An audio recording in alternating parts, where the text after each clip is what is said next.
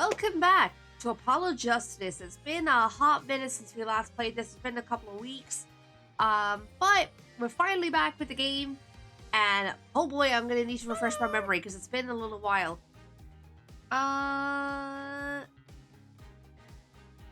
Raging Dragon, thanks so much for the follow. Welcome to the Biscuit Bunch. Appreciate it. But right, let's just jump in. I know we're halfway through our current case. Turnabout Storyteller. So I'm trying to remember. I want to see if I can remember everything that happened. Although right now I'm drawing a blank. I'll go by 7 for sure. All right, I'll try to remember that. Thank you. Breeze, hi, welcome on in. Morning, Your Honor. Yeah, no, I'm drawing a blank. Let's just jump in. Oh. I think that's the dust talking.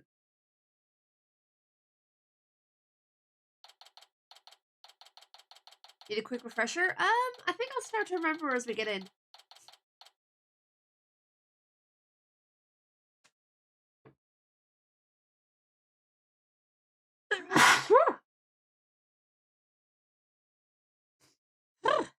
Yeah, that's definitely the dust.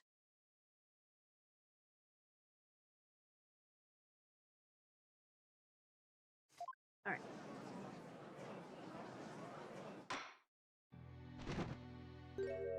Oh, that's right, yeah, Taka went to go get... Yeah, that's right. Okay. Alright, let's do this. Now that the sweet buns have arrived, this court is back in session. Come on, you Endo. Eat up. Oh, that's right, we had the guy...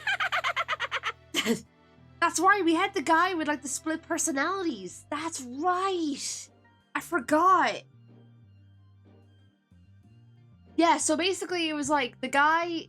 The victim was, like, this old guy who was meant to go on stage.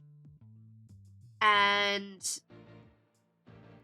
there was, like, a trick that he had. I can't remember what it was now. Something to do with, like... I think it was something to do with ramen or, you know, noodles or something. And then there was like, fun time, friends. Let's get Rat Artist to what? Yeah, I'll slowly remember as we go on. But yeah, we're dealing with someone who has split personalities, which is this guy.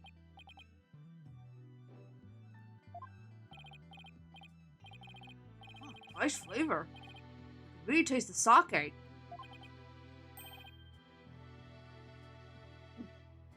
That was delicious. Yes, a unique sweetness and faint aroma of sake. Yet I hardly think that anyone could pass out from eating something like this. Right, yeah. Okay. I'm slowly remembering. What's the matter, Uendo? You're not afraid of a tiny manju, are you? Or are you scared of how many calories it has? Ooh, judge drinking on the job! Don't be ridiculous. A sweet little snack like this couldn't possibly... I mean, it could never. Less bleeding, more eating, witness. Fine, whatever.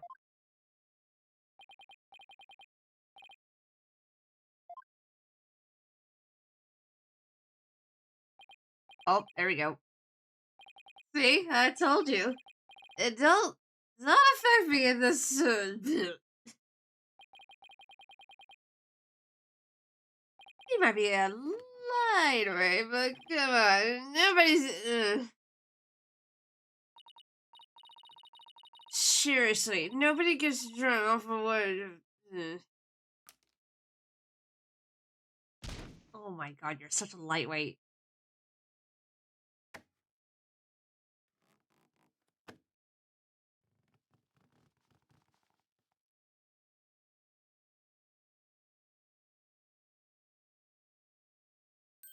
Hello. It looks like it worked. There are lightweights, and then there's your window. Poor guy. Oh my, witness. Please tell the court your name and occupation.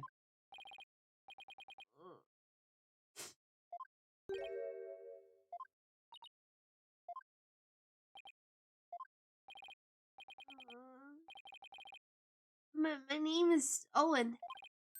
I'm 5. Wait, what? You're 5 years old? Am I in trouble? Please don't yell at me.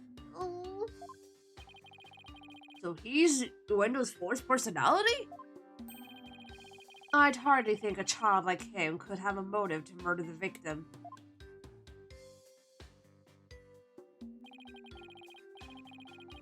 And even if he had a motive, could he have actually committed the murder? That's a very good point. Owen does appear to be very timid and weak. Oh. It seems the defense was hoping this hidden personality would be the real killer. But now that he is standing here before us, it is clear that none of Wendo's personalities could be the killer.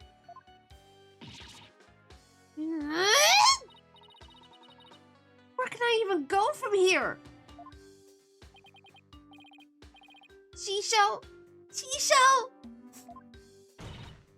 Owen, do you know something about what happened to your master?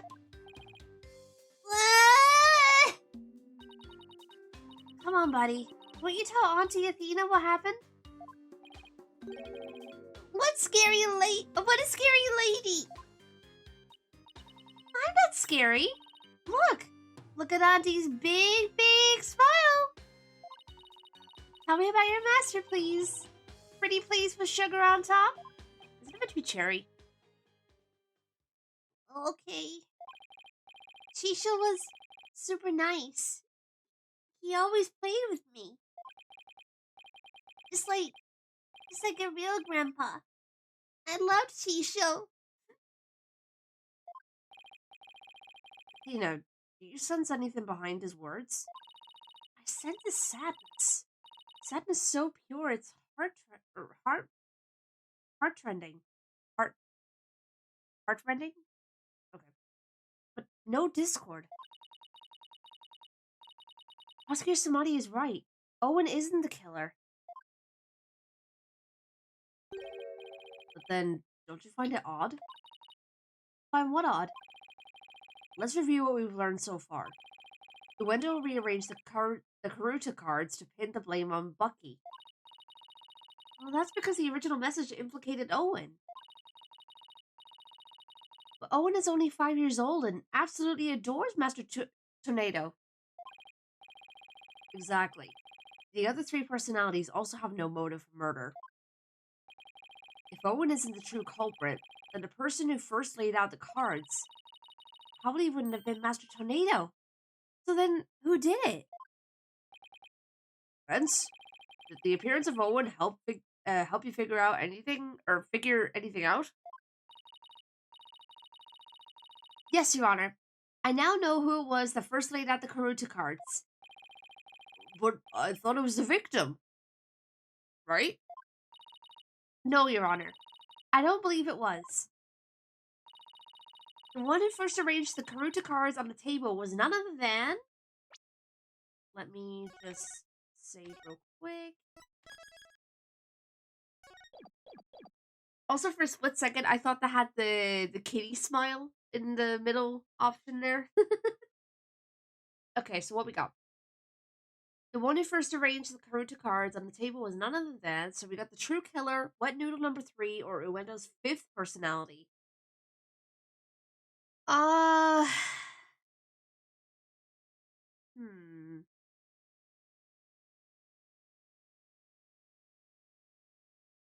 I feel like if we say the true killer, it's not exactly going to give us an answer. But at the same time, that could be it. I also wonder if Uendo's 5th personality is a thing. You know, I'm going to try that first. No, okay, so it's not that. I just thought I'd check in case they're like, oh, but there's a fifth! You never know with these games, I swear. Okay, so true color? Yeah, there it is. I believe the person who laid the cards out is the very person who killed Typho Tornado. How quickly you move on to a new target when your Owen theory proves false. You Pokonan? I don't know what a Pokonan is, but I know I am definitely not one. And before you start with the sermons, why don't you hear me out? Yes, let's hear the defense's reasoning. Please proceed, Miss Sykes. But if you are bluffing, I won't go easy on you. I understand, Your Honor. Now then, please recall the original crime scene. Who did the Karuta cards name when the scene was discovered?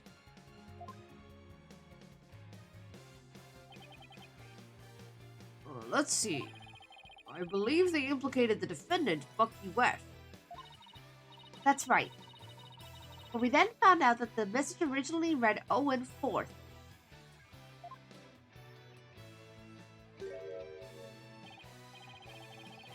Which implicated the young boy Owen.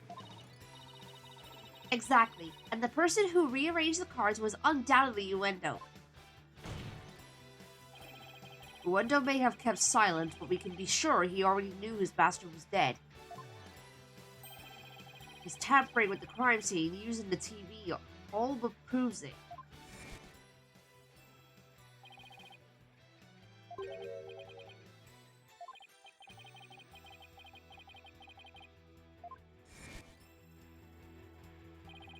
The reason Uendo rearranged the Karuta cards and moved the TV was because he saw the Owen 4th message and was convinced Owen had committed the crime.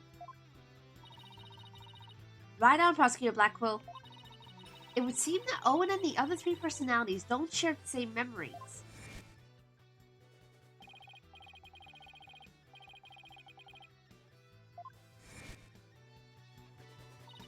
Uendo feared that Owen had killed Master Tornado, so he tried to hide Owen from us.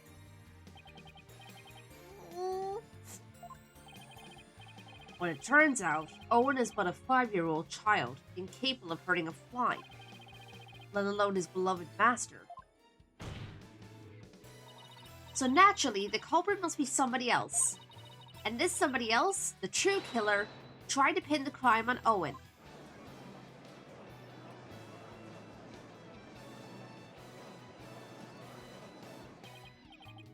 See, that does make sense. Objection.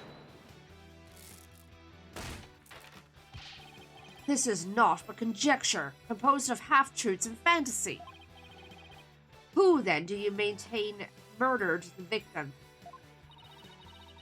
I believe Owen might know something about that. Objection. I refuse to allow such impromptu testimony, and from a 5-year-old no less. Such a young child is incapable of producing anything coherent. Objection. But your desperation is disgraceful. You should realize when it's time. Wait, what did that say? Your desperation is disgraceful. You should realize when it's time to let it go. And is that Owen? I saw it. I saw Shisho getting. Owen, you do know something, don't you? Yeah. Oh my, is this true? So, we must have Owen testify immediately. Don't you agree, Prosecutor Samadi?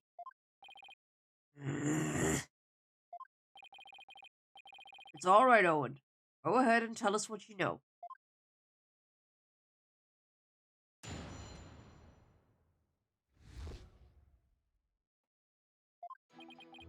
Shisho was standing with a knife in his hand. Blood was dripping onto Shisho's face, getting it all red. I couldn't move at all. I was so scared. I passed out.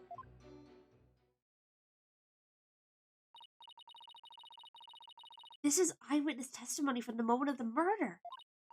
Owen, can you tell us anything else about what you saw? I was so scared. So scared. Owen!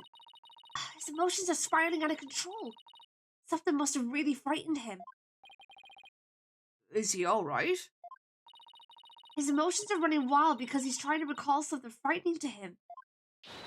I recommend a therapy session right away. I see. Yes, please do whatever you can to help the poor boy. Will do, Your Honor. I better find the cause of these out-of-control emotions pronto.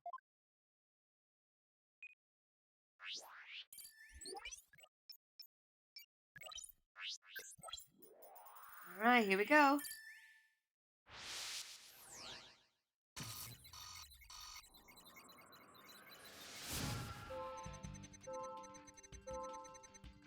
Save really quick.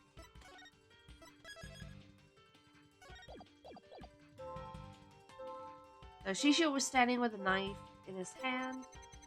Blood was dripping onto Shisho's face, getting all red. Hey Zeke, welcome on in. Oi, it's not a thing. Stop it.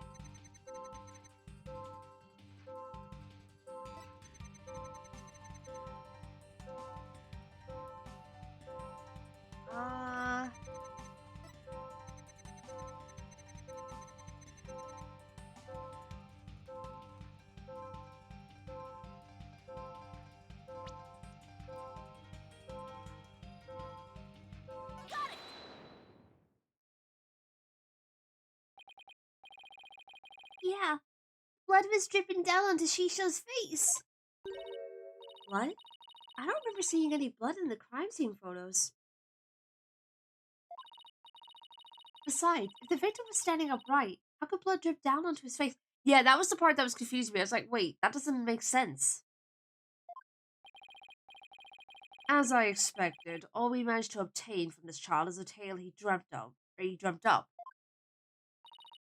Ugh. I guess it's a little weird for blood to drip onto somebody or onto the victim's face if he was standing up. Unless it dripped down from the ceiling or something. What do you think, Simon? I don't know. Owen's one confused and upset kid right now, so who knows how accurate his memory is. Maybe it's time for that thing instead. Huh? What thing? That thing that you and your cohorts do. What do you call it? Rotate your thinking about? Oh, you mean turn your thinking around? Yes, whatever. Same thing either way. No, it isn't! Who's ever heard of rotating your thinking? I mean, rotate it. Hey, wait a minute! What? You know what, Simon? In this case, I think rotate just might work perfectly after all. Come again? All I have to do is rotate things by 90 degrees. When he saw his master, Owen must have been...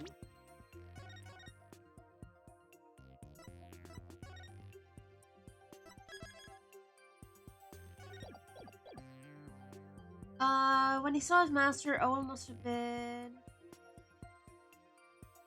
lying on the floor, standing, or doing a handstand, yeah, sure. Pressed flat against the wall. I'd say lying on the floor. Yeah, that makes the most sense. Owen must have been lying on the floor when he witnessed his master's murder. What? That's the conclusion I arrived at when I rotated my thinking by 90 degrees. Which means that all of the visuals in my matrix were off by 90 degrees. And... this means Master Tornado was also lying on the floor, which solves another mystery. And which mystery is that? The mystery of how blood could have been dripping onto the victim's face. It becomes much easier to imagine how that could happen if he was lying down. Like, someone bleeding onto Master Tornado from somewhere up above him. I remember now. Somebody was sitting up on top of Shisho. Wow, that was not a lot. So trying to recall his master's bloody killer is what spooked Owen originally. The blood that stained the victim's face red came from the person sitting on top of him. The victim was holding a knife, so he likely nicked his attacker as he was fighting back. This means his assailant was injured on their face somewhere, like the forehead perhaps? Assuming the victim and his attacker were face to face, then yes. I see. So that is what happened. But if I recall correctly, the accused had a fresh bandage on his forehead, does he not?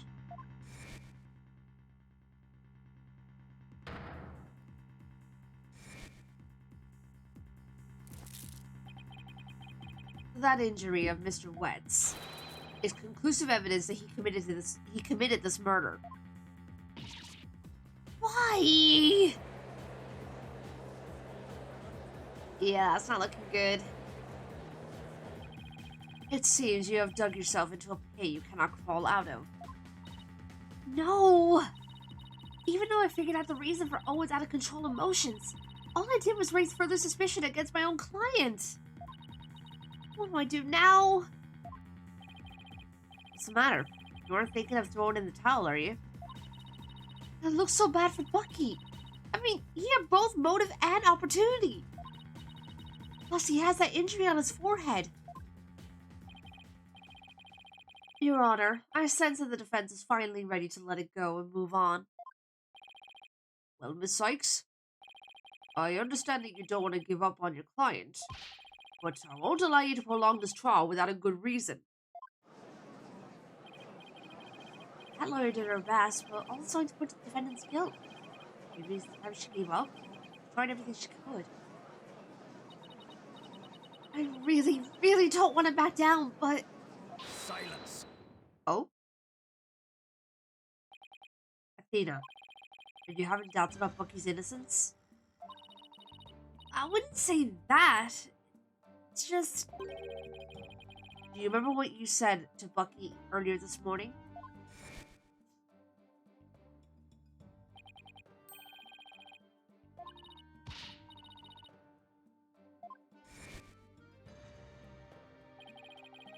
Were those just empty words? Of course not! It's just that all the cards are stacked against us. Are you still stuck on that line of thinking? Whoa! Motive, opportunity, and an injury to his forehead. Is that all it takes to make you stop believing in your client? Tell me again. Who are you to Bucky? I'm his Miss Chickadee lawyer. Then do your duty and believe in him until the very end. I will. I was absolutely right. I'm Bucky's lawyer. And he's depending on me. Defense team, please. No fighting in my courtroom. The defense is ready to resume, Your Honor. Yeah, that was kind of scary. Prosecutor Blackwood was just giving me a pep talk, that's all. Thank you, Prosecutor. I didn't do it for your sake. I did it for the future of Wet Soba. Yeah, I got it. The defense would like to now continue with Owen's therapy session.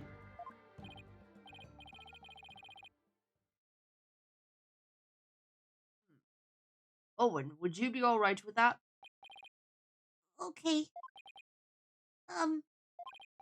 So, somebody was sitting up on top of Shisho, bleeding from their head, and smushing something into Shisho's face.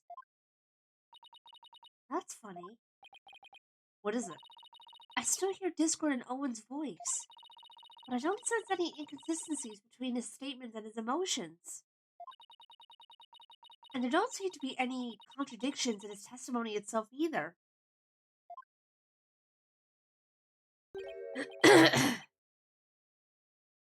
Oh, so that's it, huh? Did you figure something out?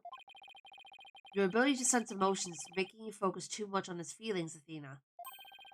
But there's actually something he's been very vague about in his testimony.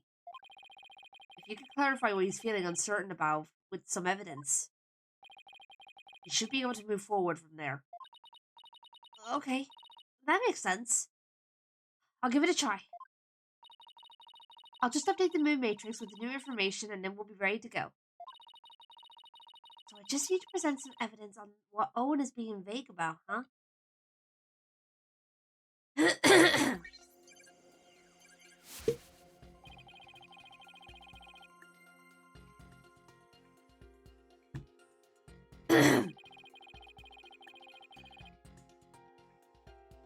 Okay.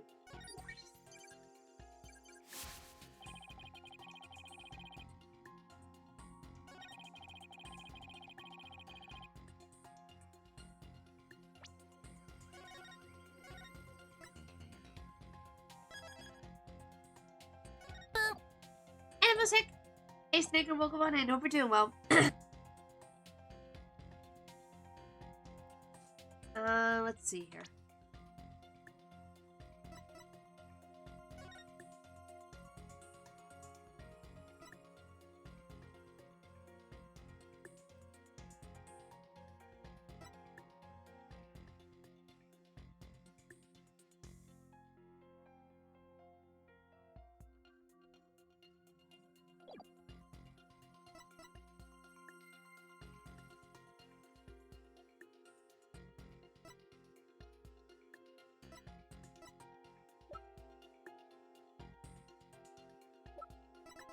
What could he have had?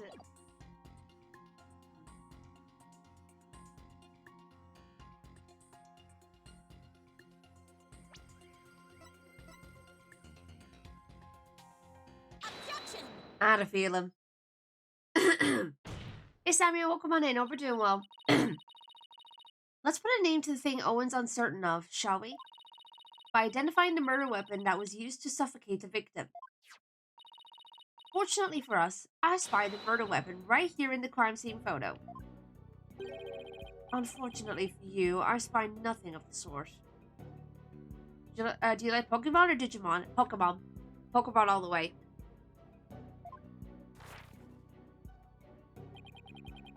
And the police did not spy anything of the sort during their investigation either.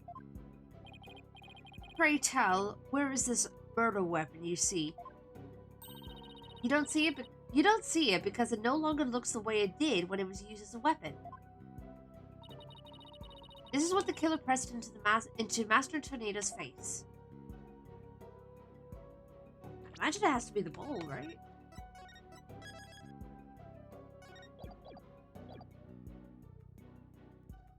Take that!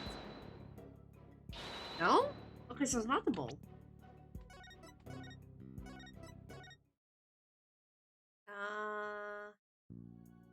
Okay. If it's not the bowl,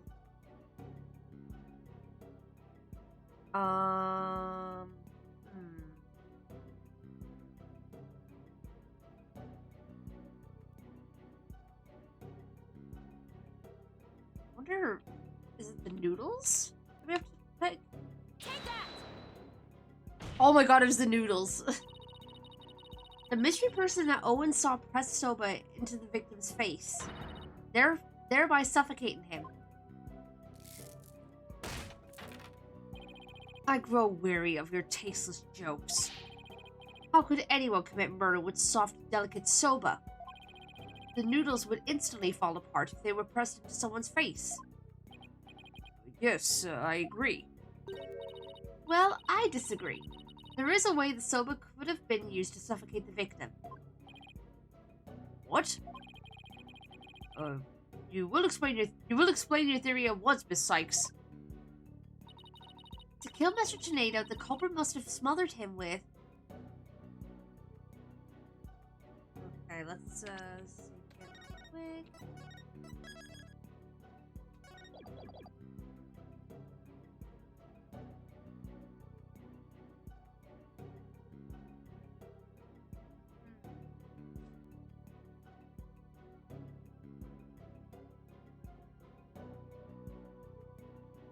Could be any of these.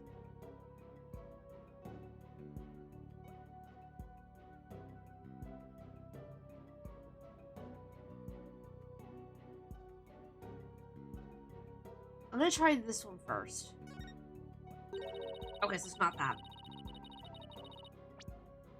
That feels like a bit of effort, to be fair.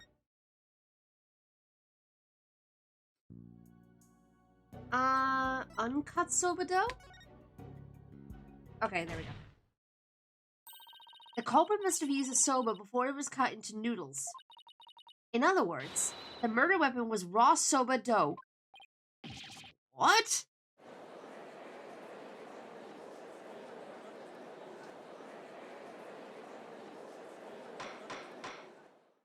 Order! Order in the court! Yeah, soba dough could definitely be used to suffocate someone, couldn't it?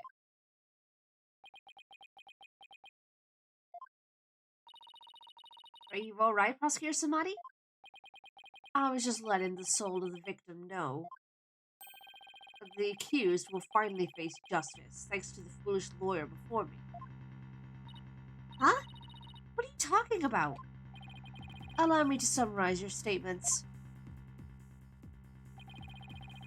As the accused was killing the victim, he was slashed in the face by the victim's knife. The weapon he used to suffocate the victim with was the dough in the dressing room. He then disposed of the murder weapon by cutting the soba dough into noodles. Why, you smarmy!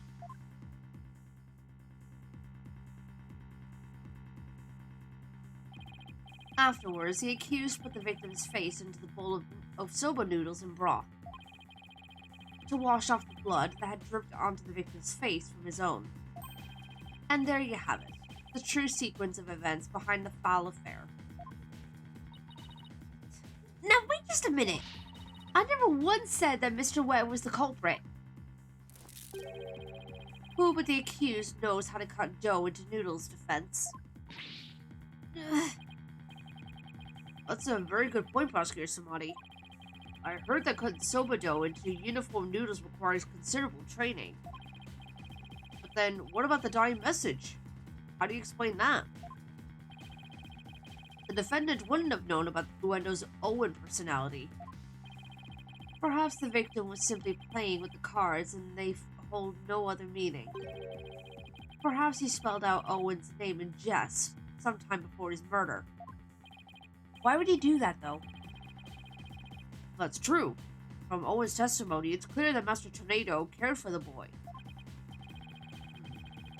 It appears we've arrived at a compelling conclusion. Taken together, all these points paint a convincing picture of the defendant's guilt. Hold it! Owen, is there anything else you could tell us? It doesn't matter how small of a detail. Anything will do. You're scaring me. Oh, I'm sorry, Owen. Auntie didn't mean to raise her voice. I have to be gentler with him. I can't forget he's only 5 years old. No need to be scared, okay, sweetie? Just tell us anything you can remember. Well, when I woke up, the person who killed Chisho was standing over me. Alright, Zootopia, take care. Oh, God, my nose. 1 second.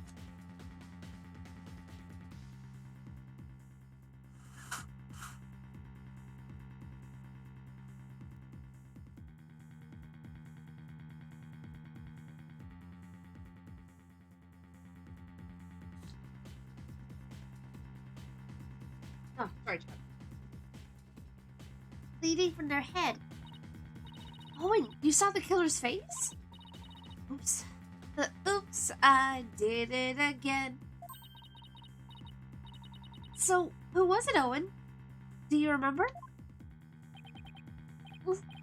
I don't know who it was. I could have some noise. That means there's still something to uncover in Owen's testimony. I don't know what Owen saw, but suffice it to say, we are analyzing the dreams of a child. You've wasted enough of our time, defense. Let it go and move on. No! There's still discord in Owen's heart that needs to be addressed. Therefore, I can't give in here. Owen, do you think you could continue your testimony for us? Okay. I'll enter the new info and run an update then.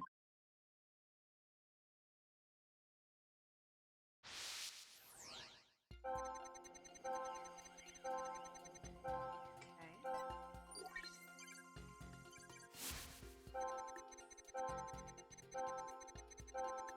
Huh?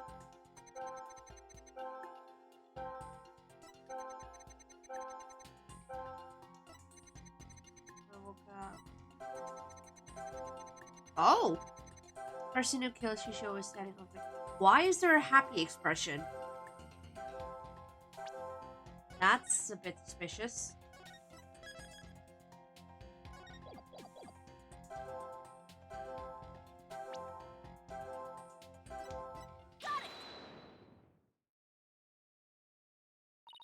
Despite witnessing the culprit's terrible crime firsthand, Owen experienced a positive feeling. One of relief? The person the witness saw was no stranger. Rather, it was the accused. Therefore, it is only natural that he felt some level of relief when he saw a familiar face. Defense, end this madness and sully your soul no more. Owen, who did you see? That nice smell. I love the smell of that perfume. Perfume?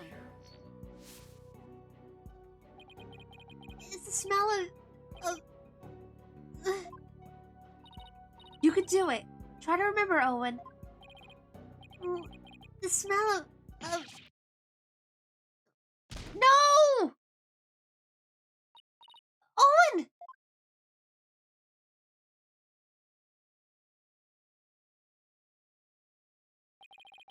Seems Owen is now resting in the infirmary.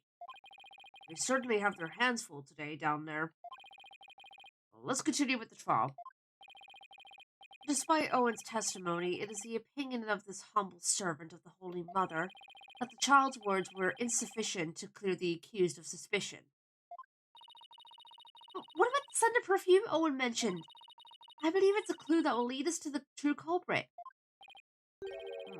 There are thousands of perfumes in the world. It could even be the scent of the hair product the accused uses. He does have one amazing hairstyle, so that's certainly possible.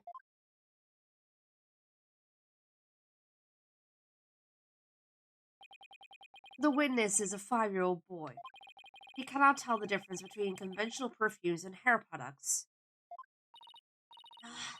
Why couldn't you have gone for a crew cut or something, Bucky? What's more, the only person who can cut soba noodles with such precision is the accused and no other. Oh, man. How am I supposed to argue with that? And so, the person Owen saw at the scene of the crime can only be the accused, Bucky Wet. Oh?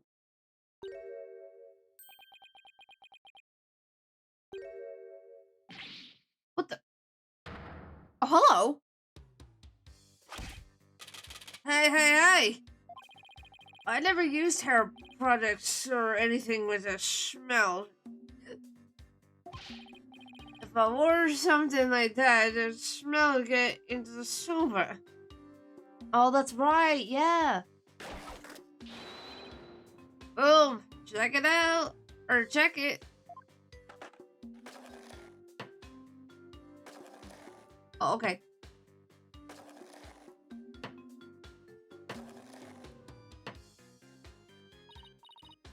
Mr. Wet, aren't you supposed to be resting in the infirmary? Whatever. You think I'll let my soba stink of perfume?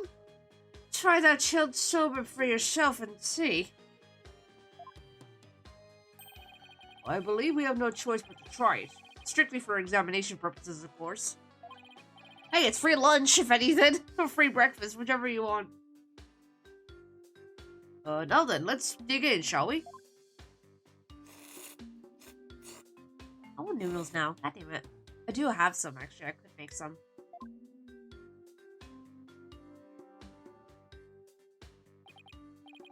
That was delightful. Well, I'm satisfied that there are no traces of hair products or perfumes of Mr. Wet Soba. First sweet bean buns and now savory soba. What a delectable trial this has been.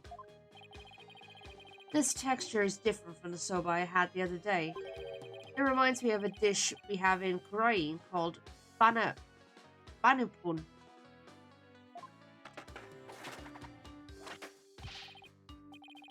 What you think, Miss Chickadee? My soba's pretty good, isn't it?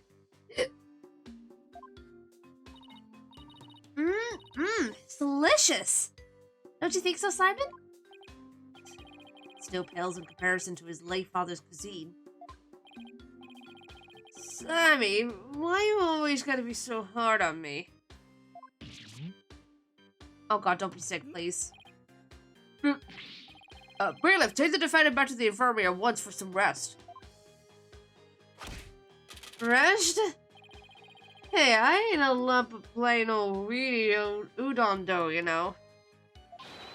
I'm fresh like my soba. You don't let soba dough rest. It's about the 3 freshes of soba.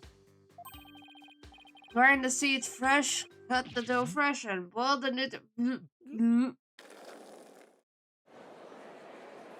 This is literally him right now.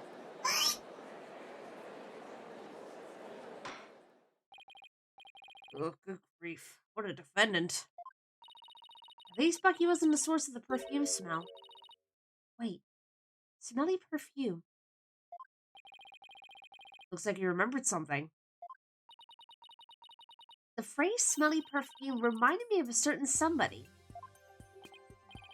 Oh? And who might that be? There's only one person that comes to mind. The phrase smelly perfume reminded me of this person. Hang on.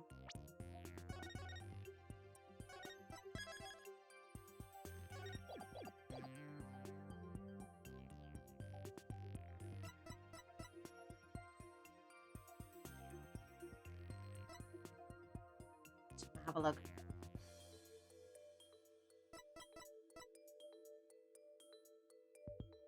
Is it her? Take that! Yeah, that's the only one I could think of. Hero Tornado? Yeah, she did smell very nice, didn't she? Just a moment, Defense. You would throw suspicion on Geru now because of a scent? Your Honor, there is no need to go along with these ever-changing claims of the defense. I suppose their claims have been awfully inconsistent. But Geru could have been at the crime scene. Yes, but you'll get to see those balloons of hers if we call her back to the witness stand. How vulgar! His Honor is not interested in such things. I beg to differ. Setting the matter of her balloons aside entirely, I do believe it's appropriate to ask Geru some questions, given the circumstances. This has nothing to do with her balloons, of course. No, that totally not. Thank you, Your Honor. Conker! Hey Dylan, welcome on in. Hope you're doing well. Thank you for calling this disciple of the Tornado School of Rakugo back for an encore. It's me, the balloon artist you all know and love, Geru Tornado! 1, 2, food! Wonderful balloon artistry. Your Honor, please. Now then, what would you like me to make for you this time? Actually, I called you back for more testimony. But I'm all talked out. This case has left me completely deflated.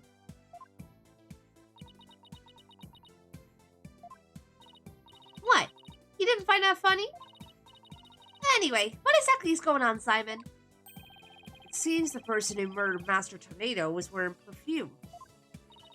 And you were the only person I could think of who wears perfume. Wait, you mean I'm a suspect now? Ah, jeez. Yinfer, thank you so much for the follow. Welcome to the Biscuit Bunch. I appreciate it.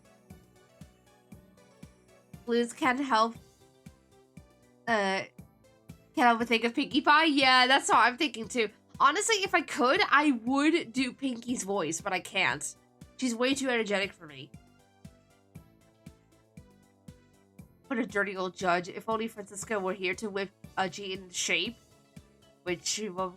I did not, Katie!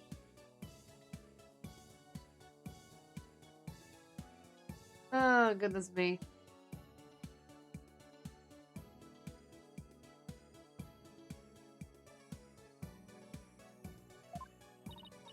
Carol, you knew about Owen, right? Well, yes. I often played with him at Shisha's request. So that means you could have left that fake die message, right? What? Just because I wear perfume and know Owen. You think I'm a murderer? Oh, how could you? The witness is absolutely right. With no evidence but the distorted memories of a small child. We'll find out right after the ads. Ready for the long weekend? Heck yeah, let's go. How about you? I'm doing alright, thank you. Doing alright. Surprisingly, I'm more functional than I thought I'd be. Because I was up to like, what, 3 a.m. last night? Hey, Cloud Ripper. Hey, Cloud Ripper. Welcome on in. There we go. Jesus. You know what? While the ads are running, I'm going to go make some noodles. I'm getting hungry. I'll be right back.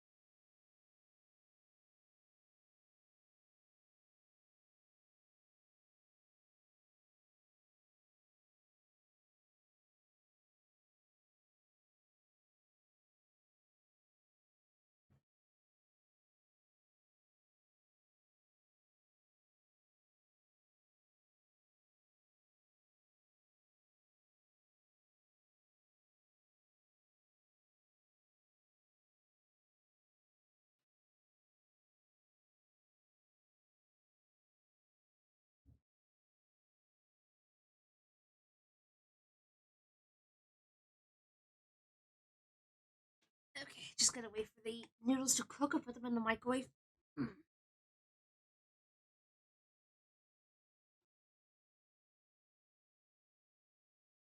No, it's not a thing. Stop it. Why did the cookie cry? Because his mother was away for so long. Oh, got a message from Wittig. What's this?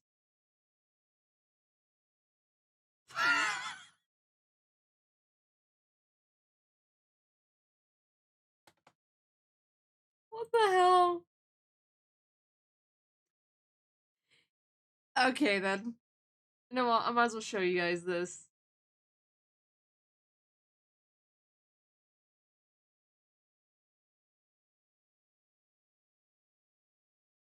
Child, look, look what Winnick sent me on Blues, or not on Blue Sky, on Telegram.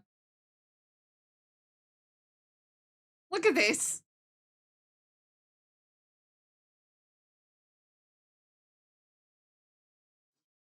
God's sake.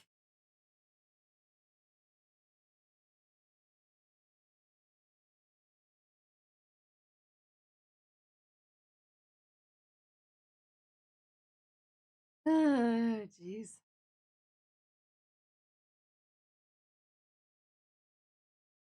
How you doing, by the way, Winnick? Good to see you.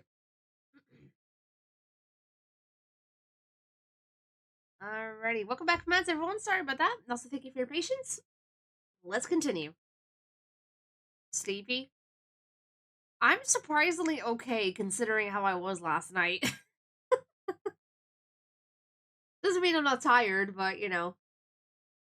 Think of the stream straight Cloud River up to 80 streams. God damn. It is outrageous of the defense to accuse this woman. That's right! You don't even have any proof! You may step down from the stand, Geru. The defense does not have one scrap of evidence that connects you to the crime. Wait just 1 minute. I may not have proof, but Owen's testimony is still... Enough. Please feel free to leave, Geru. But I'm so close! There must be something I can do! Well, if the prosecutor says it's okay, then I guess I'll be going now. Silence. Oi, Geru, you're an entertainer, aren't you? Once you go on stage, it's your duty to complete your performance, is it not? Oh. So what are you doing, leaving halfway through? Oh, got her!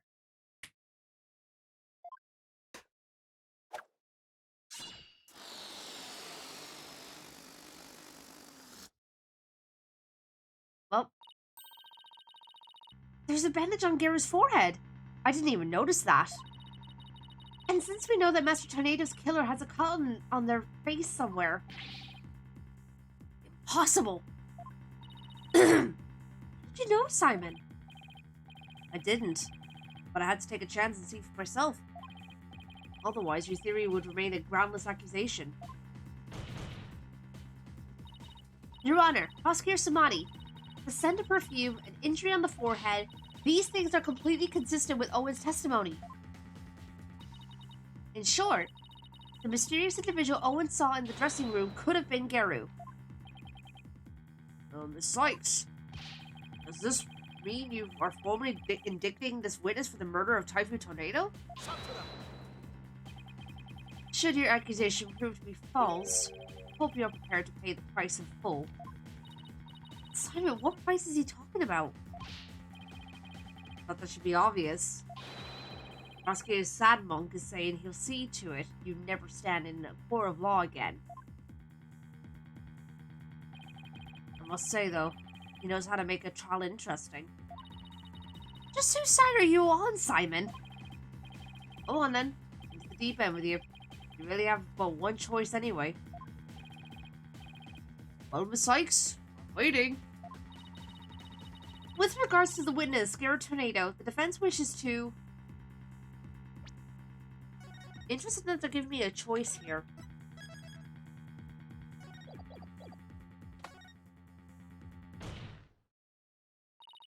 There's no reason for me to hold back. Not if I really believe in my client. The defense wishes to formally indict Geru Tornado for the murder of Typhoon Tornado.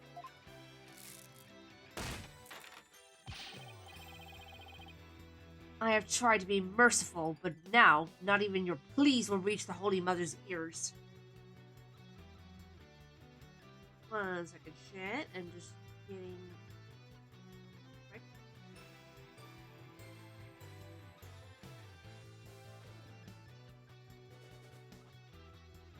Just checking to see what time my groceries are arriving.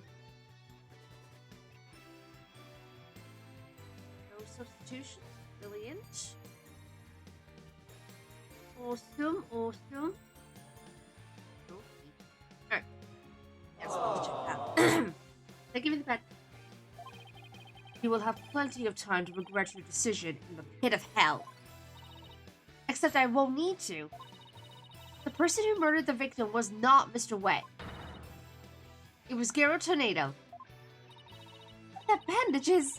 It's just from a silly slip-up I made while cooking yesterday, that's all.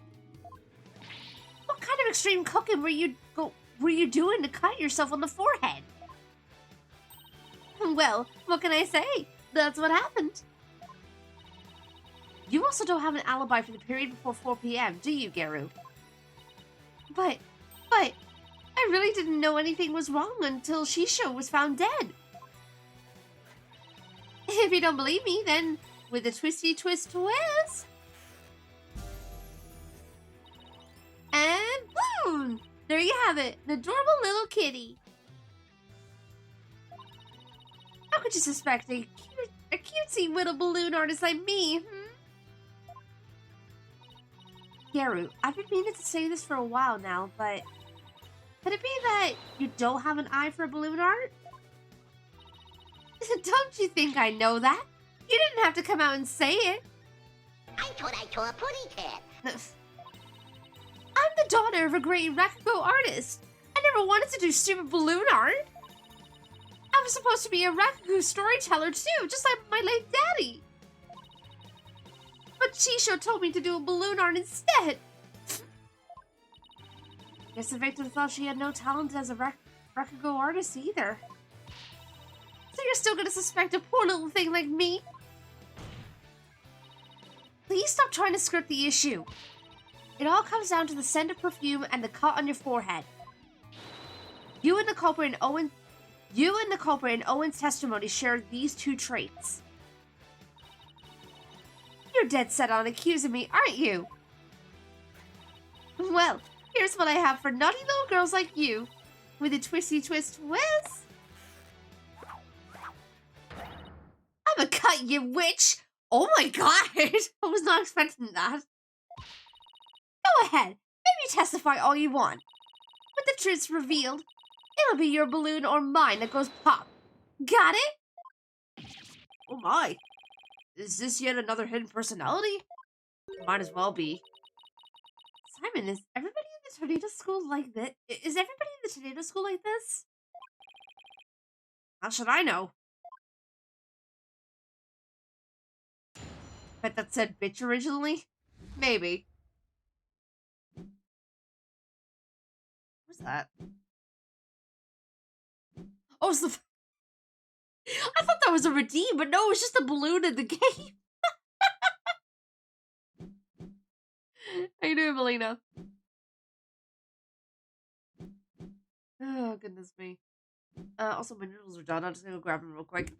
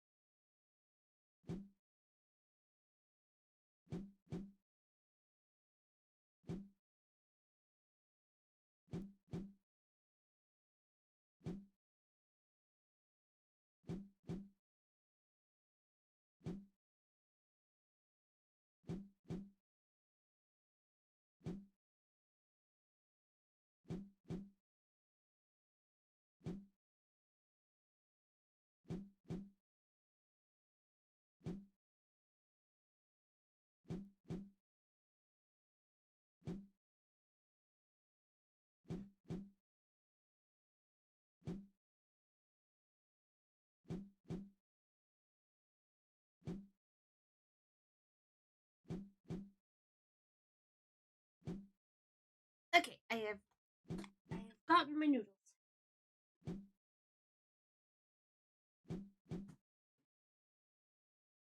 Alright.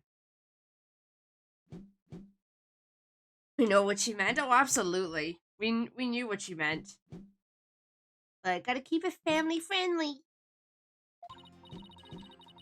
Yeah, I visited the dressing room during that time to make a courtesy call after my act. Chisho and Owen were in there, but they were both snoring up a storm. I saw the note Chisho left, so I just left. Didn't want to disturb him, you know? The perfume Owen smelled must have been left over from when I visited. Don't bite her. Sounds tastes funny. A nice family-friendly murder mystery for the whole family.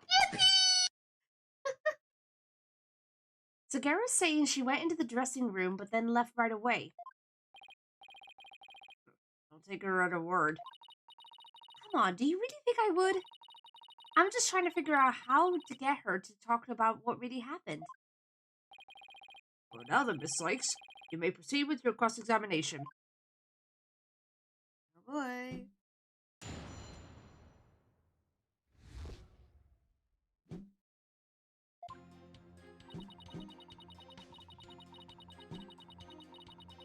Okay, let's save real quick.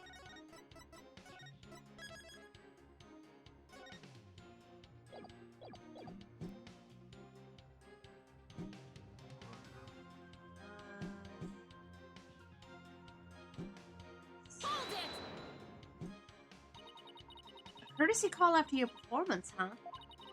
Come to think of it, Uendo mentioned making the same kind of visit. Yeah, I visit to your master before and after your routine. That's just common courtesy with us Rakugo artists and entertainers. Thank you for the hydrate.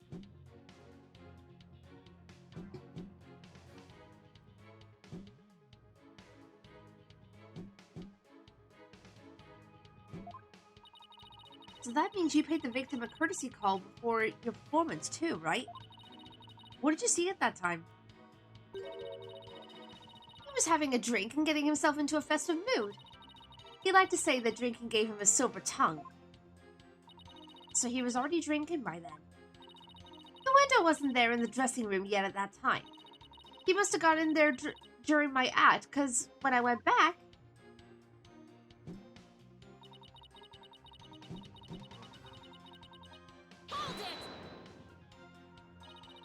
Could you describe how they appeared? They were both stretched out on the floor, snoozing away. Sitting the victim up and over the table must have been the culprit's doing. After all, who wouldn't stretch out on the floor if they could take a nap? There we go. My God, I'm struggling there. Plus, that matches up with what Owen said in his testimony. But if he was asleep, how could you tell it was Owen? How did you know it was an innuendo? I've known the guy for ages. One look at his face and I know which one I'm dealing with. I see.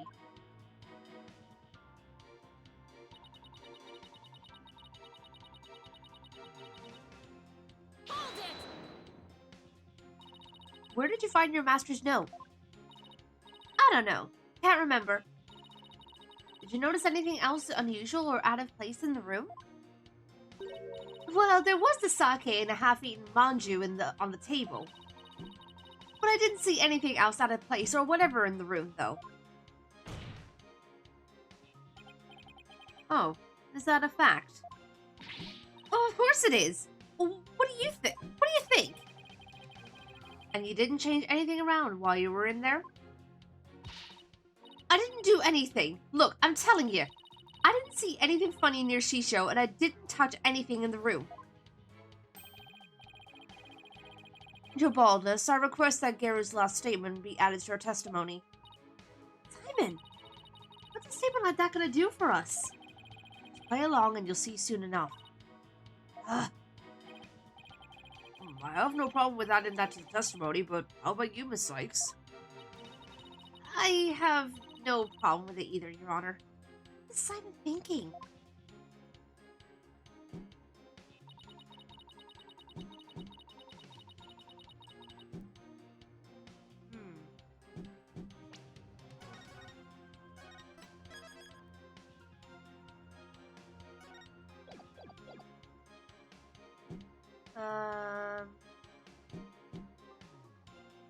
Didn't see anything funny near Shisho and didn't touch anything in the room.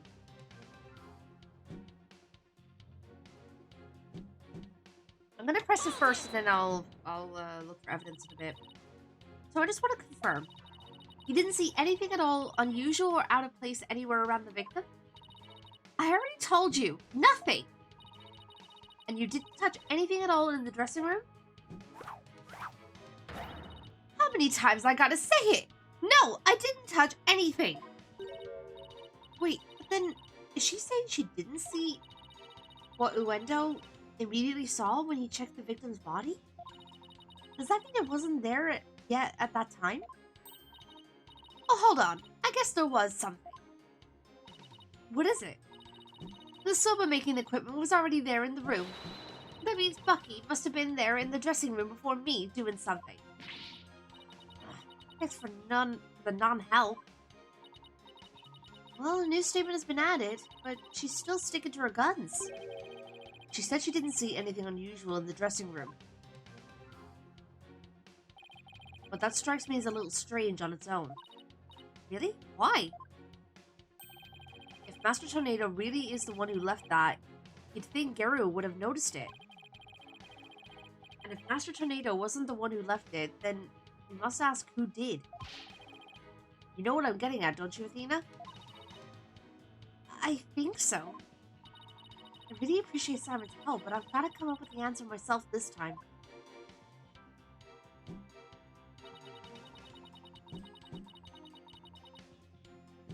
Okay.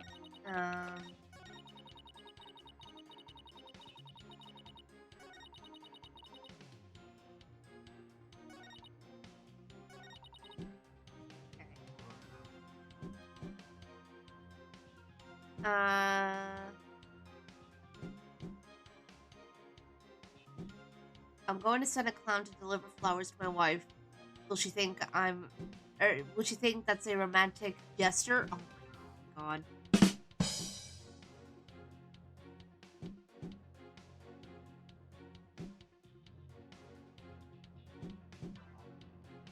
Oh yeah, I'm not a flat cat. Stop it.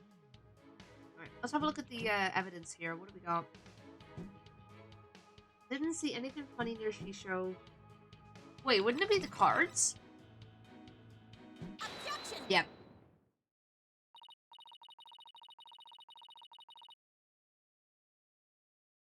Geru, you said that you didn't notice anything odd or unusual near your master. You also said you didn't touch anything in the dressing room. Are you doing Papa Links? That's right. What about it? And then I wonder who left that dying message with the Karuta cards. What are you going on about? It had to have been that Bucky. Sorry, but that's not possible. Because only 3 people knew of Uendo's personalities. Uendo, your master, and you. If Bucky had left that Karuta message, he wouldn't have spelled out Owen. He would have spelled out Uendo. What it boils down to is this. As a member of the Tornado School, you, Geru Tornado, are the only one who could have left that dying message. And as the person who left that message, it's clear that you are Master Tornado's killer. Will you ever quit your yapping? Objection. You are like wretches clinging to the spider thread of salvation. Allow me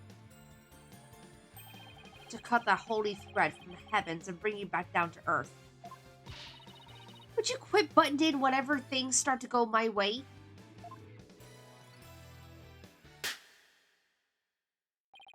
Silence, child. Playtime is over. What did you just say? As the witness stated, she went into the dressing room and soon came back out again. And the victim's no was not the only reason she left with such haste. There was another reason that compelled Geru to leave at once. Geru, would you please relate said reason to the court? There was a reason why Geru had to leave the dressing room? Well, I didn't want to show you this, but I guess I got no choice. Keep your eyes peeled, because here it comes.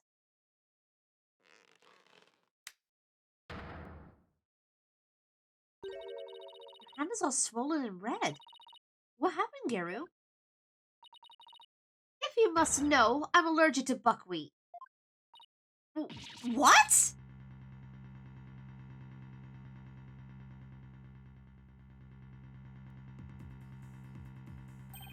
Allergic reactions to buckwheat can vary, though they're usually on the severe side. With Typhoid Tornado making soba noodles in his dressing room, Garu is lucky to still be alive considering all the soba flour that was swirling in the air.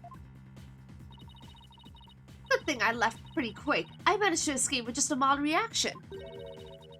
When I touched Shisho as he was being carried away, and look what it did to my poor hands.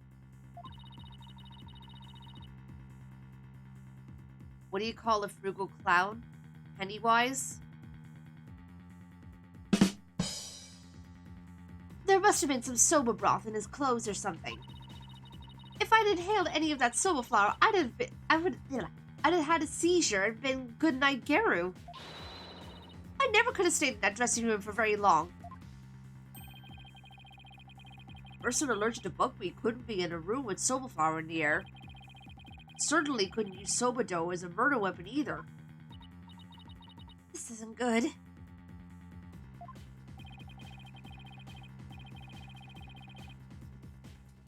You knew it would come to this, didn't you? That's why you never mentioned her allergy. As if I would do anything so underhanded. I was simply trying to protect the privacy of the witness. I'm sick of all these accusations. Why don't I just testify and get it all out in the open, yeah? Oh boy.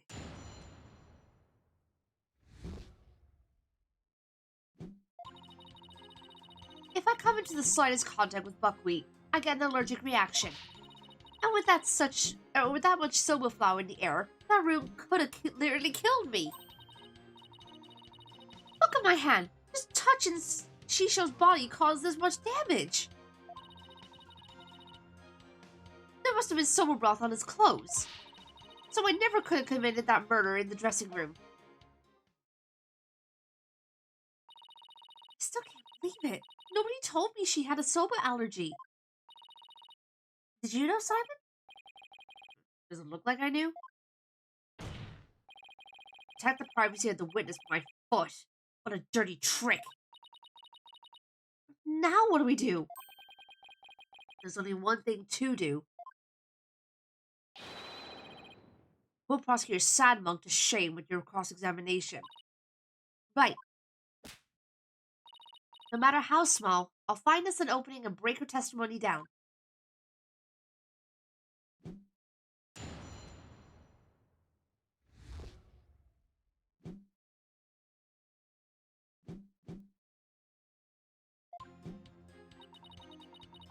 Okay.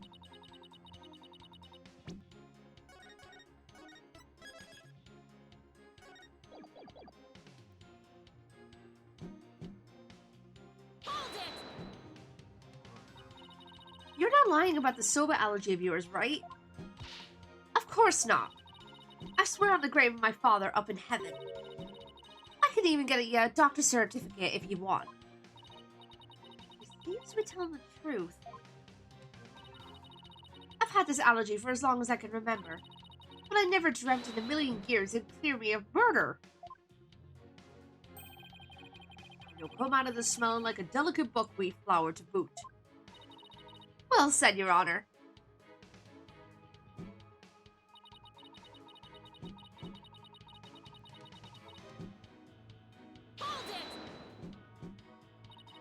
I'll give you that there was quite a bit of... I'll give you that. There was quite a bit of flour scattered about in that dressing room. But you went in to pay your respects to your master regardless, right? Yeah, but like I said, I came right back out. I mean, the soba-making tools were right there. You better believe I was careful not to breathe any of it.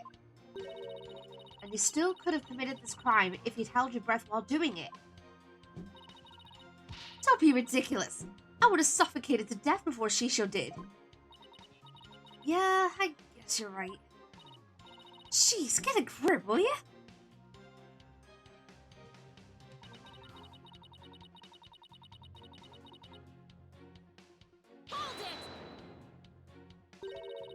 Maybe there's a twist here.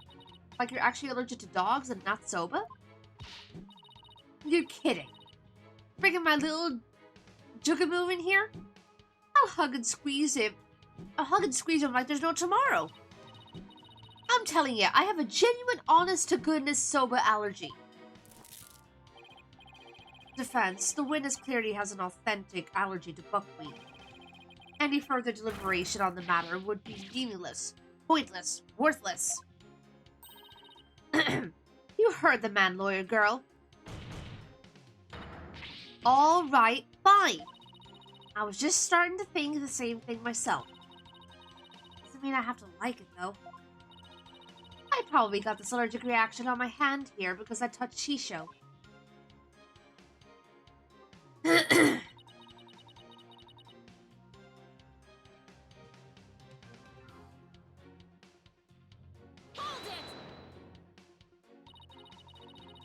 Athena's patience is oh so gone. Yep. I have a question about that, actually. If you're allergic to soba, does that mean you're allergic to the noodle broth, too? Well, the buckwheat from the noodles can dissolve into the broth, so duh. Touching soba broth can be just as deadly for me. Don't you know anything? What an amateur. I'm sorry. Do I look like a doctor to you? Look, anything that has soba in it, or anything that has touched soba, is like poison to me.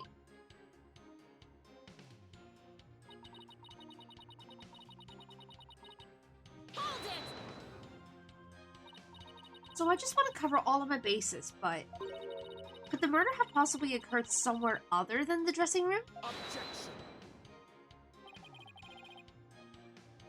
That is out of the question. By even asking, you show your complete disregard for all we have discussed until now. Yes, I have to agree. The defense can't go around suggesting new premises without basis.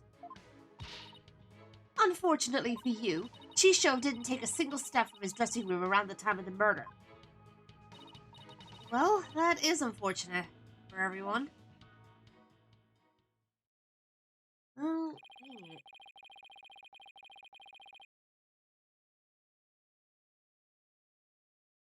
Garo could not have possibly committed this crime in a room where soba was being made.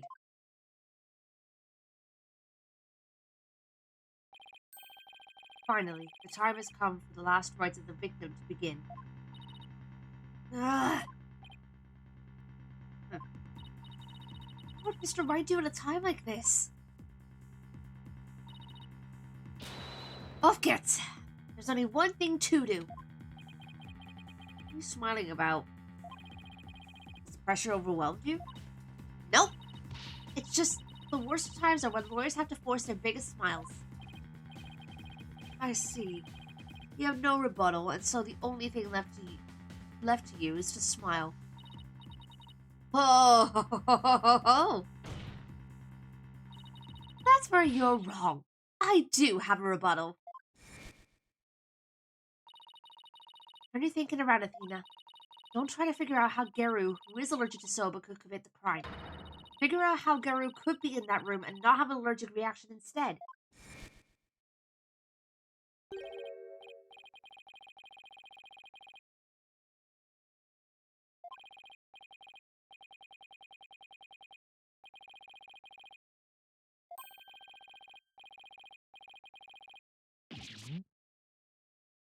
Okay.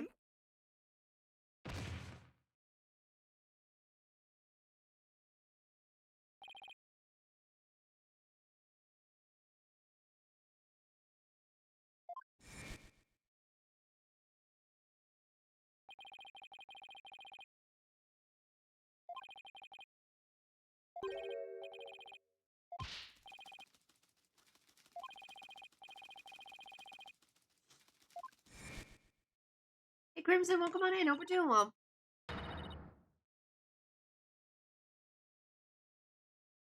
Oh, nice. Heck yeah. I've yet to try soba noodles. I wouldn't mind trying them.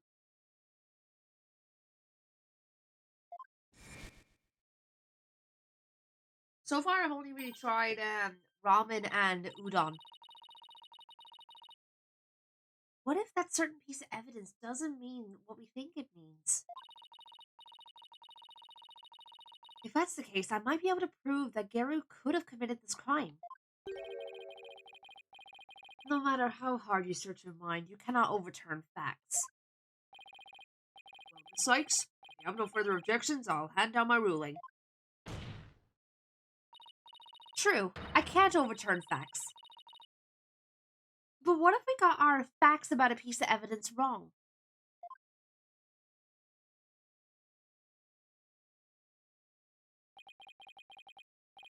Got our facts wrong? What are you talking about now? And which piece of evidence do you mean, Miss Sykes? Please point it out to this court. This evidence proves that Geru could have killed her master, even with her soba allergy. Okay, hold on.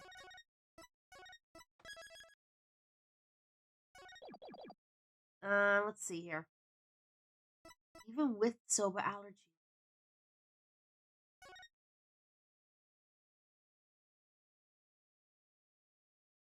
Just looking through our evidence.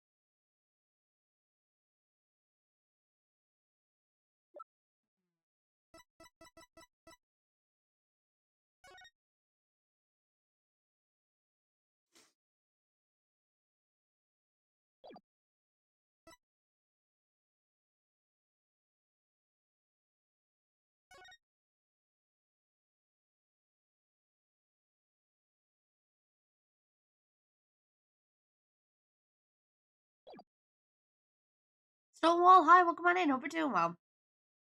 You know, I'm not sure. I'm gonna try this first. I feel like it won't make sense, but... Take that! Oh my god, I was right! That was the only thing I could think of that would make sense, but I didn't think it would make sense. Okay, then. It's Master Tornado's note. The note? Preposterous. What possible connection could there be between the witness's allergy and that note? The fact that she was in the room. The answer lies in the true meaning of this note. Its true meaning? This note does not mean I am resting, do not disturb, as we had assumed. But rather, it actually means this note is resting, do not disturb it. Oh! Wait a minute, Athena. That doesn't make any sense. You're right, it doesn't. After all, as Bucky told us many a time, you don't let Soba dough rest. That's right! What's all this jibber-jabber got to do with anything? This is it, the home stretch. This note and Mr. Wet's words have led me to the conclusion that Master Tornado was...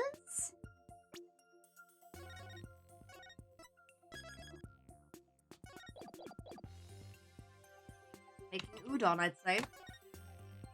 Yep. The victim, Typhoon Tornado, was not making buckwheat noodles. He was making ordinary udon noodles instead. Conka! That layer of flour in the dressing room wasn't soba flour, but plain old wheat flour for udon. Can I just say udon is amazing?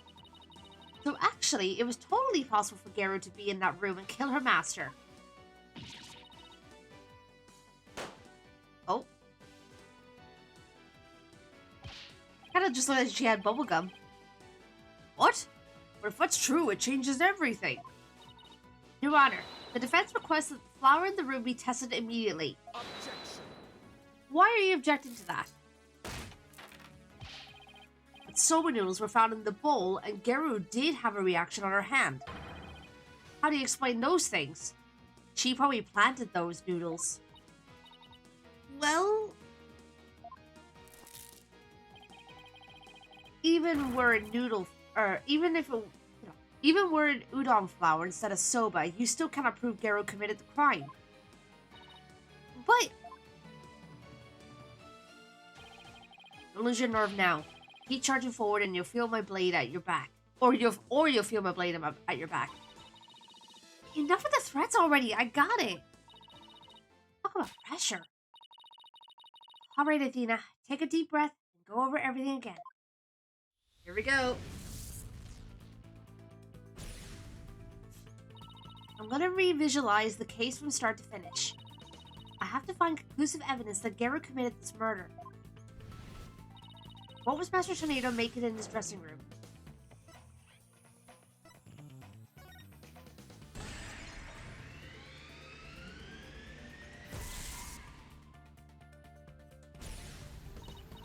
By my logic, Master Tornado must have been making udon noodles in his dressing room.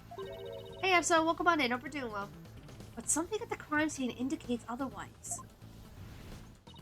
What was found in the bowl on the table?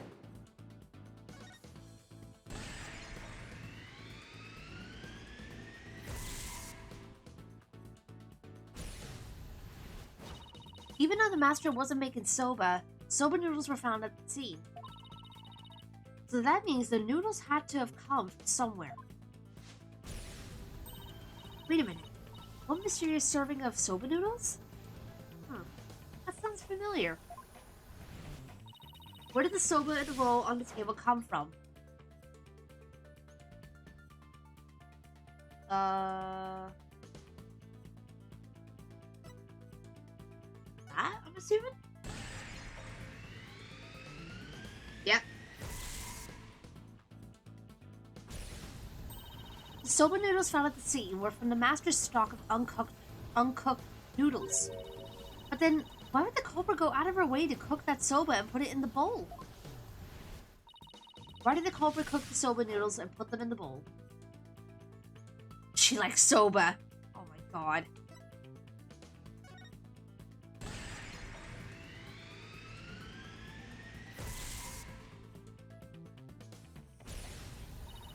Soba was found at the scene, so that means the culprit must have taken the udon with her to hide it. But why did the culprit take the udon away and hide it? It must have been because she has a grudge against udon.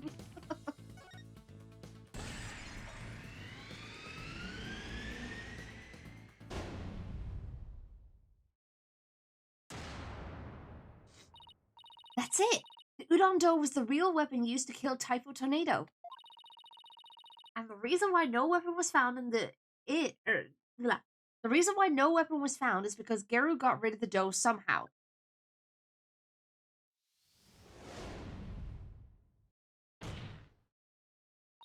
The real murder weapon was the udon dough the victim made.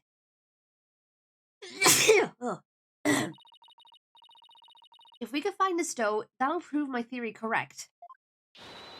And undeniably prove Geru's guilt. Objection.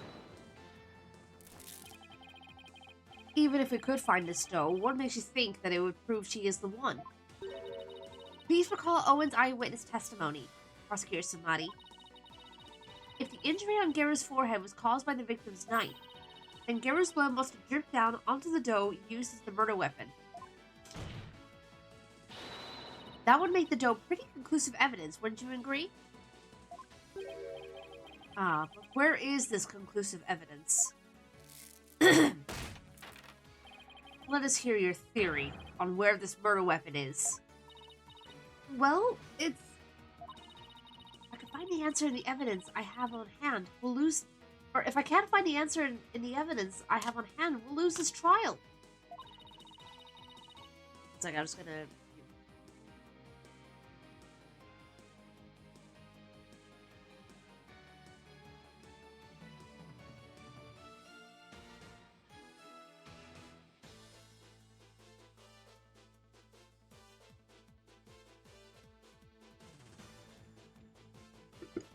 There we go. Sorry, what's gonna blow my nose? How did Gero get rid of the udon dough? What do I have the points to suspicious behavior on Gero's part? Oh, now then, Miss Sykes, let's hear your answer.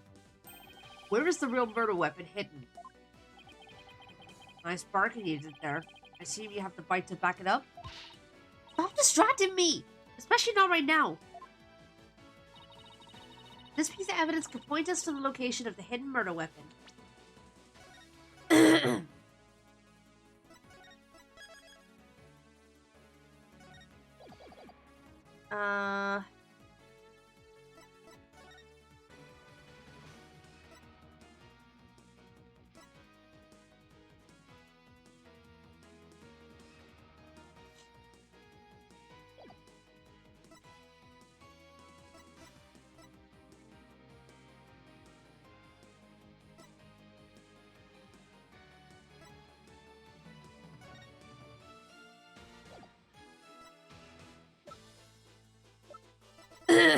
I feel like it has to be in this picture, right?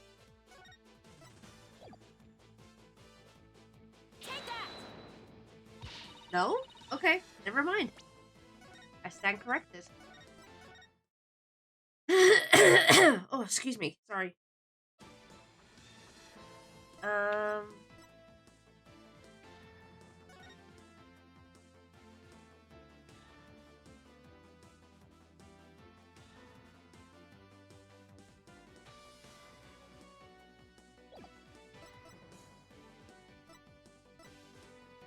Why do I get the feeling the diagram is going to be the help here?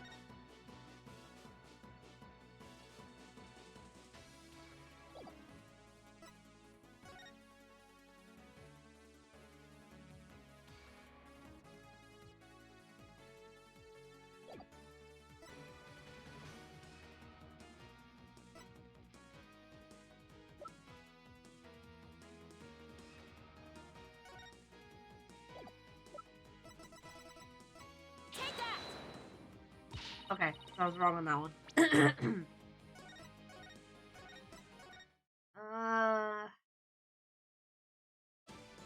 So...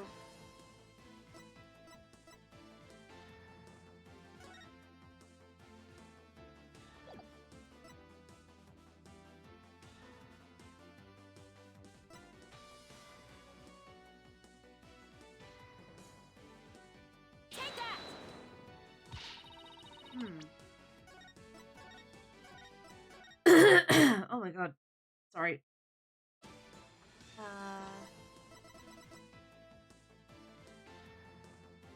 Oh, is it this, maybe? No? What the heck is it, then?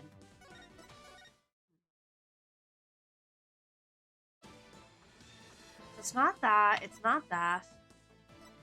It's not the invitation. It's not this.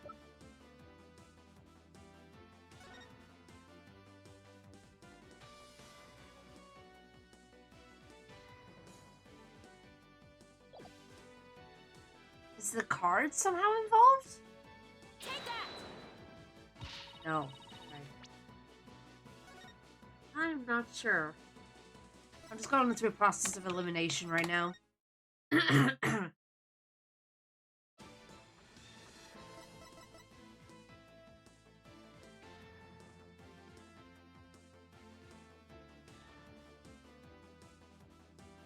Oh wait, is it the shop?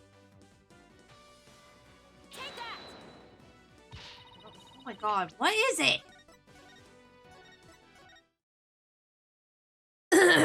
Bear in mind, Stonewall, it's been a hot minute since I last played this game, so I don't remember all the details.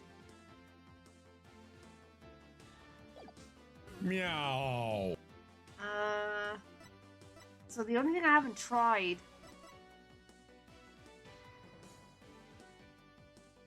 It's either the autopsy report or this.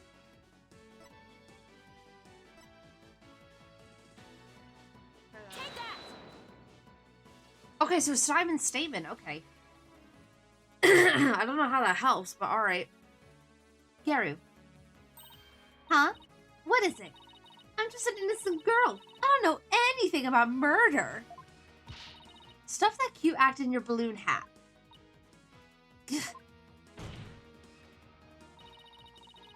Garu got rid of the dough she used to kill Master Tornado in a bold and daring way.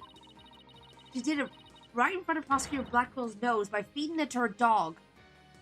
You know, it's funny, I was thinking about the dog as well, but I wasn't sure. Oh my god. 1 second.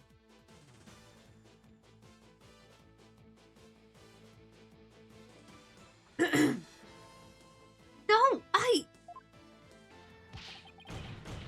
Oh. Of course, now it all makes sense. I was puzzled as to why Garu, who should know her own dog's eating habits, would feed Jugamu more than he could possibly finish.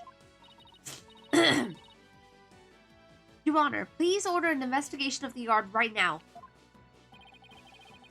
That my dog ate the evidence. And what should the police at the theater be looking for exactly? Jugamu must have buried his leftover dumplings somewhere around his doghouse.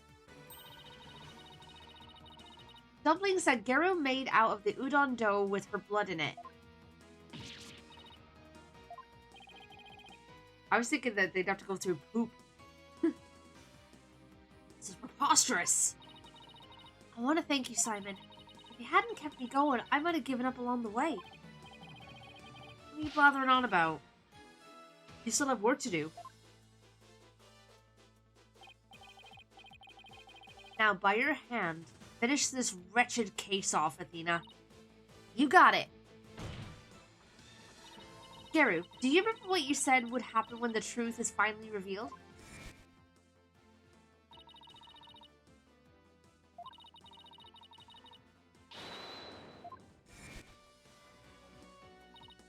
Well, now the truth is out, and it looks to me like it's your balloon that goes pop.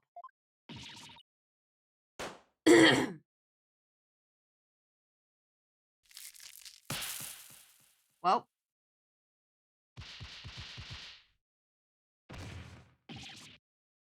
Conka!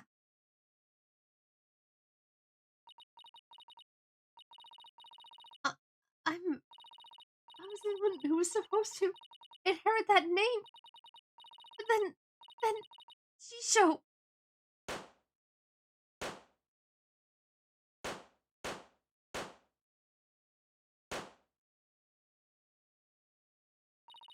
Why are my balloons bursting? Daddy, are you mad at me? I've been a bad girl.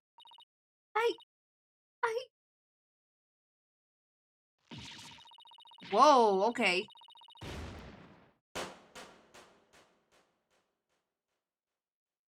Oh, there goes her balloons.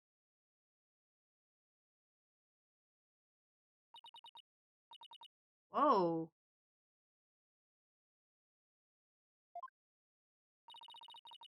Are you ready to tell us everything now, Garu? The nose was a balloon, apparently. The whole reason I entered the world of Rakugo in the first place was to follow my father's wonderful footsteps and inherit his stage name. His stage name? You don't mean Wendo Tornado. I knew I wasn't very good at storytelling, but I thought that if I did the stupid balloon thing like Shisho wanted, I'd inherit the name someday. Master Tornado gave the name to his junior disciple. Yeah. Hello there. Hello there. Lex, hi, welcome on in. Hope you're doing well. That's why I took my revenge on Shisho during the show celebrating the name succession. So that was your entire motive? I doubt anybody else could understand, but inheriting my father's name was everything to me. It was my whole reason for living. All the days you could have taken your revenge, why did you choose the day of the show? Because I wanted to pay Uendo back for stealing what was rightfully mine. Lex, thank you for the stream streak. I wanted to pin the blame on him at the show where all the Tornado fans were gathered. But then the window tried to shift the blame onto Bucky Wet. And now we know the whole story. There's just one more thing I want to know. Did you know Master Tornado was making udon in his dressing room yesterday? No, I didn't. When I saw the soba making tools, I was worried about my allergy. But it was my only chance to get my revenge on the two of them, so I went ahead and did it. So it was a premeditated crime, but in the end, you only went through with it on impulse. Then the allergic reaction on your hand. Is it from touching the soba in the refrigerator with your bare hands? When you were tampering with the crime scene after the master's death? Yeah. By that time, I wasn't clear-headed enough to worry about my allergy. Haru, how could you do all this, you idiot? Haru, I get your desire to inherit your father's name. But what you really should have inherited from him wasn't his name, but his heart. His heart.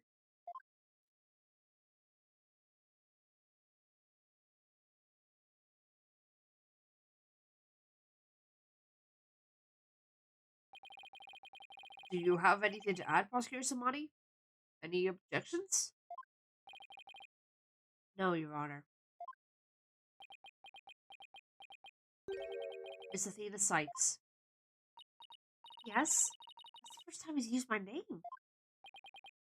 I shall be sure to remember your name. Really? Seems he finally recognizes you as a proper adversary. Hello there. Thanks. That's all I asked, Prosecutor Samadi. Vincent, hi, welcome on in. Hope you're doing well. It looks like there are no further objections. Bailiff, please bring in the defendant.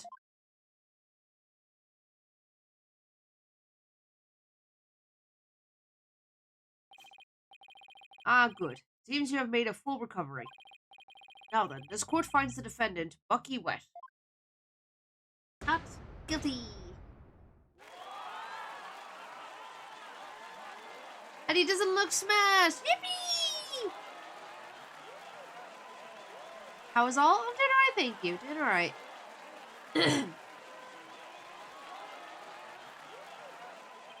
This court is adjourned.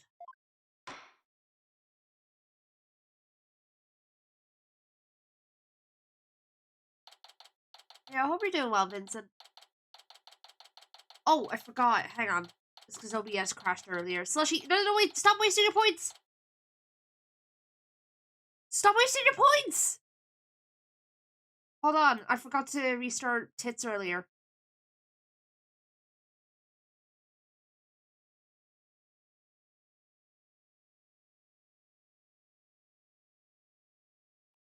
Yeah, sorry. I completely forgot.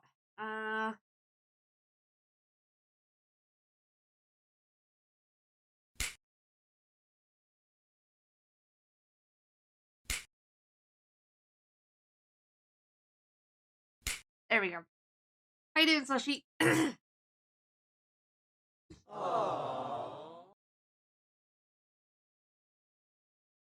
Katie, I swear. Congratulations, Bucky. I'm so glad you were found innocent. Thanks for everything, Miss Chickadee. It still sucks that you were accused of a crime you didn't commit. Did Uendo have it out for you or something? I don't think so. Uendo said it was a spur-of-the-moment idea he got when he saw the soba-themed cards. Simon, where have you been? Stopped at Uendo's questioning. Only you, Bucky, could get framed for a crime on a whim. No way. You almost got convicted out of convenience? Well, at least you've been completely cleared of all charges, so fuck up, Bucky. On a more important note, what I really want to know is, why did Master Tornado let Garu inherit her father's name?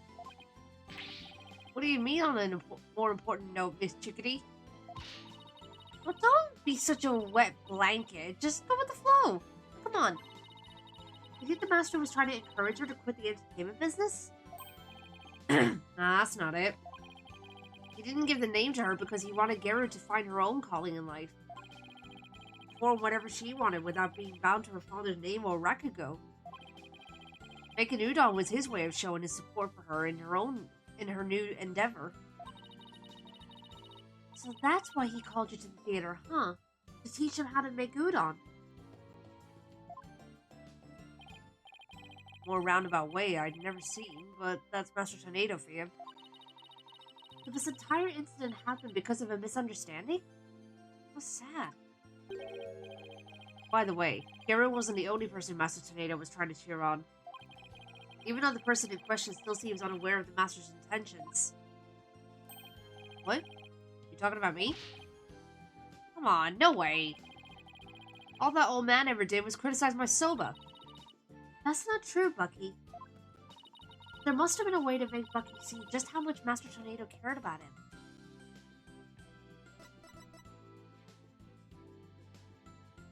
Take that! Take a good look, Bucky. Whose name is on there as the holder of this title deed? I'll continue right after the ads.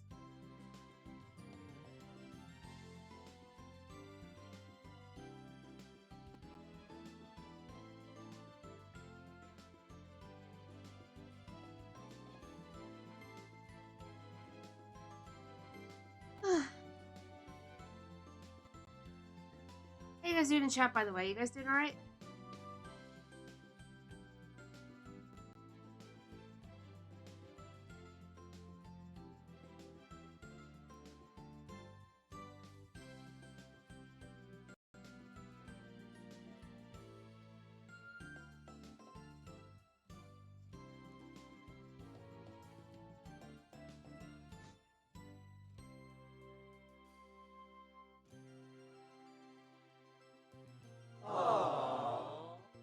Give me the pets.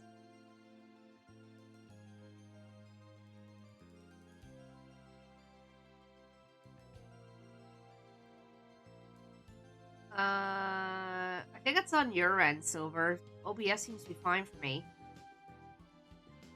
How you doing, I'm good. Enjoying watching? Heck yeah. Existing? I'm glad you exist. Doing good, being my usual not gremlin self here. Oi! Swear to God.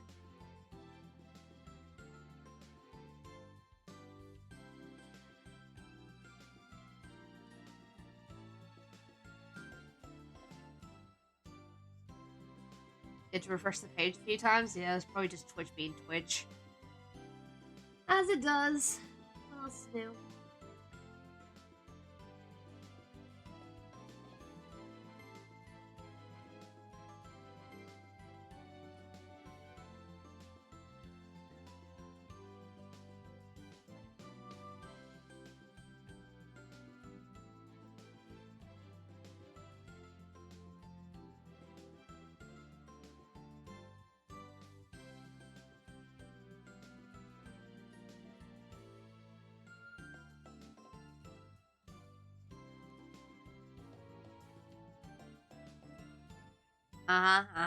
Sure.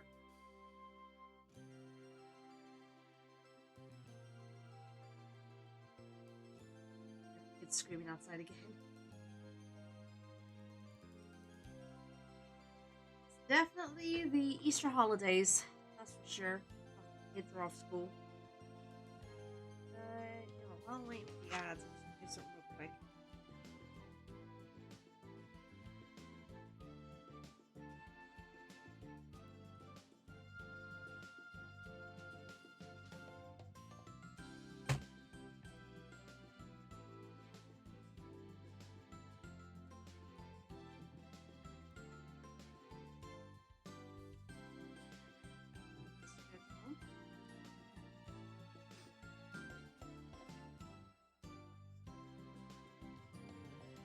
Easter, you say?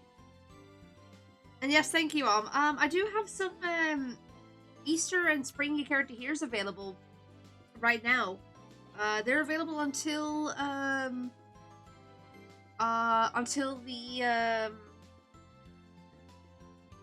18th. There we go. Rain, please. So yeah, get your hands on them. You can fill out a Google form, or you can check it out on Coffee, whichever you prefer. And there's loads of options for you to choose from.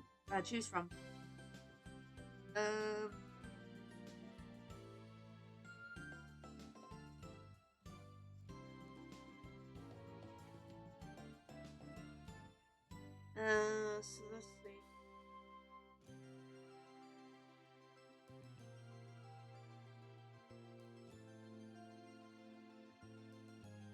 Oh. Sorry, I remembered that I got a cat sitting job coming up soon. I just wanted to write it down in my diary. So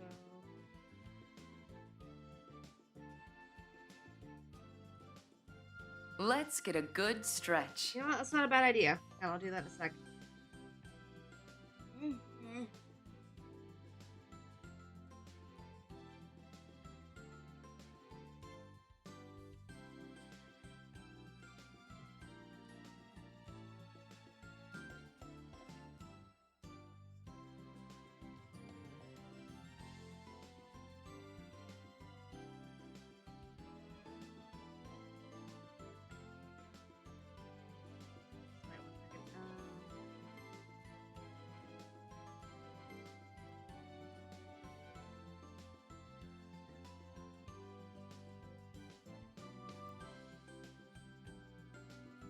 Gonna what coming? A cat sitting job. I do that as like a little side thing. Just teach your cat how to sit. Yeah, totally.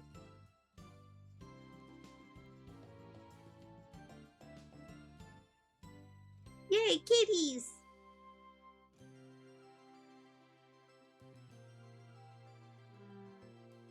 Kitty!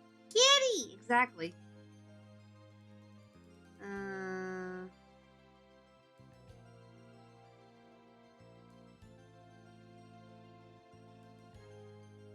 Yeah, I've got 4 days of it coming up soon.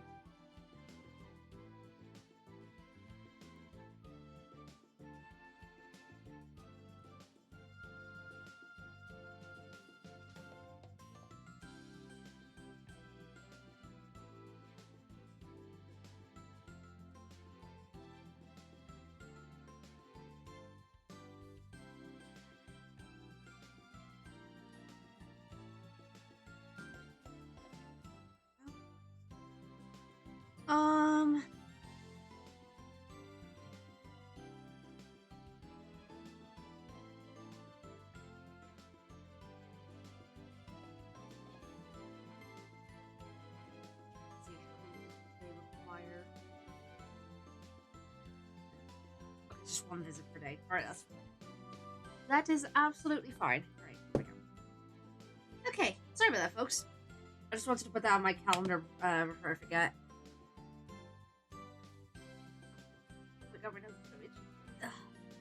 Alright. Anyway, back to the game.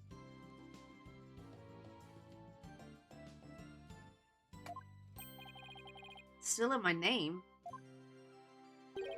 Master Tornado was just up to one of his tricks when he said he stole the shop from you.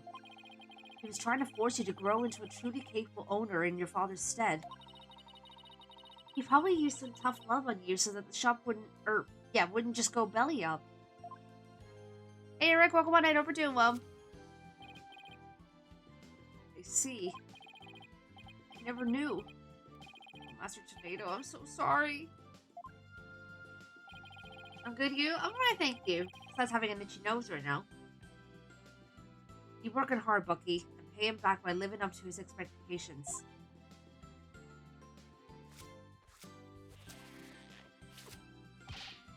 Thanks, Simon. You too, Miss Chickadee.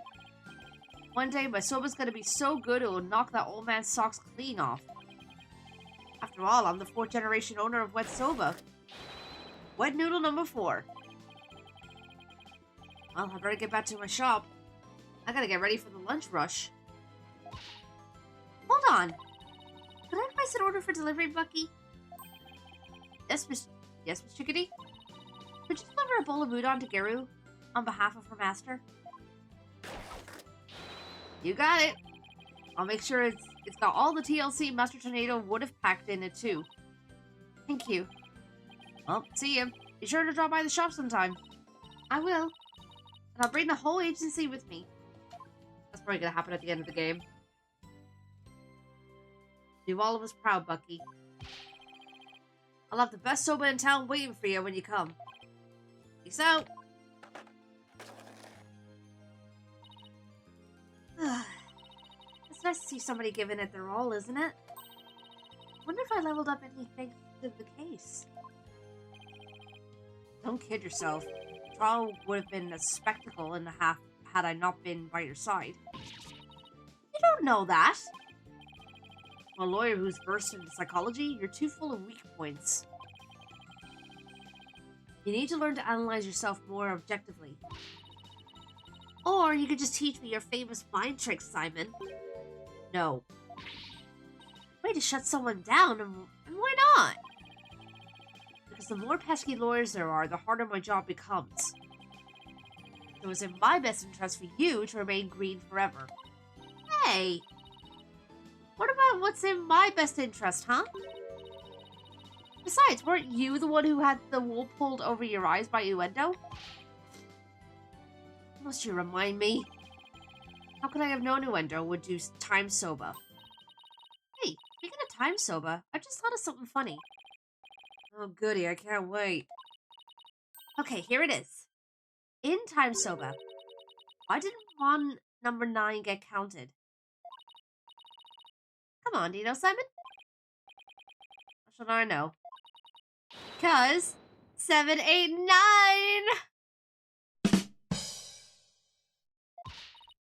Thank you, I'll be here all week. Widget. That I should have known. Come on. Let's go get sober or something and go home. Your treat? I'll treat you to 50% of the tab, and don't forget, you still owe me for that manju. Really, Simon? It wouldn't hurt for you to pay for me every once in a while, you know. Quit squawking and start walking, Athena. Hey, wait for me!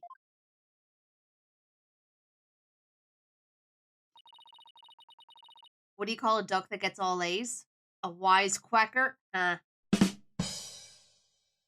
may still have a ways to go as a lawyer, but just like Mr. Wright, Apollo, and Simon before me, I'm gonna get there someday. After all, I've inherited their passion for our courts and the law. Dipoflefe! I could do this!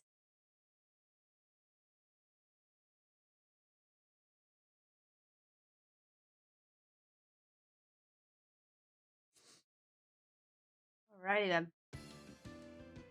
There we have it.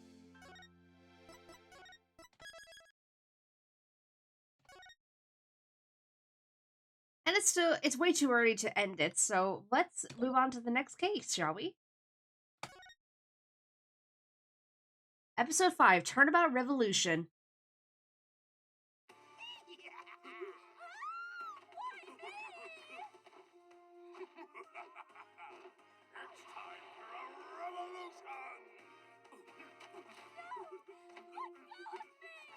That's far enough. Who's there? It is I, the Plumed Punisher, warrior of Neo Twilight Realm.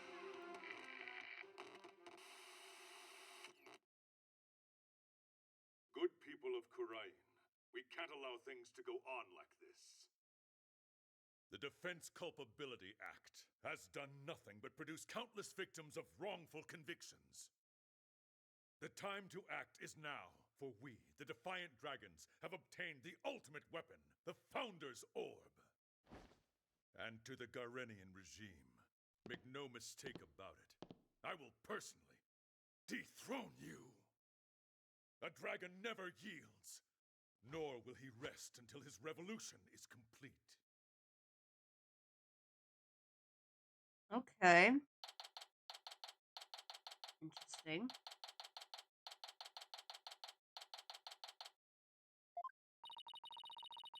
And this concludes our report on the recent television hijacking incident in Korean. But really, who could have anticipated such a surprising turn of events? Did you hear that, Polly? Someone hijacked the airwaves over there. It's like something out of a movie. Apollo? Yeah. What are you up to this time? Wait a second. Do you know the TV hijacker or something, Apollo? You could say that. But it was a long time ago. And why do you know someone like that? I mean, they're calling him an insurgent. Yeah, about that.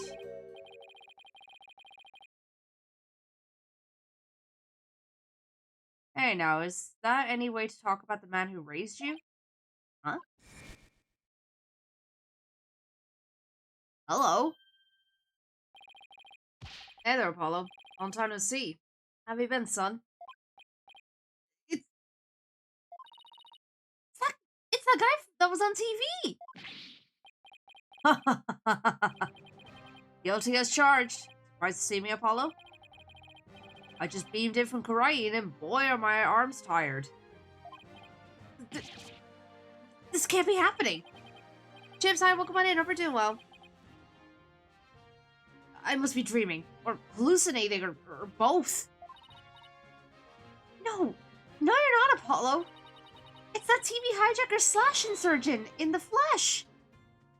Or slash insurgent in... Yeah, okay, whatever. Appreciate it, Chips, thank you. I'm so confused. Mr. Hijacker, sir? I have so many questions. I don't even know where to begin. Well, let's start with that bit about the man who raised you. Wait, don't tell me you haven't told anyone about me, son. It's okay to brag about it. Tell everyone your old man's me, the rebel Dirk. I mean, my face is all over TV these days. Practically a celebrity. Percy, what do you say we close up early today? What? Why? Oh, come on, son. No need for the cold shoulder. I know I'm gonna regret this, but... What do you want, Dirk? You just show up here without warning after all this time? What gives? I came all this way to see you, son. Come, rejoice. Right. Why don't you tell me the real reason you're here? Well, okay, so maybe there's a little something I need your help with too, but... The fact is, I came here to see you. That's the honest truth. Yes, I think we've established that.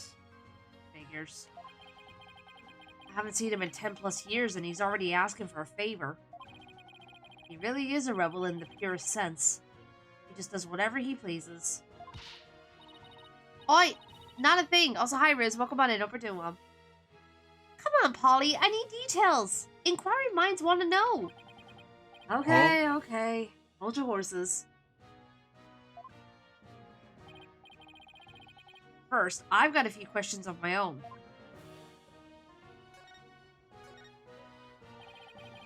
Pleased to meet you, little lady. My name is Dirk Samadi. I'm a rebel by trade. A rebel? But on TV, they were calling you an insurgent. So which is it? Personally, I vote for rebel with a cause. A real headache for anyone in your way. Brucey. Ha ha ha ha. You got me there. I'm the head of a resistance group.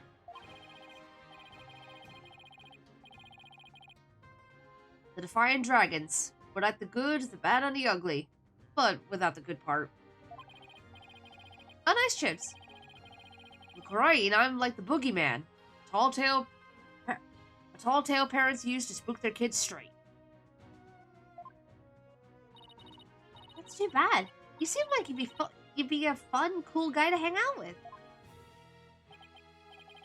This little lady's a real catch, son. I'm talking brine material if you get my drift.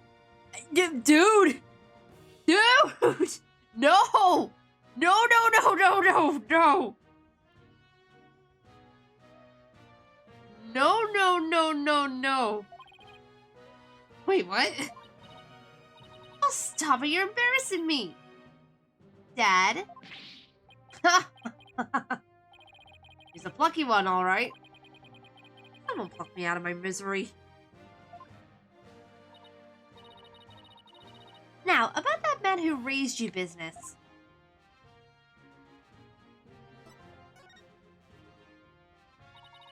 What did Mr. Dirk mean when he said that he's the man who raised you, Apollo? The truth is, I grew up in the kingdom of Karain. I never mentioned that? So I just went, nope, nope, nope, nope, nope, so fast. Well, yeah, because they're related! Oh, so you grew up in Karain?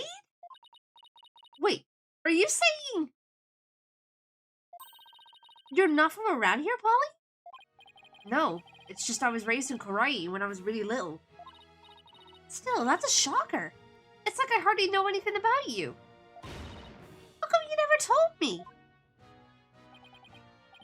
Apollo, you really hadn't said a word about your past. You really haven't said a word about your past, have you?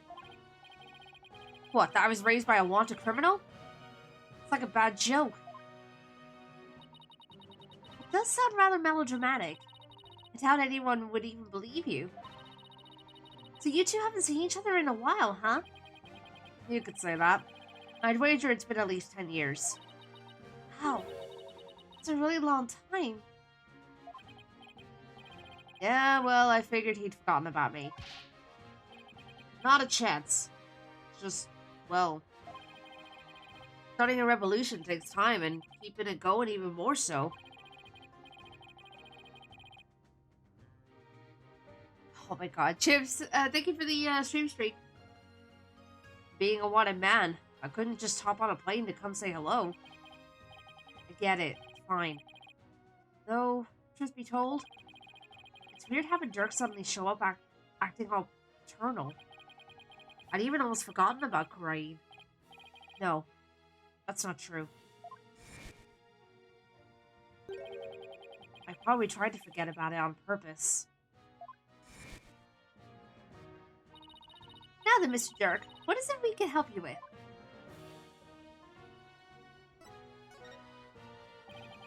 I need to get my hands on the Founder's Orb, the most secret treasure of Karain.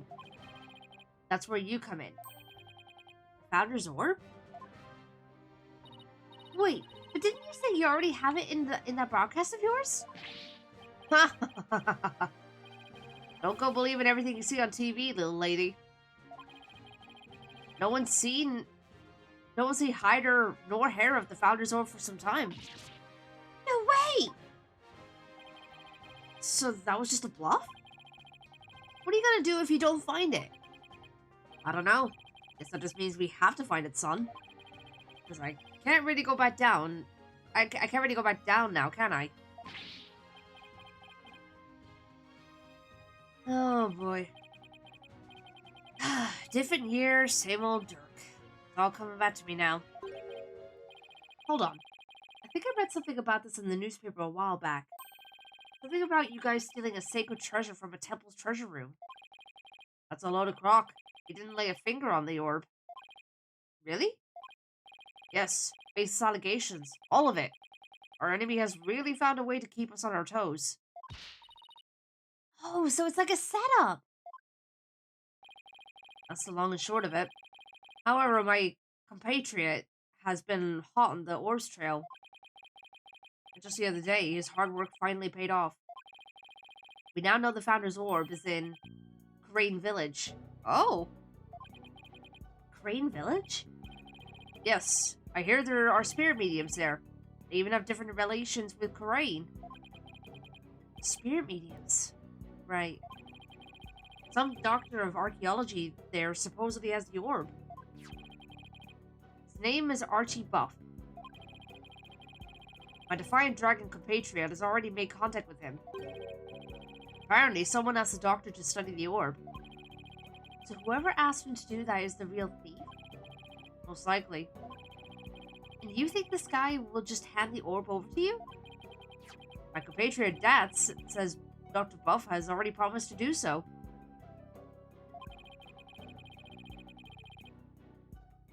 Archie Buffett. I was trying to look for the pun in there and I couldn't figure it out, but yeah, no, that's, yeah. Seems he knew it had been stolen and wanted to do the right thing. That's... I remember running around with him when I was a kid. So he's here too, huh? Follow. I want you to be present as my lawyer when I take possession of the orb. Would you do that for me? Nope. What happens if I say no? I'm curious. I just want to be a little bugger. I haven't seen you in years and you waltz in here asking for a favor? You have a lot of nerve, you know. Of course we'll help, right, Apollo? Wait, Juicy! Oh, come on, it's not like you have any work anyway. Besides, we're talking about rebels and legendary treasure here. It'll be fun. Why is she always into the things I'm not? Fine. I'll charge my standard fee. Now tell me about the Founder's Orb.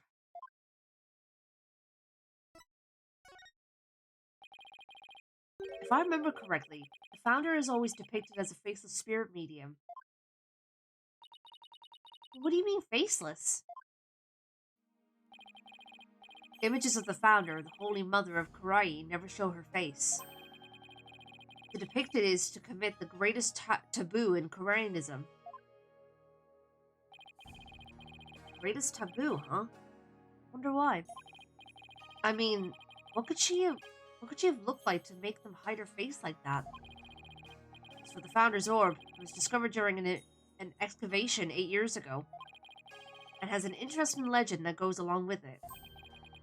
It's said that there's a riddle to the orb, and that any who can solve it will receive immense spiritual power from the Founder herself. Sounds like one big fairy tale to me. In any case, it's just what us Defiant Dragons need to get our revolution started. With it, we can gain the spiritual power and thus the legal authority to rule Karai. Wait, suppose I believe this legend. Then anyone could become king or queen? And that's why you think it'll help you overthrow the Garen regime? Only the rulers of Karai have ever laid eyes on the Orb Apollo. A legendary treasure that bestows immense spiritual power. Doesn't that sound like something you'd want to see with your own 2 eyes? That does sound just a tiny bit intriguing.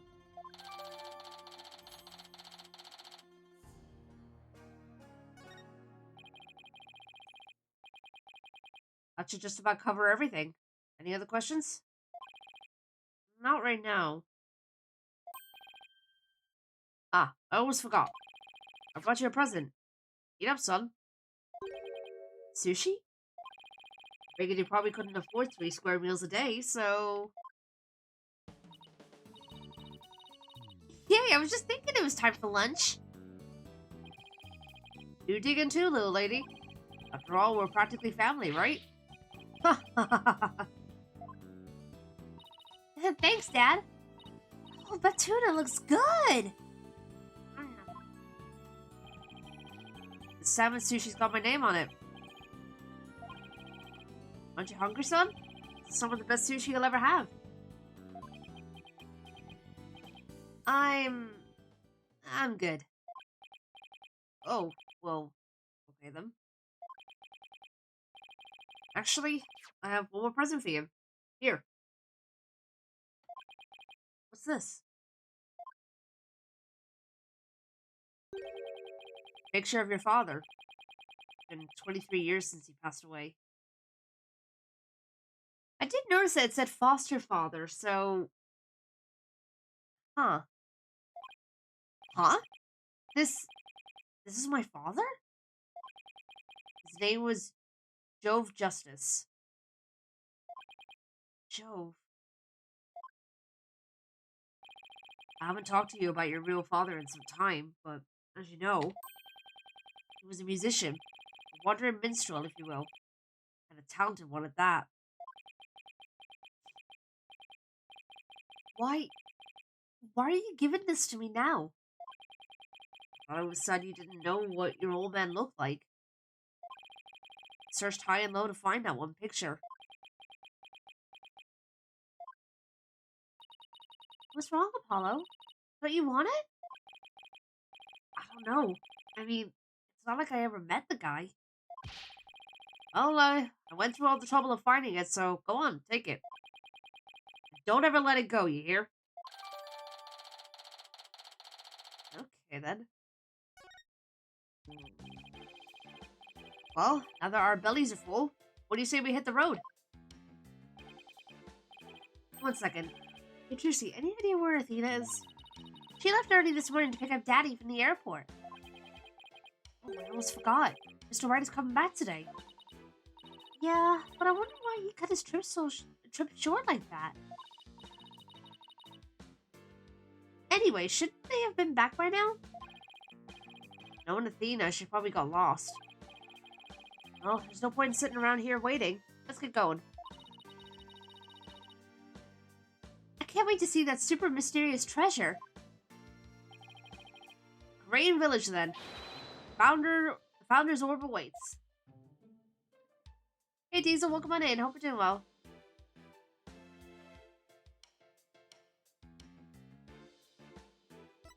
Alrighty, then.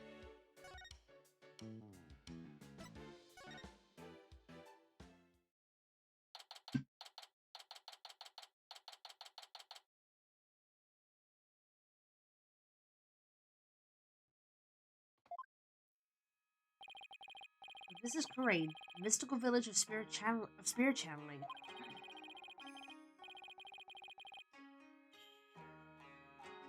I mean, at least you're doing okay, you know, to say the least, Diesel. Where ancient traditions come alive. It's like a really peaceful place. Ah, I love the air here. Nothing beats the mountains, huh, Apollo? Come to think of it. We used to live way up in the mountains too, just like this. Sure brings back memories. Those were the days. 3 of us living happily in peace. I still can't wrap my head or my mind around it all, you know? That Mr. Dirk is not only Polly's daddy, but Oscar Samadi's as well. And the way you two talked about it like it was nothing the whole bus ride here. I guess it is a lot to take in. But tell me, Mr. Dirk, what was Apollo like as a kid? Oh, he was full of... What? Oh, he was full of piss and vinegar, he was. A real rascal. That is a sentence. He and Nayuta used to run around in the open fields, naked as jaybirds. That's an actual saying? Really?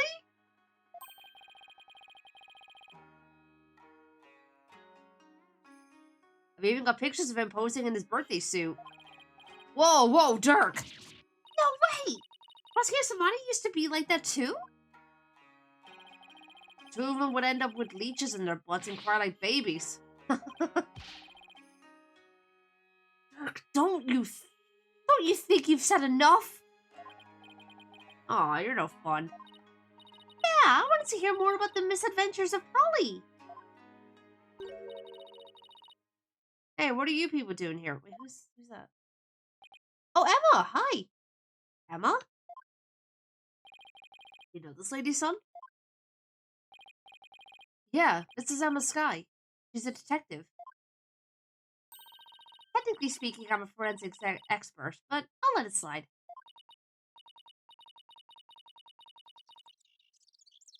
Oh my god. Anyway, I can't say I'm surprised to see you here. You always seem to pop up whenever there's trouble afoot. Still, what are the odds of running into you here in the boonies? By trouble, you mean you're investigating a case? Does it look like I'm here to sightsee? Wait, Don't tell me. You're not here to see Dr. Buff, are you? Huh? How'd you know that? We're actually on our way to meet him. Meet with him right now. Figures. Oh, follow me. I'll show you the way. Really? Don't look a gift horse in the mouth, son. Just follow the nice lady. Okay.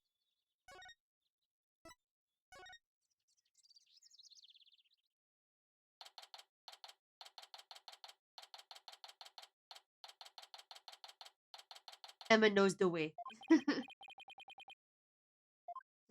Whoa, whoa, whoa, whoa, whoa. I was on autoplay. I did not mean to do that, but alright. What did that say? So this is Dr. Buff's study. Wow, look at all those books. The shelves go from floor to ceiling. It's like a library in here. Yes, and lots of artifacts too. True archaeologist paradise. Look, son, there's so many relics, they're spilling onto the floor. What a delightfully amusing room. Uh-oh. All I see is a mess. What's with that white outline?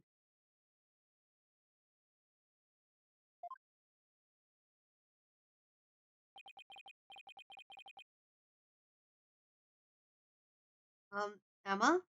Where's the doctor? Well, the thing is, he died last night. Wait, what? Oh, really, Diesel? Wow. It seems an avalanche of books knocked him off his bookshelf ladder. We're labeling it as accidental death. What? Please tell me you're joking. As if I come all the way out here for a few laughs, Apollo. Yeah, I guess not. Scholar killed by his own books. Oh man. What do we do now? I mean, how could he transfer ownership of the orb to you if he's dead? Yeah, that is a problem. Emma, can you please tell us exactly what happened?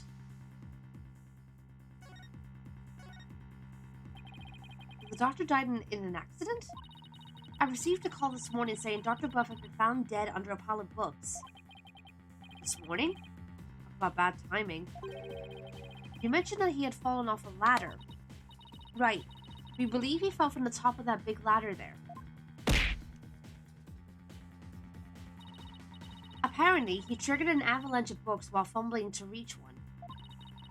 And that sent him headlong on a fatal fall onto the hard floor. That's sad. Killed by his own books. But at least he was doing something he loved. For a scholar, I suppose it's kind of like a soldier being killed in the line of duty. You could say he died an honorable death. Emma, who was the first one to discover the body? About that. Whoever it was, it seems they wanted to remain anonymous. What? It happens now and then. Some people would rather not get involved with the police. I can relate to that. Yeah, being a wanted man and all. What now, Dirk? The dead man can't exactly hand over the orb. Just have to find it. Must be around here somewhere. Just to fill you in, Emma, we're actually here to get something. Pops here in an agreement with the doctor. The doctor was supposed to hand over a sacred relic known as the Founder's Orb. Pops? Oh, I see. That could be a problem considering he's dead. Do you have a plan B? I have an agreement in writing. My compatriot Dath should have it. Well, there shouldn't be any problems then. So who is this gentleman you're escorting? Oh, right. I haven't introduced you yet. This is Dirk. He's from the Kingdom of Khurain. All the way from Khurain, huh? So what do you do? What do you do here? Or what did you do there? I used to practice law, but I'm taking a break from all that. I'm focused now on making Khurain a better place, though. Volunteer work. Volunteer work, huh? How interesting. Well, it's not technically a lie. How do you two know each other? Oh, he's sort of my foster father. Come again? Yeah, and he's Prosecutor Samadi's real father, too. What? You mean you and Prosecutor Samadi? I'm so sorry. It seems you've had quite a life. I guess she's put a few things together.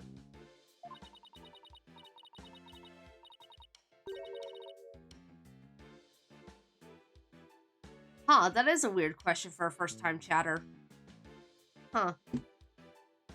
I always get weary of people like that.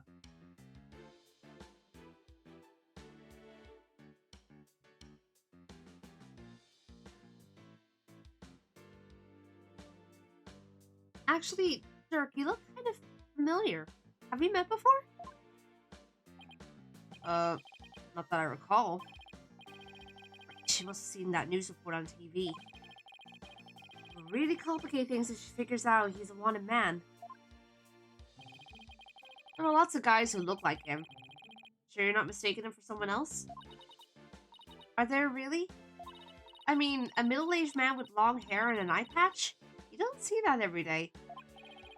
Well, I'm sure you're just imagining things. So what does that sacred relic you're searching for look like? I mean, there's a lot of stuff in here that's old and relic-y. Indeed. Unfortunately, I have no idea what it actually looks like. So then, how are you supposed to find it?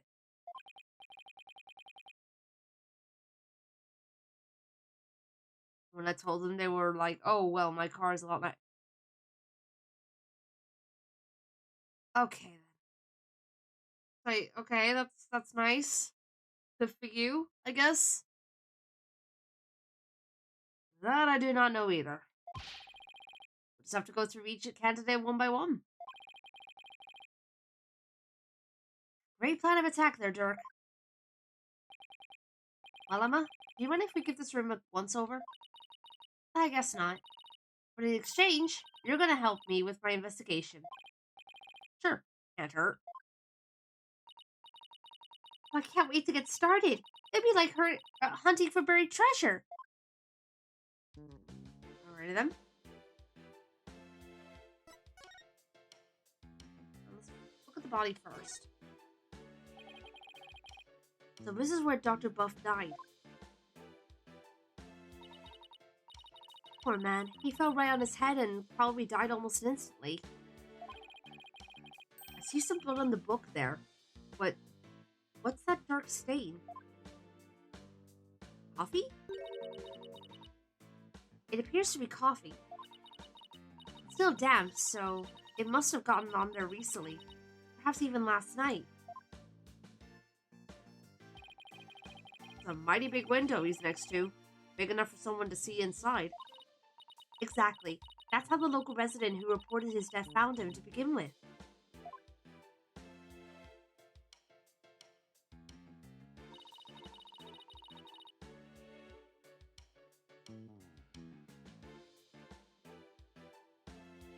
Must have got hit with War and Peace. Oh god. The doctor's body was visible from outside the window, and a passerby called in earlier this morning to report what they found. So you mean this case is still only a few hours old? That explains why your investigation is just getting underway.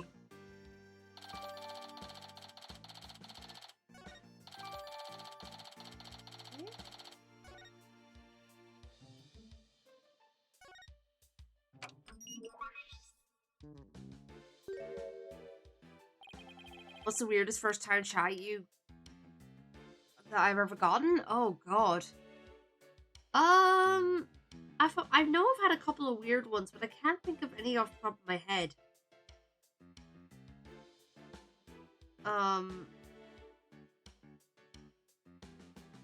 Yeah, no, I'm drawing a blank, but I know I've had weird ones.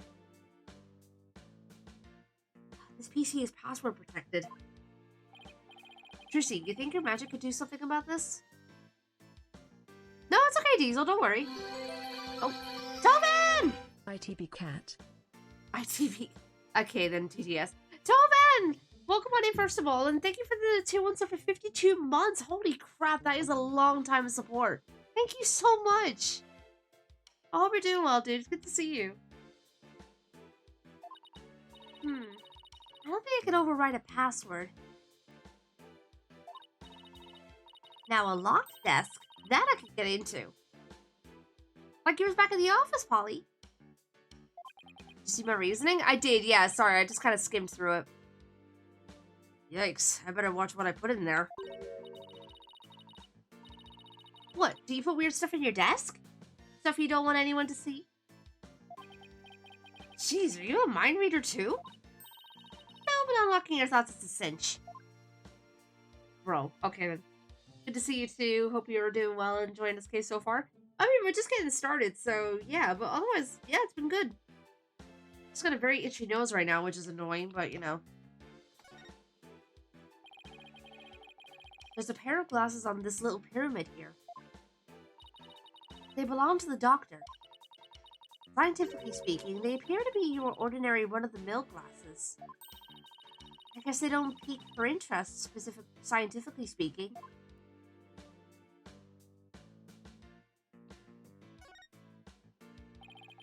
The doctor fell from the top of that ladder.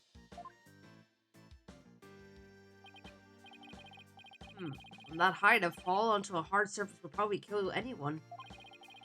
I don't know why anyone would want to climb that high in the first place. Well, I mean, you're saying that as someone who's afraid of heights, so, you know. Guess you could say he climbed it all the way to heaven. Trucy.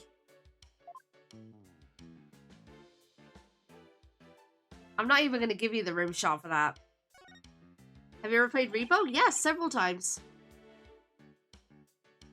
It's a two-tone raincoat. It's still a bit damp. I think someone might have worn it recently. The girl too soon. Yeah, for real.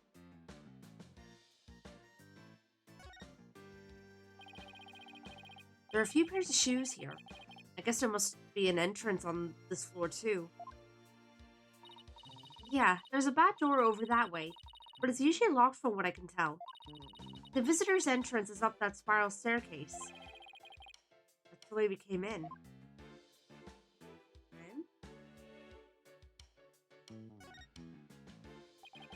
Is this a bird? Looks like an airplane to me. I was about to say, is it a bird? Is it a plane? Now, there couldn't have been any planes back when this was made. Yes, but it has wings and both horizontal and vertical stabilizers. That makes it an airplane. No, it's definitely a bird. Open your eyes, son. As a lawyer, your job is to see the true nature of things. I still say it's a bird. What do you think, Chad? Do you think that's a bird or a plane? A huge window. I bet you can see the entire study from the outside. How could he concentrate in here? I feel so exposed. Well... I say fish. He does have a bookshelf positioned for some privacy around his desk.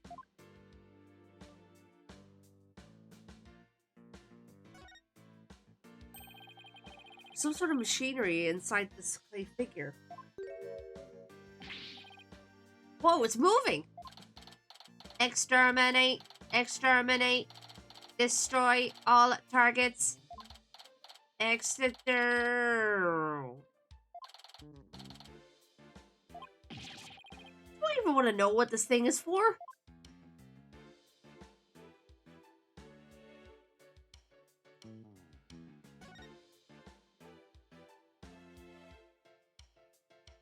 Oh. No, I don't want to go through this again.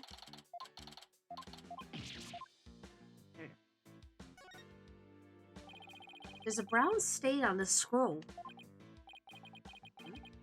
Why does it smell like gravy? Wait, is that the scroll from that one case?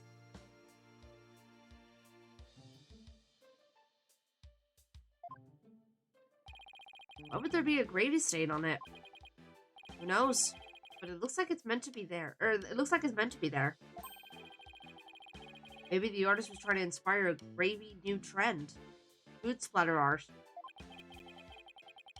Yeah, Misty Faye, that's it.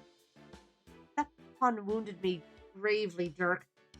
You two, I swear to God.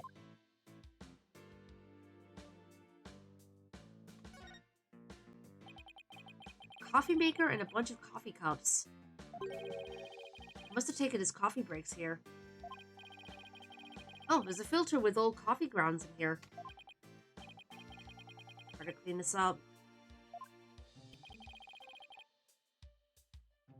What are you doing there, son? What am I doing cleaning this off? What am I doing cleaning this office? Don't tell me that, or don't tell me they have you on coffee duty back at your office. No, it's just, if I don't keep the place clean, no one will. Oh, there's another familiar, thing. Tommy. Why is someone's name written on here? Maybe it's so if it ever got lost, someone could return it to its owner. You know, like how school kids put their names on things. Yeah, but this is just an urn, and the name is written so big. Well, I wrote my name on my magic panties. It says right in super big letters. Less said about this, the better.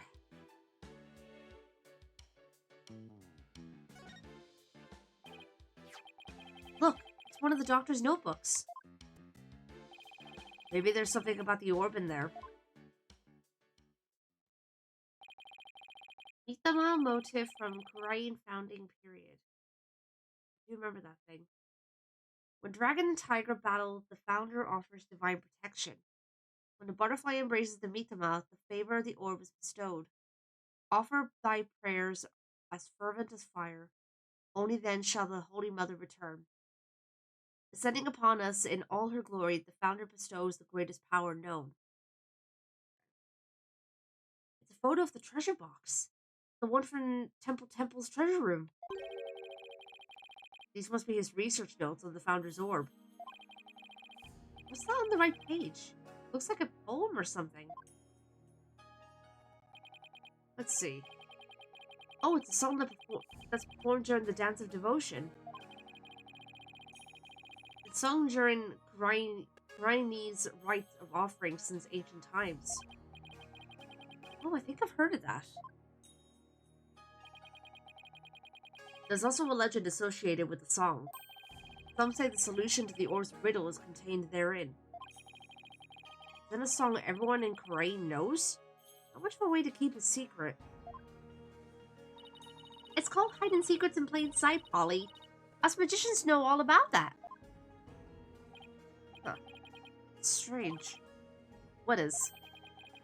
Dr. Buff's notes contain the second half of the song. Only the first half is sung during the Dance of Devotion. Most people haven't even heard the second half. Second half? As in, the part that begins, offer thy prayers? I'm impressed. That's some thorough research he was conducting. Alrighty then.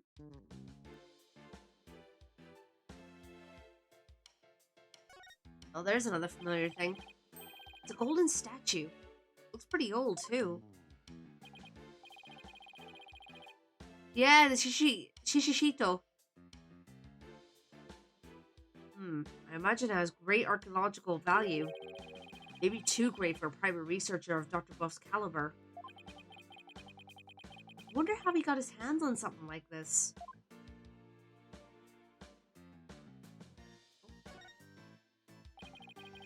What a huge wall.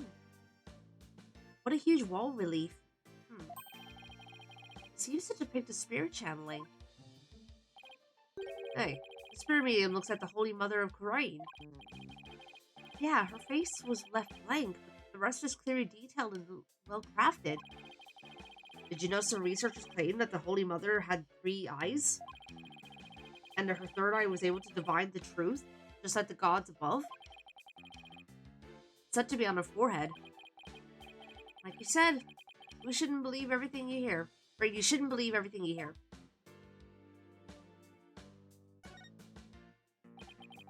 The spiral staircase. And it's connected to a hallway up there. Why did they have to place the second floor so high up? Wait, you're not afraid of heights, are you? Well... Oh, Polly's hilarious around high places. He gets all wobbly like a baby deer taking his first steps. And his face turns as green as a watermelon. Not nice to make fun of people's phobias, you know. Come to think of it, the visitor's entrance is on the second floor. What an odd layout for a house. Yeah, I was just thinking that.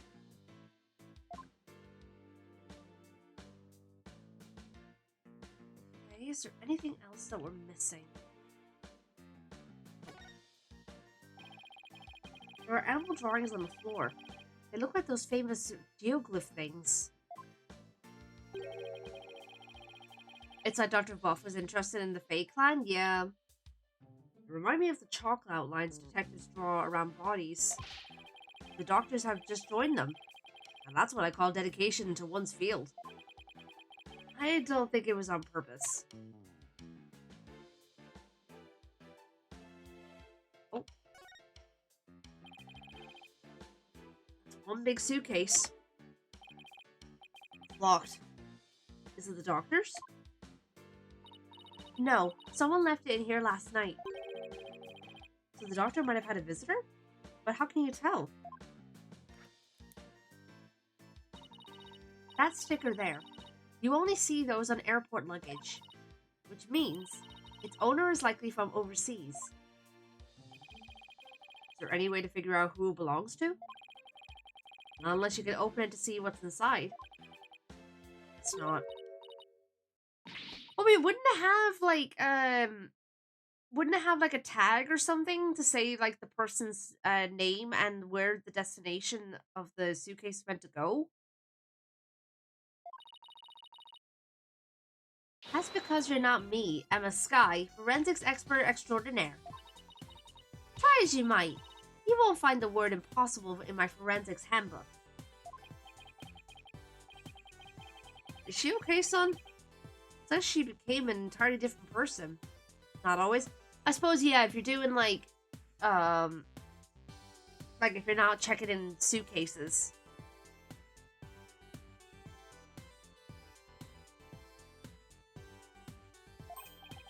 Well, that's just what happens when her forensic switch gets flipped.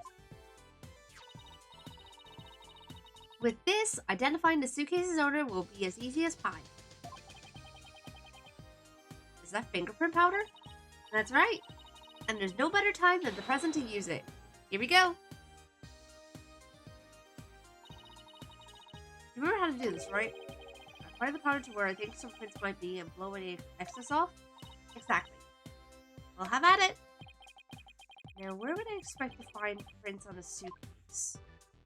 Well, the handle, first and foremost.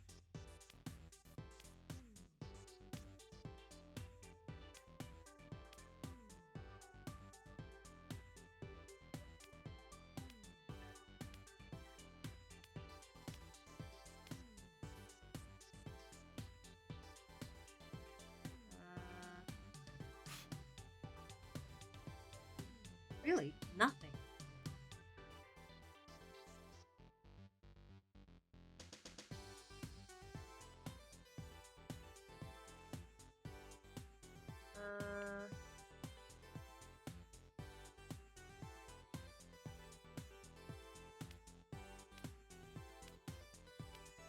Other handle? Yeah, I just realized that was a side handle.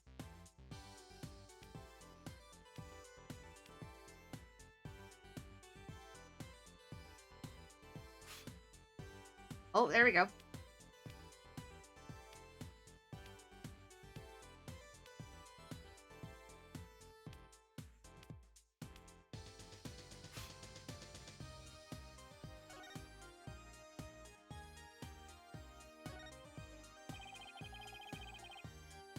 There aren't any prints here. Excuse me?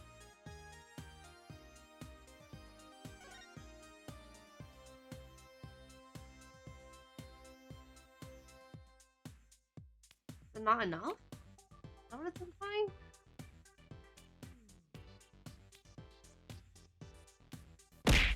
Cookie?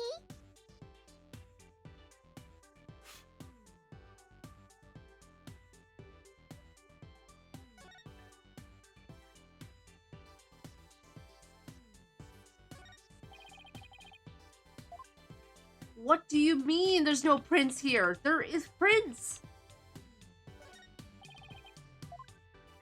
What do you mean?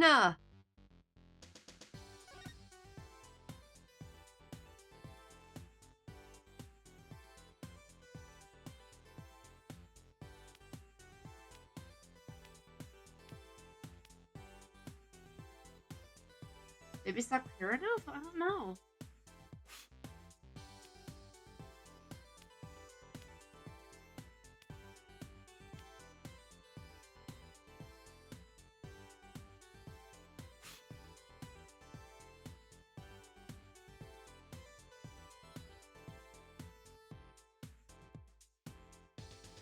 The underside? Maybe.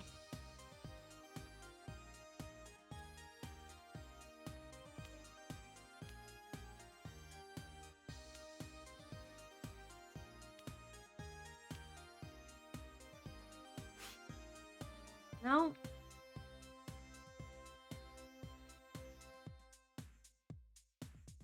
That is so stupid. Okay, maybe it's the stickers I gotta focus on? Or it could be...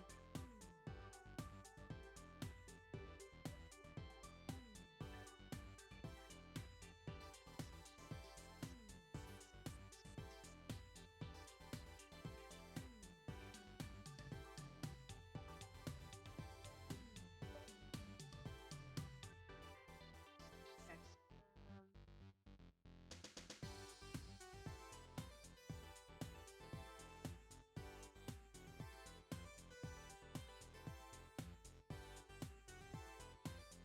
I'm gonna try the stickers. See what happens.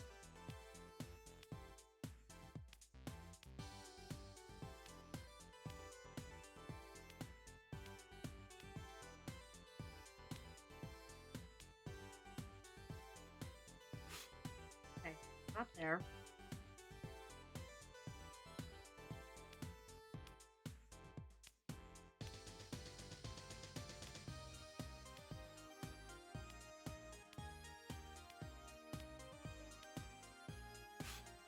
Oh, that's something here.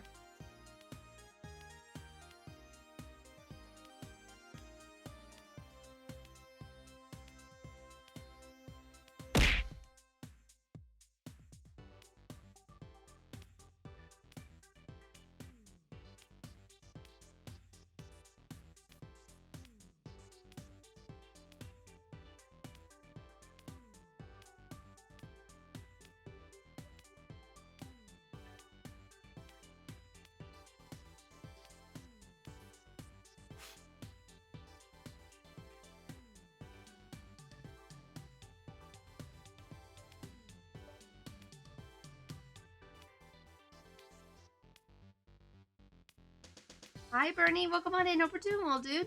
Good to see you.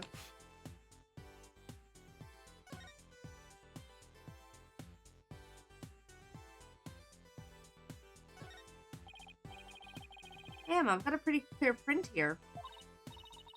Okay, now let me know who you think could belong to. Okay, let's just wait here for a second.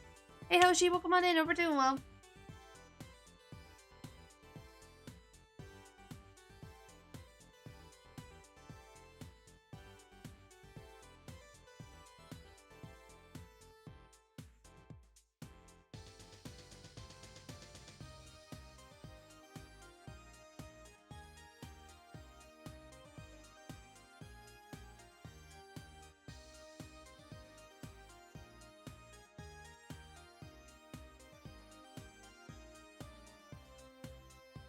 We just appreciate Emma's lame motif. Yeah, it's pretty good. Got home from seeing the Mario Galaxy movie. Ooh, how'd you find it?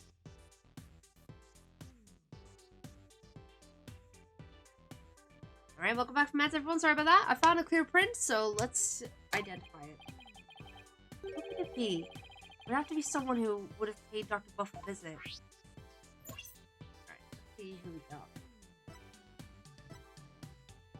Oh, that's quick little sub for the eye. How you doing, Silver? Good to see you.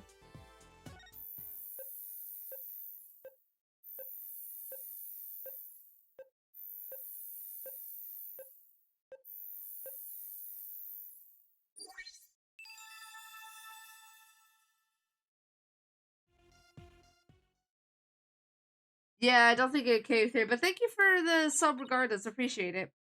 Quite enjoyed it though. Mario Galaxy is my all-time favorite game, so I may have maybe a little biased.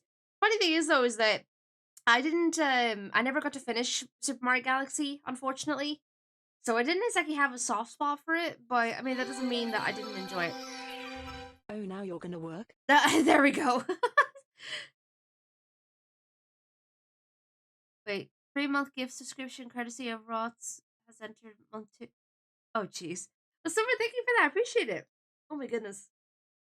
We have a match. That's. Come to think of it, he did stop by to see the doctor, didn't he? Conclude the orb transfer agreement. He's the one who forgot his suitcase here. Where do you suppose he is now? Haven't heard from him in a while, and he's not answering his phone. Wait, you don't think he left his phone inside his suitcase, do you? I wouldn't put it past that, knucklehead. Actually, I think we may have run into him earlier.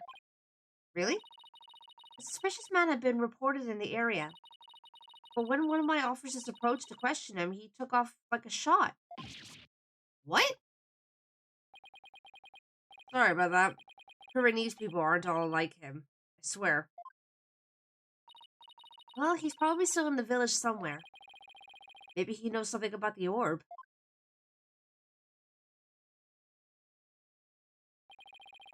Seems the orb isn't here. That means Dats might be our only lead at this point. Detective Sky said he might still be here in the village. We should try to find him. Alright then. I guess we'll go to this area first.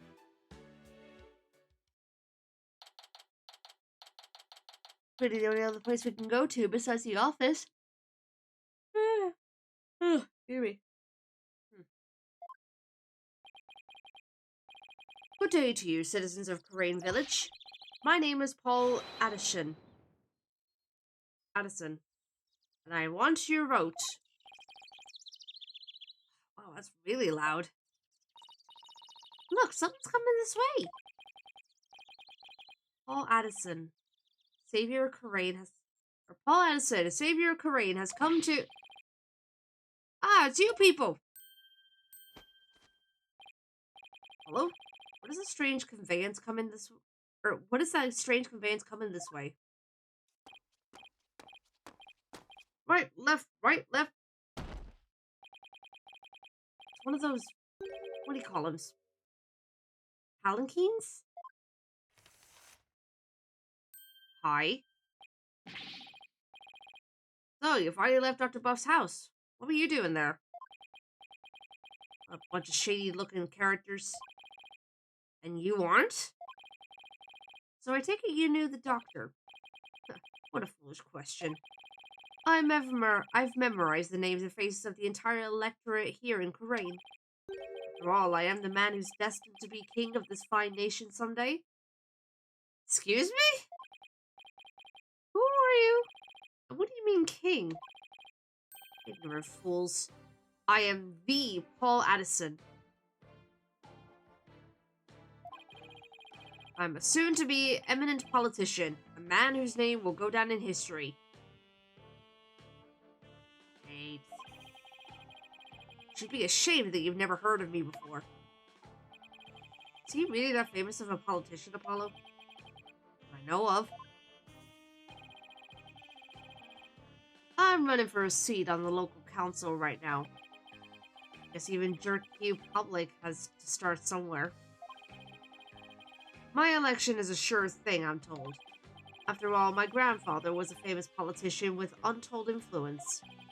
In short, I'm the chosen one, the golden boy, the powerhouse of politics. And rider of his grandfather's coattails. Are you blinded by my majesty? Or majesty, sorry? Go ahead, bask in the resplendent glory that is me, the chosen one. Can I punch this guy?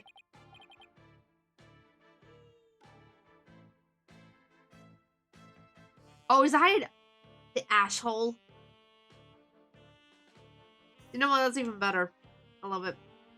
Sure.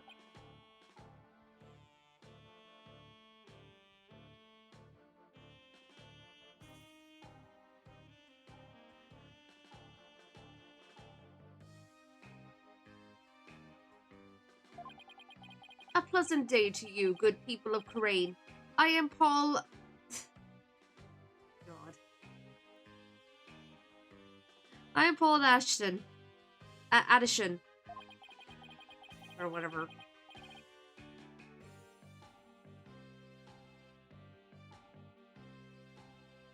I'm just gonna call him an asshole, why not?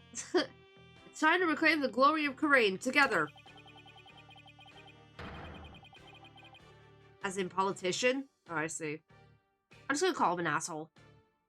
Convenience store on every corner. Karaoke bar in every home. A vote for Paul Asshole is a vote for a happier, hopier Karain village.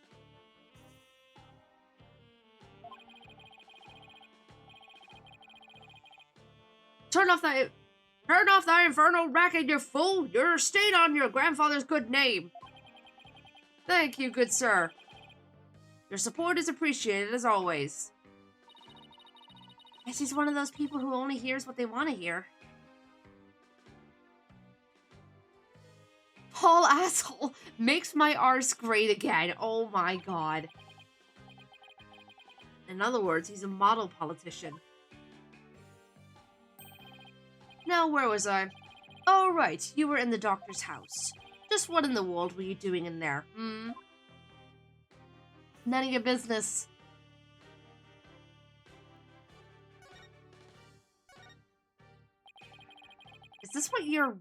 Is this what you ride around in when you're campaigning? That's right. It's perfect for the narrow roads and steep hills here in this village. You're making two people carry you in that palanquin, though. It has a top speed of 5 miles per hour, but it suffers from serious reliability issues. Namely, these imbeciles tire out too quickly. Well, yeah, with how much that frickin' thing weighs. We'll try harder next time, sir. Poor guys, they're exhausted and covered in sweat. The Asshole family has been in politics for generations, even back in the old country. Really? My grandfather. Feels weird calling every other member of the family asshole at this point, but we're sticking to it. Abbey Asshole was a prominent member of Congress.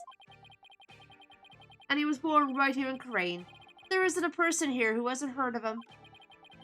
All I asked about was his palanquin. You must have heard of the Assholes. I'm even reviving our old country campaigning style. I'll volunteer to carry that palanquin, and if it happens to tumble off a cliff, oopsie daisy!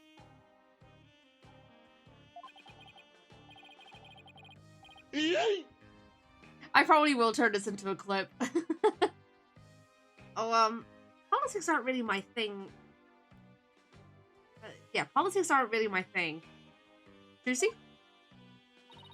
I don't recall ever reading about them at school. Young people today. Excuse me, how old are you? You people really need to pay more attention to politics. I want to punch this guy. So, what business did you people have at Dr. Buff's house? He was going to transfer ownership of the Founder's Orb to us. It's a sacred relic from the Kingdom of Karain. The Founder's Orb? So you tried to get your hands on it, did you? Wait, what do you know about the orb? I know that it's mine, that's what. How do you figure that? Because I know it's not the Founder's Orb. Its real name is the Crystal of Ami Faye. Crystal of Ami Faye? That's right. It's been passed down for generations in the asshole family. Until it was stolen, that is. But just when I had zeroed in on the culprit, the doctor hid it away and then kicked the bucket. So you're saying Dr. Buff stole your family heirloom? That's not what Dirk said. Strange. But I've been told the doctor himself said that. Said that he had the Founder's Orb. That's all that weird foreigner's doing. He filled the doctor's head with nonsense. Nonsense like the Crystal of Ami Faye being the Founder's Orb. Weird foreigner? What do you mean? Is this the foreigner you're talking about?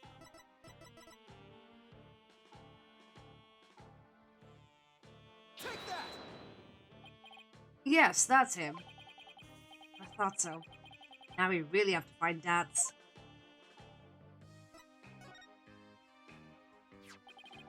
Do you know where this man is now? I imagine he's at the detention center by now. I called the authorities after I found him hiding in my dog's doghouse. What? That buffoon. Well, at least we know where he is now.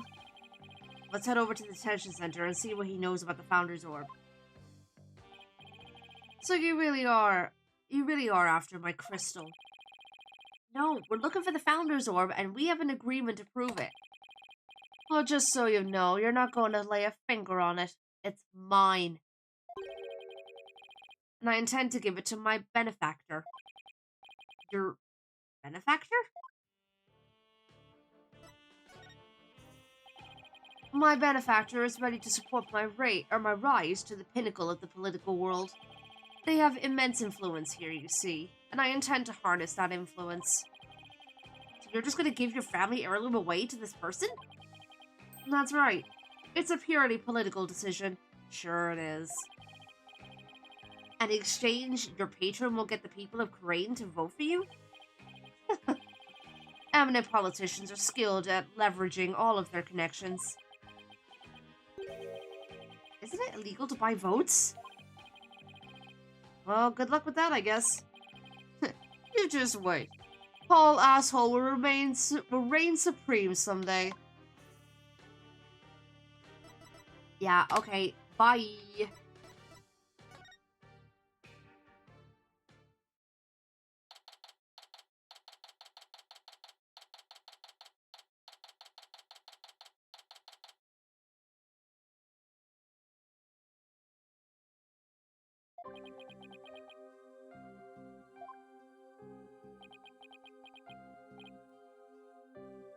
Hey. Oh my god, that face. What did you bring under the desk? Foul cogs of the correct regime. I've nothing to say to you. Nat, it's me, Dirk. Oh, Dirk! You're a sight for sore eyes. I think you come save me. Well, this is another fine mess you've gotten yourself into. Oh, my bad, my bad. At least the grub here is pretty good compared to that prison back home. You get 3 squares plus a place to sleep. Why don't you join me, Dirk?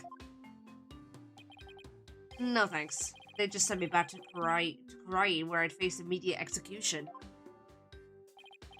Yeah, I guess that wouldn't be such a good idea.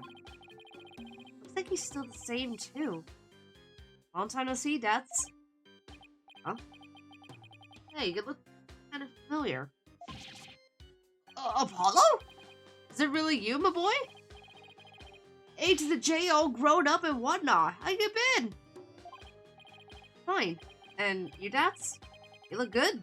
Besides the incarceration. Incarceration? No, wait. Incarceration. Incarceration. And all. Those horns, AJ. Horns? Growing up with you, just like a stag's antlers. I can't take it. You really haven't changed a bit. Anyway, there's something we need to talk to you about. Sure, pull up a chair. I've got all the time in the world. Summer's like my second home. Really not so bad once you get used to it. He's finally back for someone in police custody.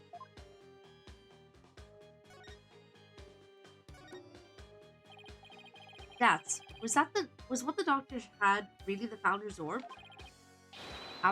Absolutely positive. Wait, absolutely positively. The doc was sure of it. Really? Someone from the village is calling it the Crystal of Ami Faye.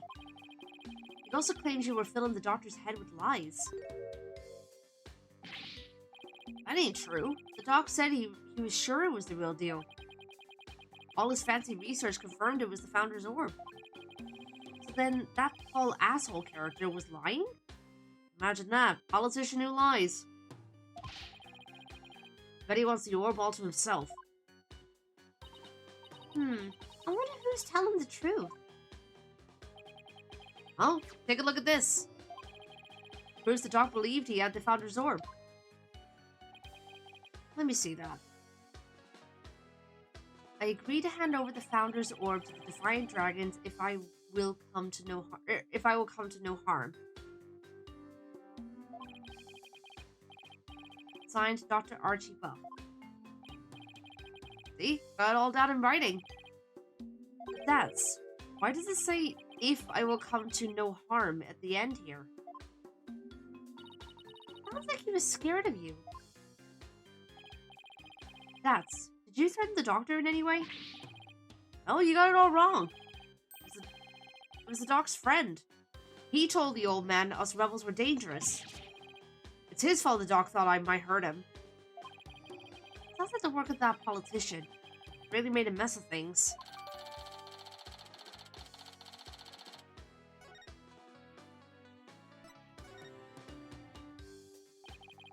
What have you done now, Dats? Nothing! I'm innocent, I tell you. It all started when this dog-faced cop tried to question me. He looked so funny, I started laughing at him. Oh shoot, didn't mean to do that. That's when they came after me. But it was hilarious, I tell you. I mean, a human police dog? How funny is that? Right. So what happened after that? They caught me hiding in a doghouse. Dang Pooch ratted me out. I guess that's what I get for laughing at one of his doggy comrades. Sounds like the dog got the last laugh. Weren't you cleared of those jailbreak charges? And your capture by Lady Kira deemed unlawful?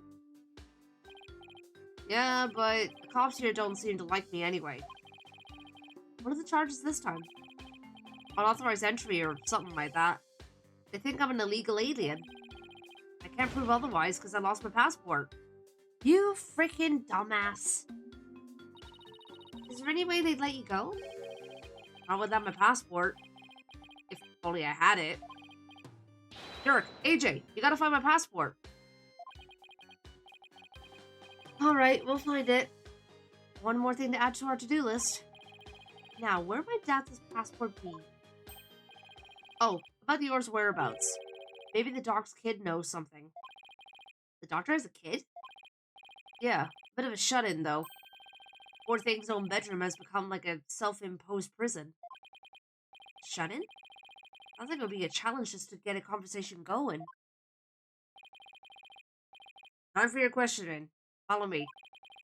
It's lunchtime. Today is fried chicken, if I'm not mistaken. You'll get your lunch if you behave. You get your lunch if you behave yourself. Dumbass. That must be Paul Asshole's cousin or something. He's like Larry, but much better composed and whatnot. I was thinking that, yeah. Dork, AJ, I'll see you guys around. Our only lead now is Dr. Buff's kid. But luring a shut-in out is not gonna be easy, I know.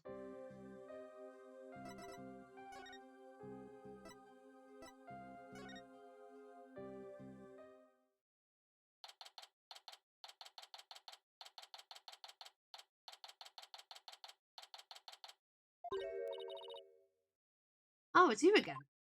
Emma. Looking for Mr. Wright? He was just here a second ago. He was? What was Daddy doing here? Good question. He said he was looking for something. Did he say anything else? Let me think. Something about how his ride never showed up at the airport? Yeah, that was it. Guess Athena really did get lost. But what's Daddy doing all the way out here in the first place? He can't be looking for us since no one told him we'd be here. Well, if you're here to take another look around, be my guest. I have other work to do, so if you'll excuse me. Of course. Thanks, Emma. First and foremost, we better find Dad's passport. We should also have a word with Dr. Buff's child. Hey, is it just me, or is there something new in here? Yeah, there is. Oh, you mean that thing? Yeah, we should take a closer look at it too. Let's not forget about Dad's passport. It should be around here somewhere.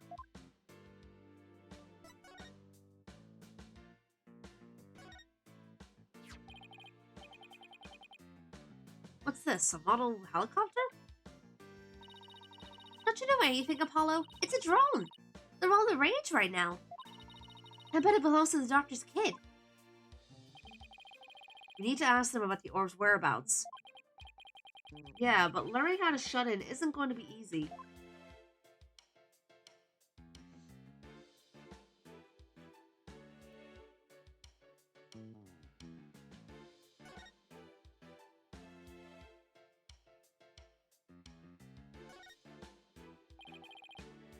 That's a suitcase. Maybe his passport's in there. Ugh, it's no good. It's locked tight. We should have asked him for the key.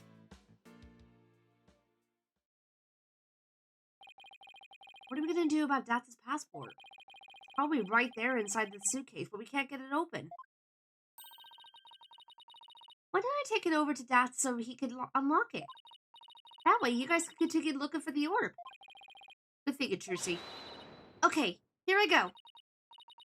Huh?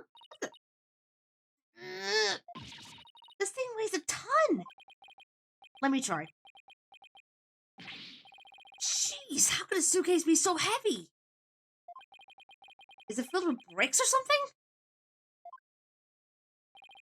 No one doubts he probably packed his dumbbells in there. Oh my freaking god! It's certainly much too heavy to lug all the way to the detention center. Here, let me take a crack at that lock. What, are you gonna pick it? Ain't no way. There you go.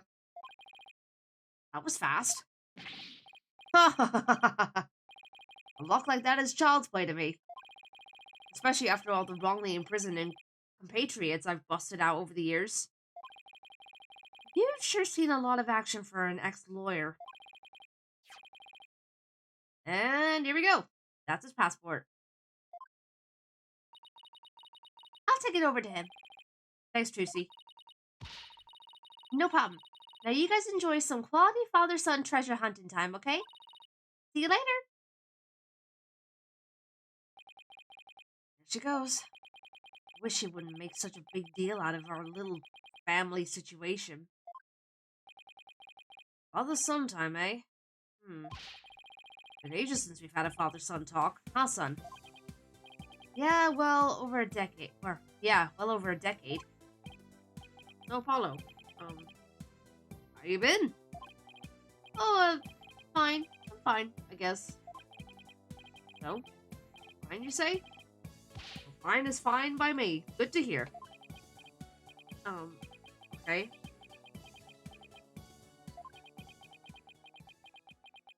It's going great.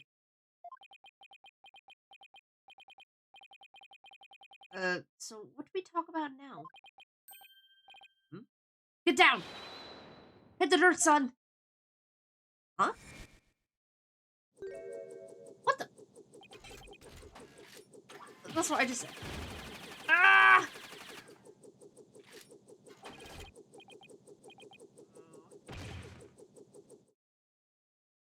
Okay, then. Speak to me, son. Say something.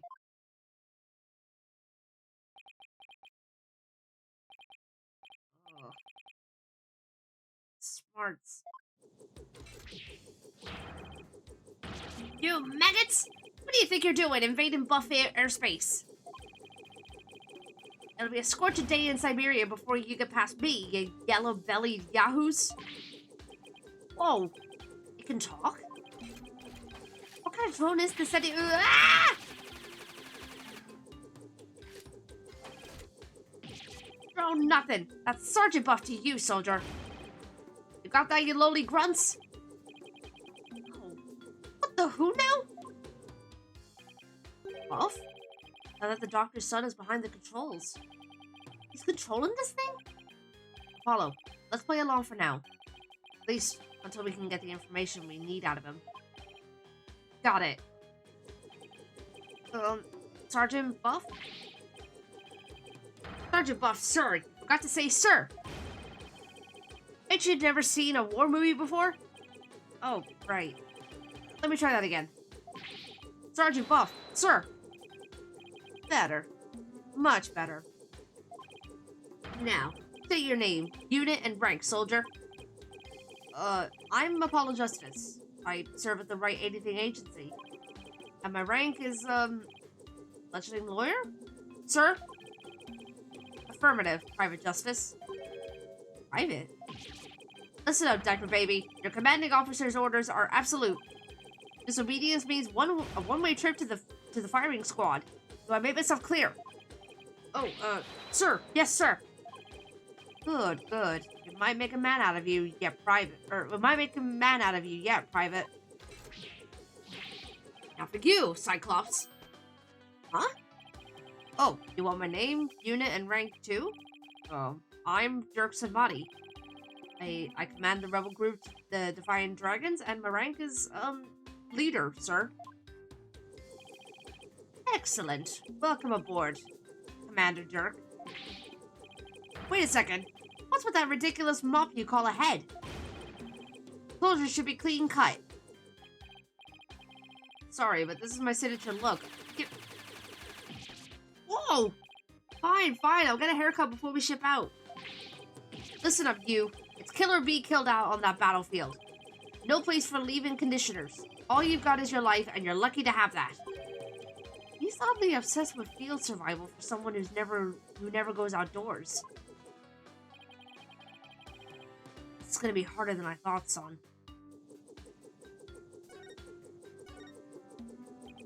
Are you controlling that drone from your room, sir? Affirmative. But I can see everything you do from here, so... And hut, soldier! Wipe that stupid look off your face. I'm gonna whip you sheltered peaceniks into shape. With what? Your charming personality? Look, it's got a camera and speakers, too.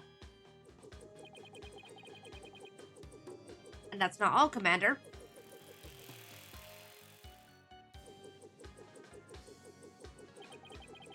These arms I can cook and clean, too. Speaking of which, Private Justice, you're on latrin duty. Snap to it, on the double.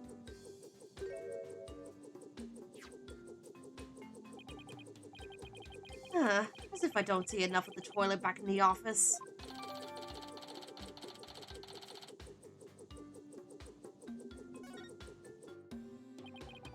That thing's pretty handy. Us Defiant Dragons could use one of those. Yes, it is a fine piece of hardware, isn't it? I modified it especially for for siege defense. Siege defense? You mean I won't leave your room?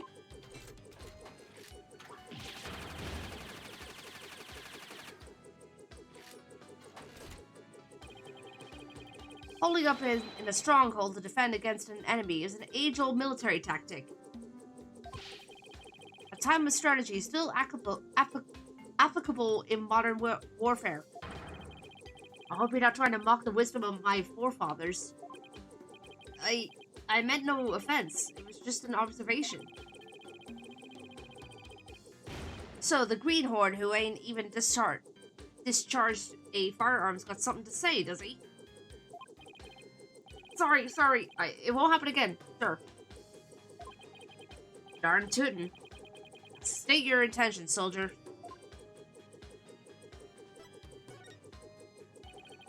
We had an agreement with your father. He had promised to hand over the Founder's Orb to us. What? Alpha promised you that? He did, but he died before he could tell us where it's hidden. Now we have no idea where it is.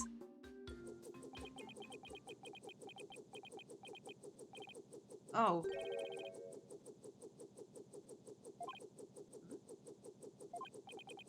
Papa, why?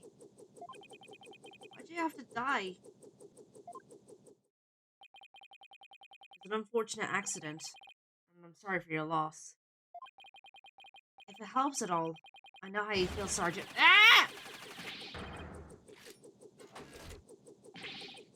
You insignificant maggot! What would an unseasoned rookie like you know about how I feel? First I lost Mama, now I lost Papa. You lost your mother too? Been gone for some time now. I'm all alone now. Alone.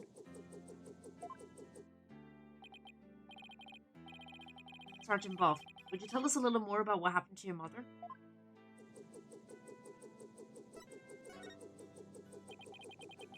Mama passed away about 6 months ago. We were still living in our apartment in the city. Back then, I had yet to engage my siege defense strategy.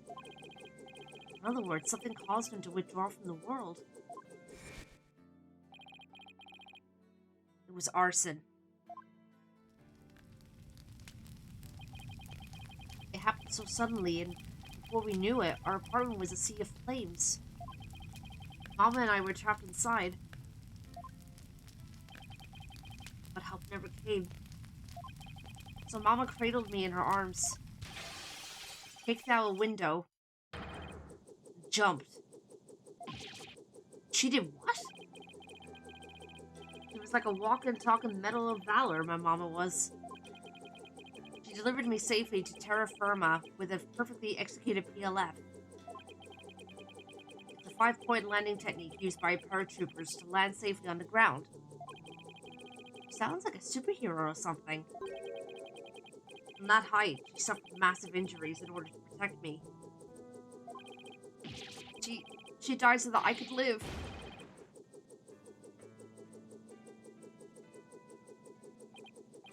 I don't know what to say. The person who started the fire? He was immediately apprehended. They say he was standing outside laughing while the building burned. At least justice was served. Although it brought you some solace. I lost both my parents now. You can't possibly know how I feel. Mama, Papa.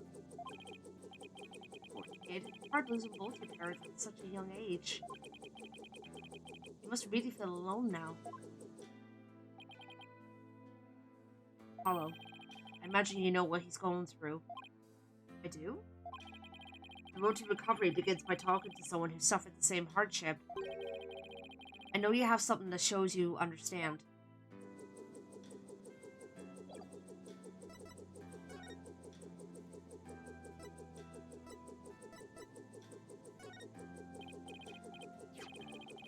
Sergeant, sir, would you please take a look at this?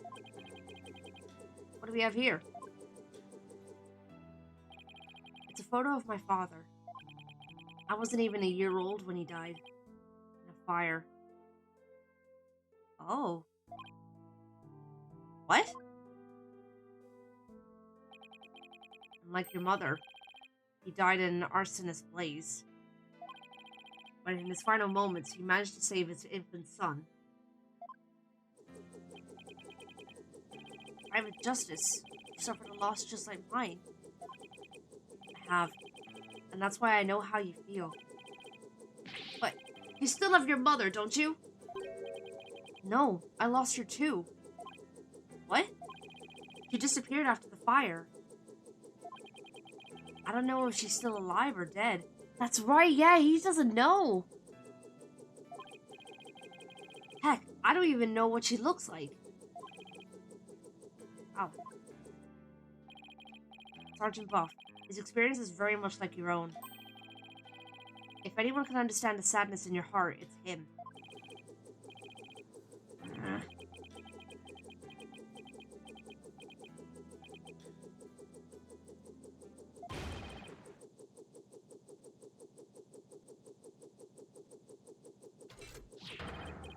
Salute you, Comrade Justice.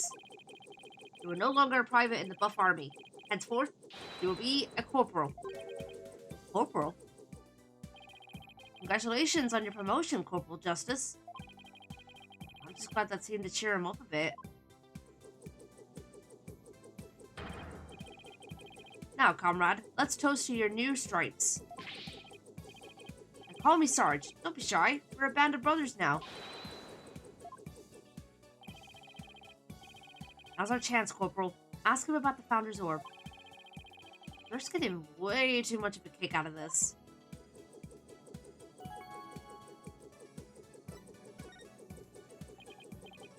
Sarge, sir, do you have any idea where the orb might be? It was here in Papa's study until last night. But he said he was going to go hide it somewhere.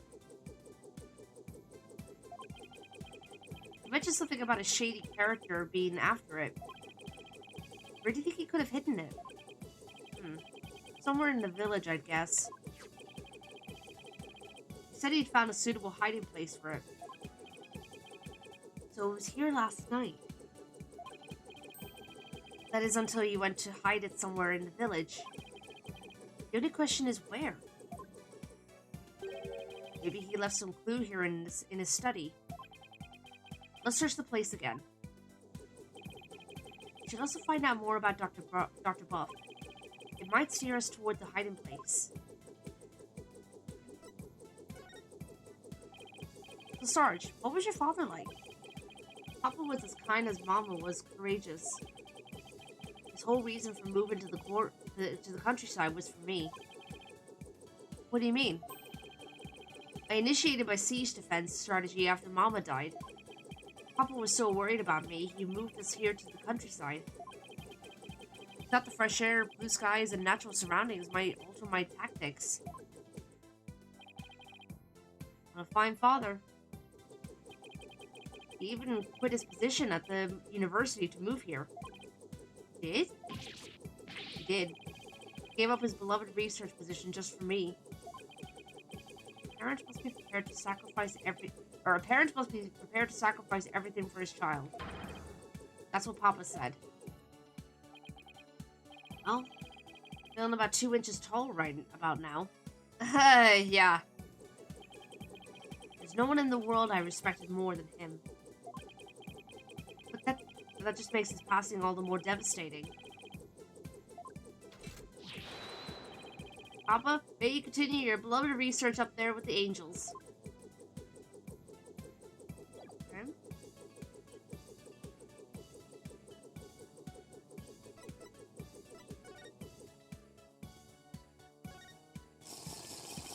Take it to hydrate.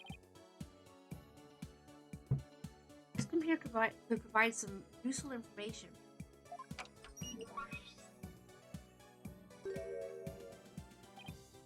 Rat, password protected. Sure, you're good at getting into places you're not supposed to.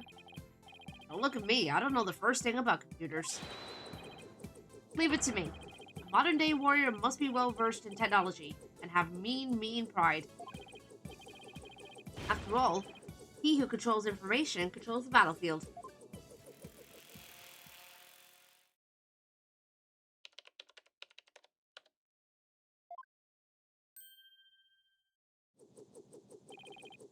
And I'm in. Looks like modern day warriors have mean keyboard skills too. Okay, let's see what we can find.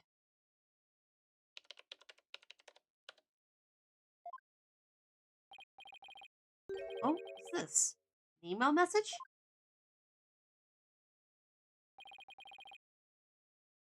Now this is interesting. I deciphered the patterns, but have yet to crack the riddle. The opaque crystal orb is the key.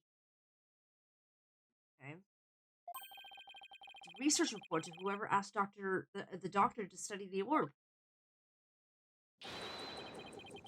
Here, I put the data on this. Take it and use it well, soldier. Okay. Sarge, sir, do you ever read these books?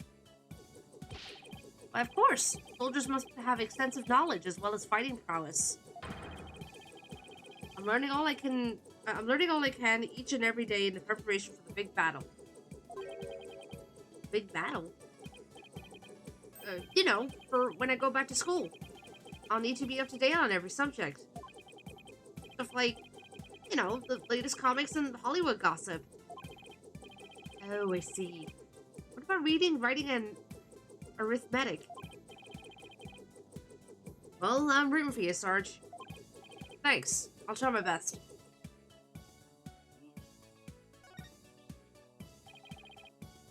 Raincoat. It's wet and there's fresh mud on it. That must mean someone wore it recently. Indeed, maybe even as recently as last night. Sarge, did it rain here last night? Negative. There wasn't a cloud in the sky. Then how did this raincoat get all muddy and wet? When I saw it last evening, it looked pretty clean and dry to me. That means it got like this later at night. Good eye, son. This may very well turn out to be a vital clue.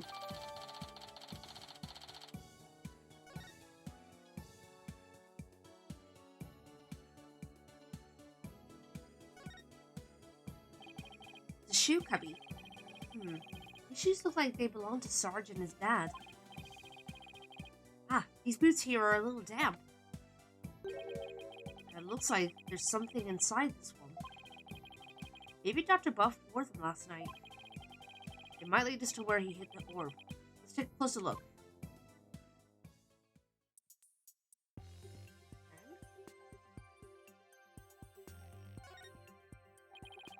I'll get a better look inside if we under the straps.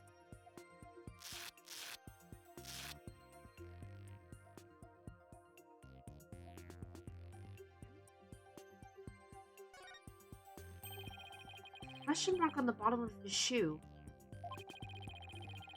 Papa had these custom made for his archaeological fieldwork. He had the soul of an adventurer.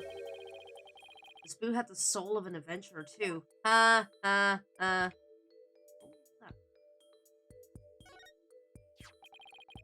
like some kind of glowing moss. Could have come from wherever the doctor went last night.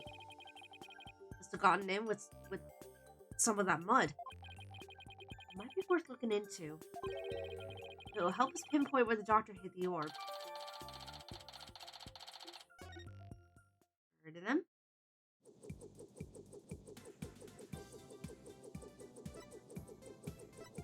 Is that everything, or?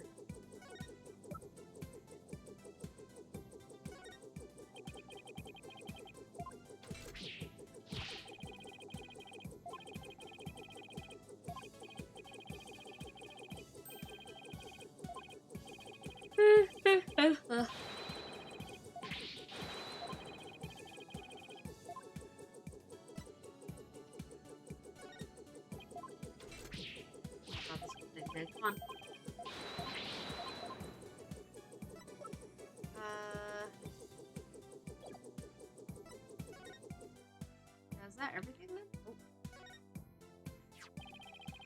these the doctors? Yes, those are Papa's reading glasses. He said he'd been having trouble reading lately. Those glasses seem to help. Reading glasses, eh? I'll just hold on to these. Derek, don't tell me you're having trouble reading too.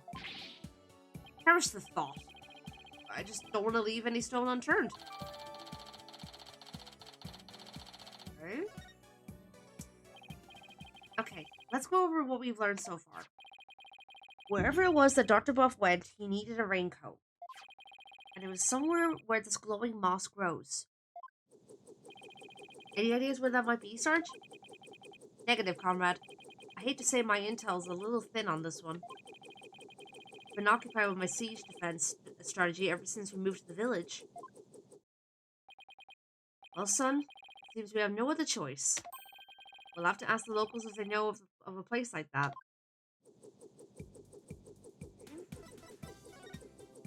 Well, let's hope we don't come across him in Mr. Asshole.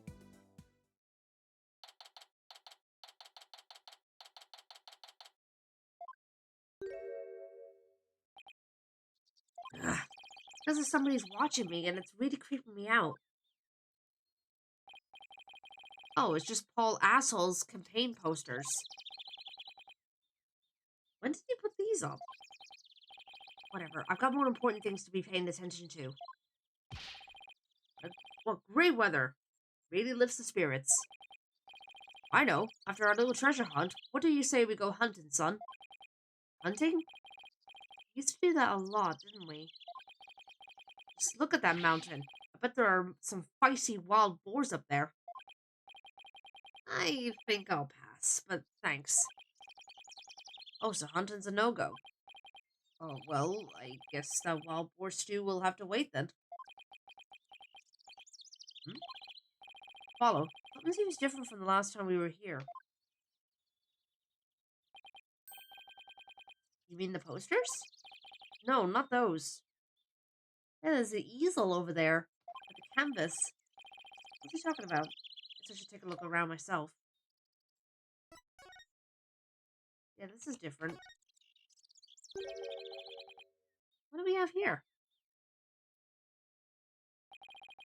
Looks like an unfinished picture. Like something a little kid might paint. You're right. But I can't quite tell what it's of. I think it's supposed to be nighttime, but what's that thing on the left? A monster or some kind of alien, perhaps? In any case, it's a pretty poor excuse for a drawing. Oi! If it was a child that drew that, that's so mean. Well, what did you expect from a little kid? Yeah, exactly. Little kid? Oh no! It's Pearl! I was actually wondering if it was Pearl that maybe drew that. Oh no! Huh? Oh, it's you, Pearl. Wait, Mr. Apollo, is that you? What a pleasant surprise. It's been quite some time. How have you been? Fine, thanks. You're looking good too, Pearl. Aren't you going to introduce me, son? Of course. This is Pearl Fay. She's a spirit medium here in Korean Village. Pearl, this is Dirk, my, client. Hello, sir. Pleased to meet you. If there's anything I can do to help, please let me know. Nice to meet you, too. What a polite little girl you are. Actually, I'm a high schooler. Whoops, sorry about that. You're a spirit medium. Does that mean you could channel spirits then? Yes, I'm still in training though. But I'm well versed in the art of spirit channeling. Oh now, isn't that something? I mean, back in my country, our little princess hasn't channeled a single spirit yet. Pretty impressive, young lady. Oh, but compared to Mystic Maya, there's so much more I must learn. Mystic Maya? Oh right, Maya Fey, Mr. Wright's former courtroom assistant. He told me all about her. She's a spirit medium too, if memory serves. Yeah, she's an amazing medium. And soon she'll be the next head of the Fae clan too. Mediums and spirit channeling. I've heard all about it from Mr. Wright. He said that mediums will even physically become the person they're channeling. I wonder if even little Pearl could turn into a hulking giant if she had to channel one. That would be a sight. I hope you don't mind me asking, but what brings you all the way here, Mr. Apollo? Oh, just a small matter to take care of. Wait, would it happen to be the matter Mr. Edgeworth is looking into? Edgeworth? Oscar Edgeworth? What's he doing here? Oh, so it's a different matter. So it's a different matter then? Because I just saw him a moment ago. He appeared to be searching for something. Oh? Mr. Edgeworth is a friend of Mr. Wright's and District Chief Prosecutor. Alright, Silver, take care. Why would he be here in Karain? Well, no point obsessing over it.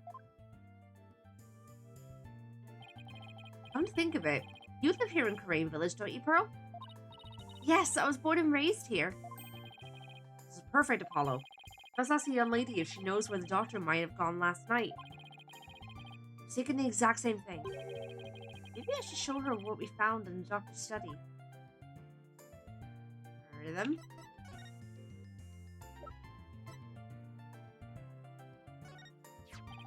Pearl, do you have any idea where this moss might grow?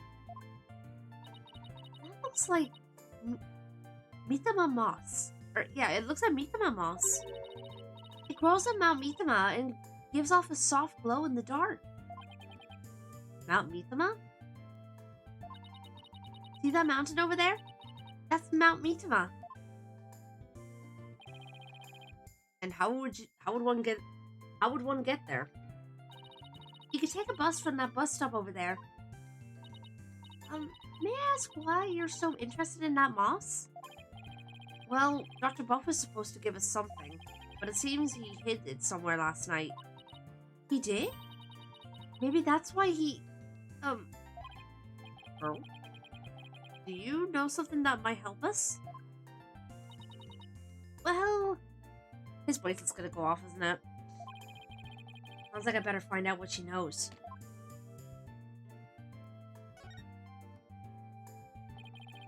What a peaceful place. Nothing beats mountain air. And many of the villagers have left the city, but I just love it here. Blue skies, lush forests, star-filled skies at night, and fireflies in the summer. Plus, the big, beautiful blue ocean is just beyond that. It's just beyond that mountain. The ocean? What do you say we go for a swim, son? I think I'll pass. Besides, I can't swim. What the hell, Apollo? How do you not know how to swim? Pearl? Rain Village is like the home of spirit mediums, right? Yes, and I'm part of a long line of mediums. I've never seen a channeling before, but is it possible to channel the spirit of anyone who's passed away? No, not just anyone. You must know their face and true name. Really? You can channel a spirit just by knowing their face and name? It's an amazing ability. It is, but it can only be learned by those with a gift occurring in certain bloodlines and years of intense training. At present, Mr. Maya and I are the only ones in our village who could channel spirits. Looks like spirit mediums are highly valued here, much like they are back in Karain. I heard there used to be many more of us a long time ago. But now, we're in very short supply. Most of the women nowadays don't want to stay. They want the thrill of the big city. Yeah, well, you guys aren't exactly close to any shopping malls or nightclubs out here. But what about you? Are you not interested in things like that? Oh, me? Well, I wouldn't mind a new outfit or two, and well, never mind. Okay, Pearl. You're at that age after all.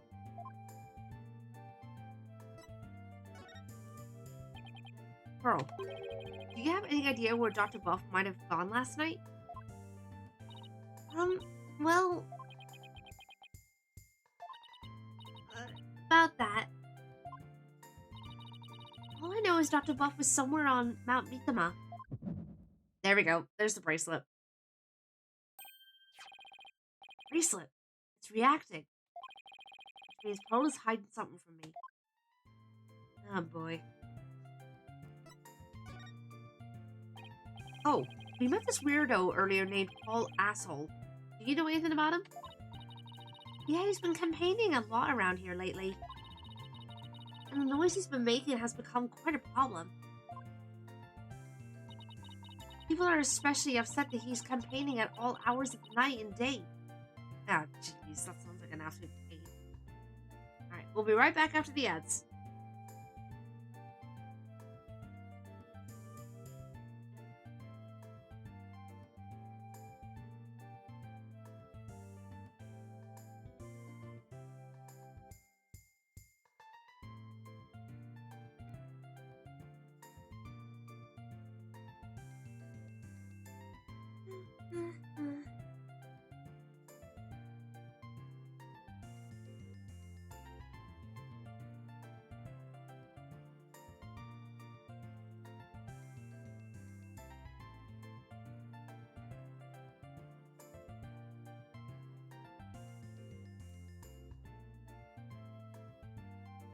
Even Pearly could barely tolerate the asshole.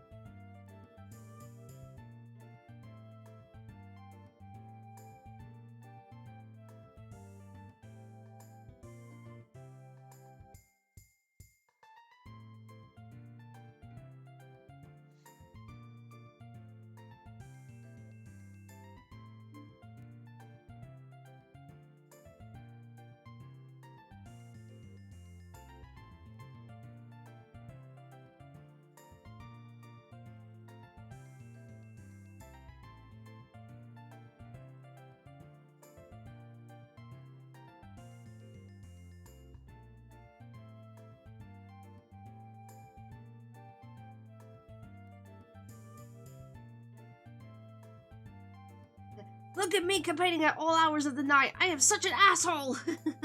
Pretty much.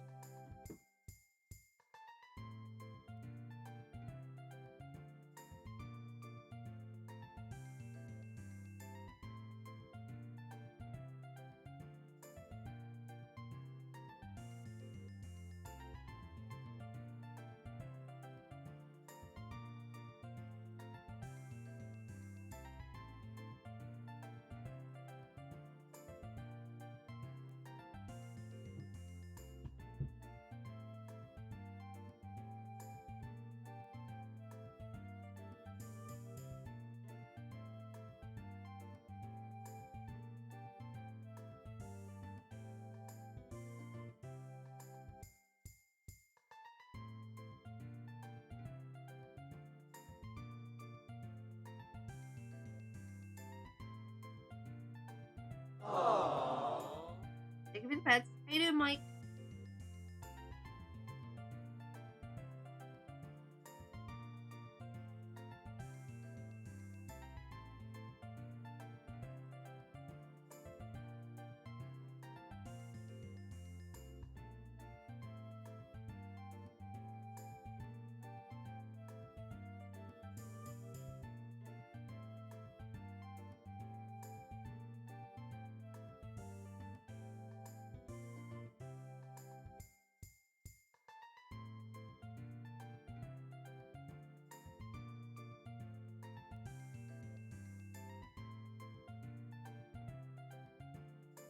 Just sent an important letter and then got a huge vat of very healthy homemade bolognese on the go. Ooh. Slow cooking for hours. Oh, jeez. Also, welcome back from ads, everyone. Sorry about that. Thank you for your patience. Let's continue. Well, local police should arrest him for disturbing the peace. Unfortunately, there's little they can do because the asshole family is so powerful. Well, isn't he the proverbial pampered provincial prince?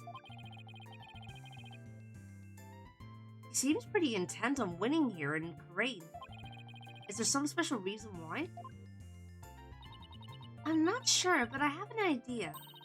The spirit mediums of Karain once held considerable sway in the political world. Judging by his slogan, maybe that's what he's after. Right, so just another politician seeking powerful connections. The ability to commune with the dead gives comfort to those anxious about the future. Tiny Karain has preserved its independence by the Queen's power of spirit channeling. It must play a similar role in this village. Yes, even today, many here revere those with spirit medium blood flowing in their veins. So basically, as Paul Asshole's benefactor goes, so goes the whole village. Who's his benefactor? Who could hold this much sway over Crane Village? Save really quick.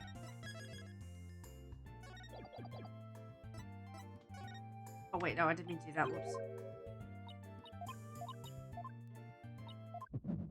Yeah, I know the whole spiel. Come on. Here we go. Let's have a look.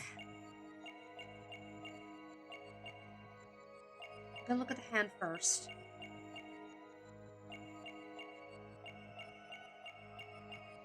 Oh wait. Did her eyes move? Oh, I think. Like... No, they moved. They moved. Listen again.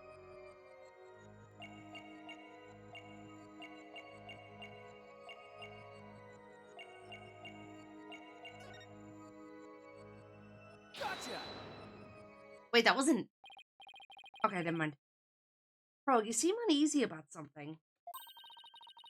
Anyone would feel uneasy being stared at like that. Huh? But I'd be unnerved too. I mean, your eyes are practically popping out of your head. I get it. I'll tone down a little. Guess I was wrong. But that wasn't right? Come on. Bull!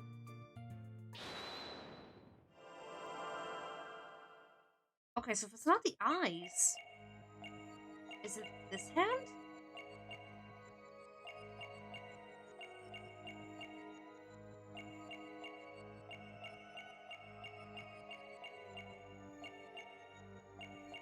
Yep. Caught it. Gotcha! Pearl, you seem anxious around the topic of Mount Mitama. I could tell because you'd rub your thumb over a splotch of dried paint as you said it. Oh, well...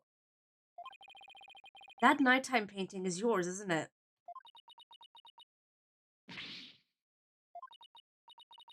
It's so embarrassing. As you saw, I'm not a very good artist. But that picture has nothing to do with Dr. Buff. I'm not so sure about that. In fact, I'm gonna guess that while you were out here painting last night, you actually saw the good doctor heading out to Mount Mitama from the bus stop.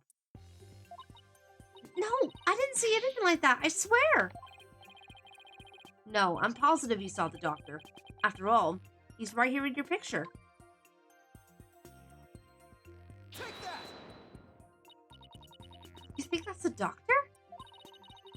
I may not be a very good artist, but at least I know how to draw a person. Okay, if this isn't a person, then what is it? That's a rain spirit. Really, Pearl?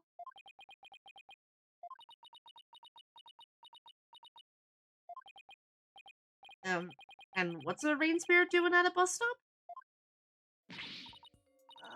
Rain spirits have places to go too.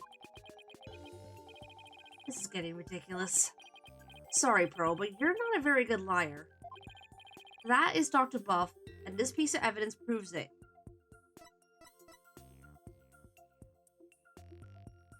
Take that!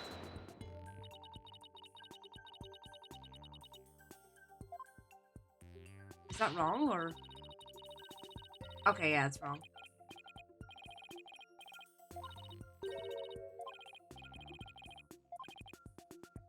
Oh.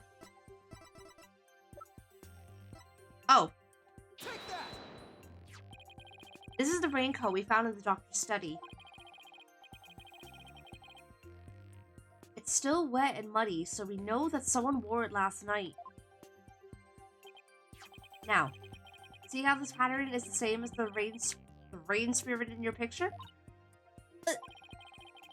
You didn't see your rain spirit last night. You saw Dr. Buff wearing this raincoat. I'm sorry. I know I'm not supposed to lie, but... Yeah, what would make you lie about that, though, is the question. I'm sorry I didn't tell you before, Mr. Apollo. But I did see the doctor last night. It's alright.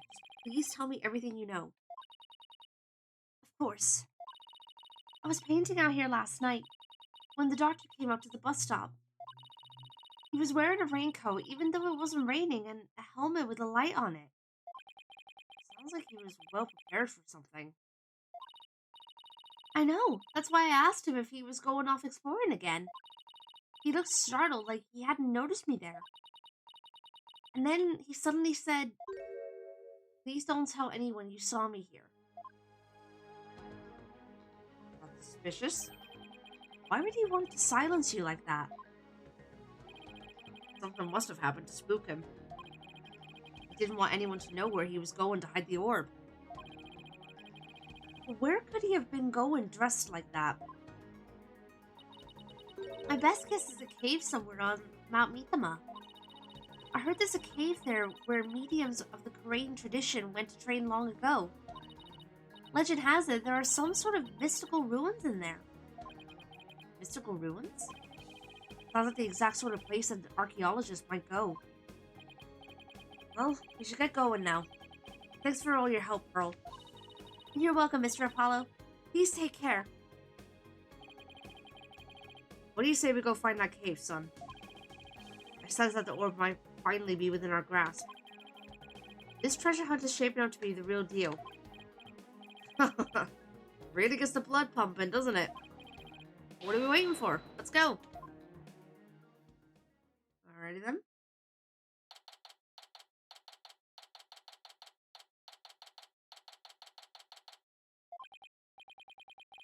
Whew, I'm all out of breath.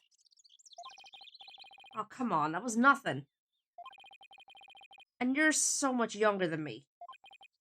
I don't normally get this much exercise. Need a break? No, I'm fine. Sure, look. There's Mithama moss growing in that cave over there. This must be where the doctor was last night. Let's take a look inside.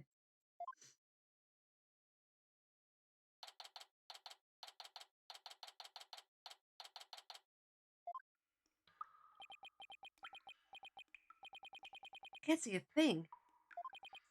Relax. Your eyes will adjust eventually. Follow me. I really think we need a flashlight, Dirk. Should have brought one along then, son. Here, use mine. Wait, what? Thanks. Wait, are you holding out on me? Who are you talking to, Apollo? You? Whoa! Someone just pushed me! Apollo? What the? Apollo!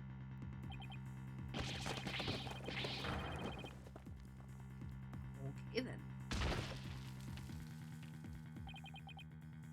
Ow. You alright, son?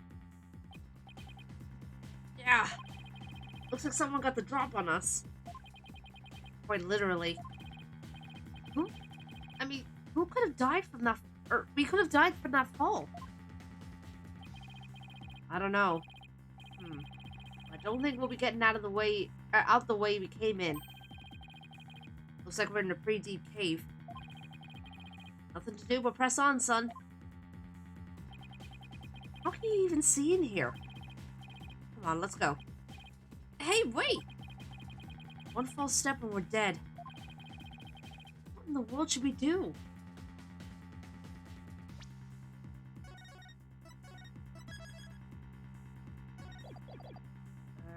Go forward, I guess? Guess we keep going. There must have been some path for Dr. Buff to follow when he came to hide the orb. Right. By the way, looks like our attacker left us with this useful parting gift. Oh, how kind of them. From lawyer to spelunker. How do I always get myself into these situations? We're never gonna make it out alive. I hope you know. Don't tell me you're scared, son. We're just getting started. Greatest treasures are only ever found at the point of a blade, or the edge of a cliff. Yeah, sure. If I'd have known I'd wind up at the bottom of some dark, damp cave, I would have never taken your request, Dirk. Save your breath, Apollo. Just keep putting one foot ahead of the Together. Oh, thanks for the helium. There's really better be a way out of here.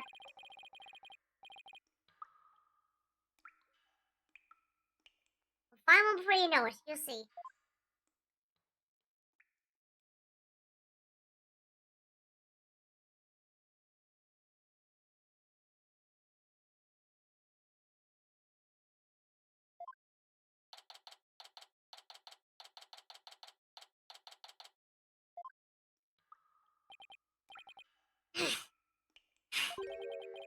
We're walking for over an hour. It's like a maze in here. I couldn't get back to where we started if I wanted to. Yeah, this cave goes deeper than I thought. Wait, don't tell me there really is no way out. Where there's a will, there's a way. Never the optimist, aren't you? Maybe we should cut our losses while we still can.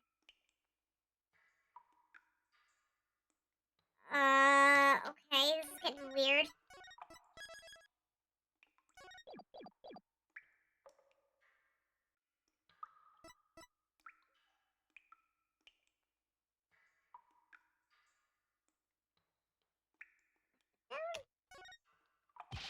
I'm not taking another step, Dirk.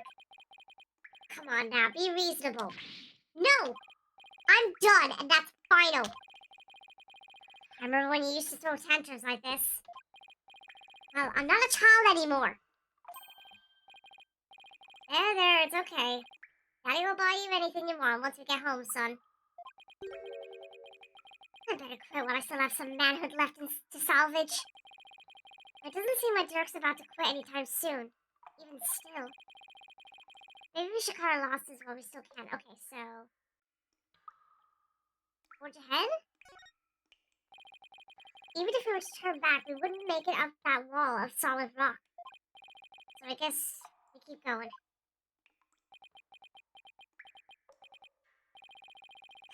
How did I get stuck wandering around in a dark cave again? Definitely not in my job description. Listen, son. Only the truly accomplished have the luxury of being so choosy. When I was just starting out, I did everything from street performing to yak milking. And that helped you become an accomplished attorney how? It didn't. But when you need to earn a living, you take on any job just to survive. Say, how is your career going, by the way? Well, it's been a harrowing adventure so far, to say the least.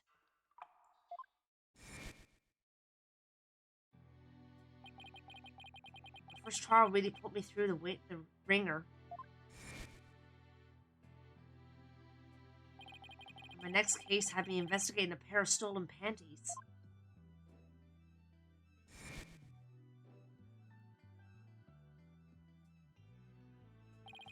And just when I was hitting my stride, this one prosecutor branded me as Air Forehead. Oh, and there's this other ridiculous prosecutor who wields a samurai sword. Sounds like you've, seen quite a bit.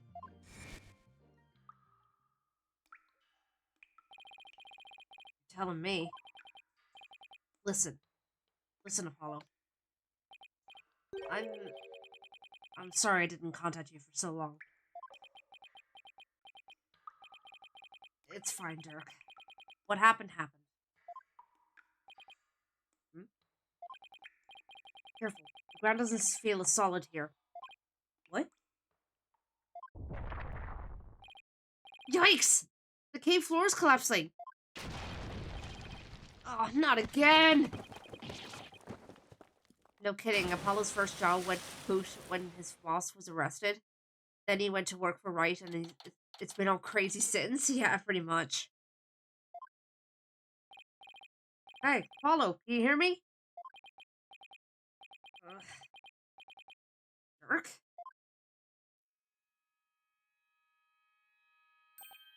Huh? Where are we?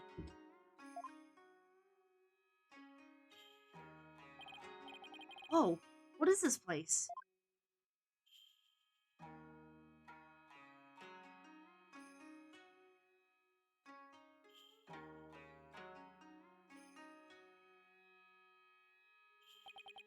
I was shocked too.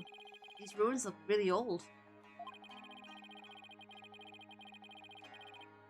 At least his current employer has stayed on the right track. Oh my god. It's not exactly something you'd expect to find in the middle of a cave system, that's for sure. Maybe the doctor hit the orb around here? I mean, those look like footprints over there.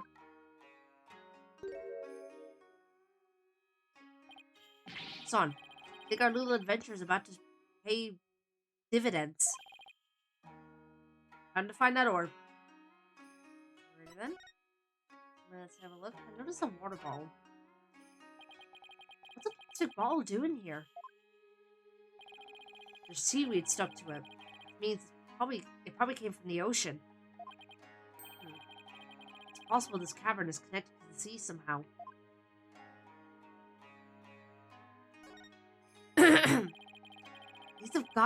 These have got to be the doctor's footprints. They match the bottom of the shoes or the boots we saw in the study. So he made it all the way down here. The doctor's washed most of them away, but his footprints are everywhere. Really? 'Cause these are the only set I see. I must have been looking for something. Those prints. They're coming out of that lake. Hey, you're right. That would mean Dr. Buff came walking out of the water.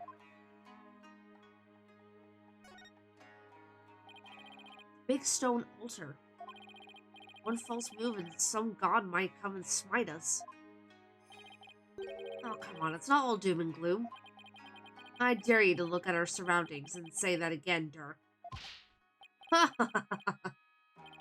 You got me there, son. Dear gods, please smite me now.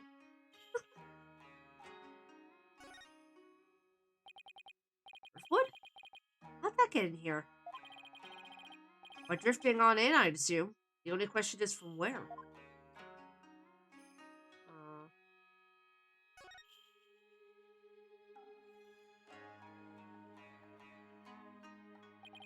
So that's the hole we fell through. Doesn't look like we'll be going back that way. We're lucky we survived the fall from way up there.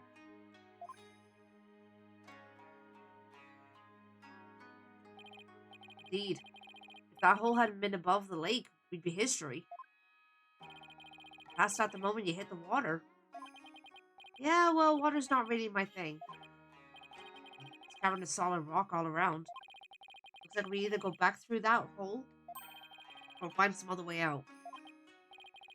Why am I always between a rock and a hard place?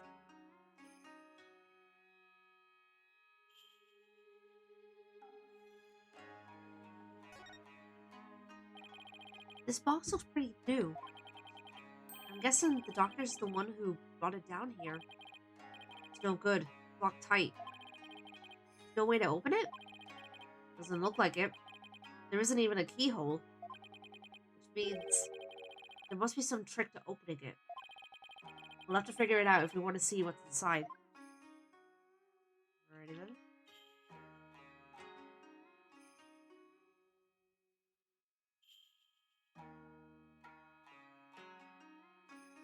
Anything else, or is that it? Oh. This lake looks really deep. I can't even see the bottom. Bottomless lake in the depths of a mountain cave system. My blood runs cold at the thought of falling in there. Water. It's salty. This lake may very well lead to the ocean. Didn't Pearl mention something about the ocean? Like how it's on the other side of the mountain? Can't imagine she meant it literally. Let's sum up what we know so far. The orb is almost definitely inside this box contraption that we can't open. As for this cave, there doesn't seem to be any way out. We're this close to the orb. Oh, come on now. Or come now, son. Don't be like that. It's just a bit of bad luck, that's all. A bit? Murphy called. He wants his law back. Doesn't kill you makes you stronger, right? How can he laugh at a time like this? We're stuck here for now, so we might as well try to open this thing. Okay, let's see what we're dealing with. This is very familiar. This thing is covered with pictures. And hey, each section also rotates.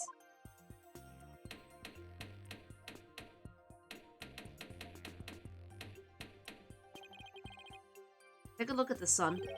See the picture of a dragon battling a tiger? This green and purple one is of a Kurinese butterfly and a Mitama.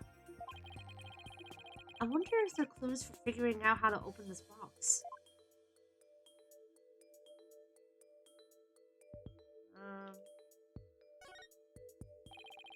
There's a big button here. Huh, nothing happened. It appears this box uses a picture-based combination lock. We'll have to arrange the pictures on each side in the correct sequence. Let's see. There's the dragon and tiger fight, Kurinese butterfly with a Mitama, and a number of other pictures too. Dirk? I was thinking, maybe we should check the evidence we've collected so far. I think we have something that might just help us open it. You read my mind, son. I think this will help us open the puzzle box.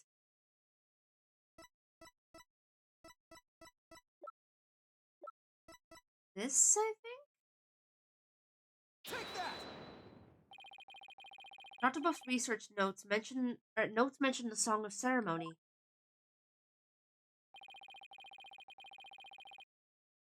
Maybe its lyrics and the pictures on the box correspond somehow. I think you're onto something, son.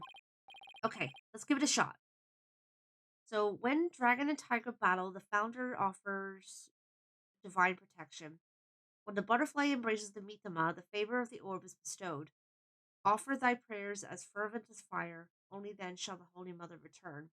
Descending upon us in all her glory, the founder bestows the greatest power.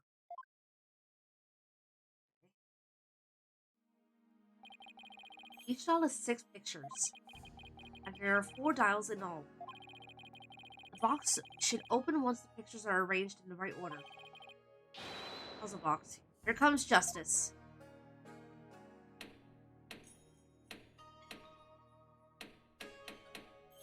I'll double check.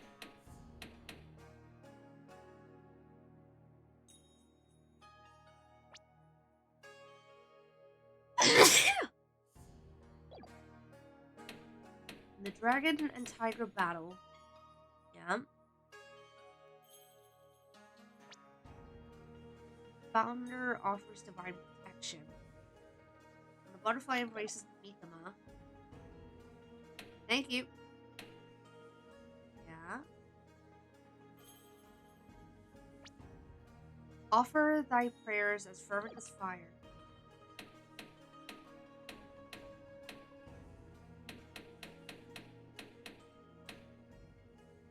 What?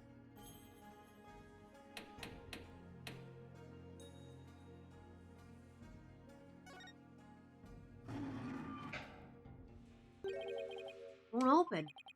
Maybe the pictures aren't in the right order.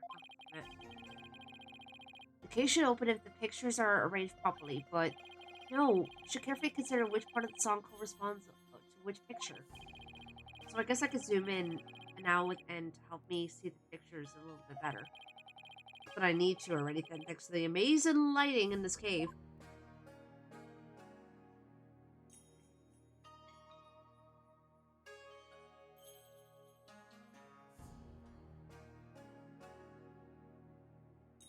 So, when Dragon and Tiger battle, the founder offers divine protection. Huh?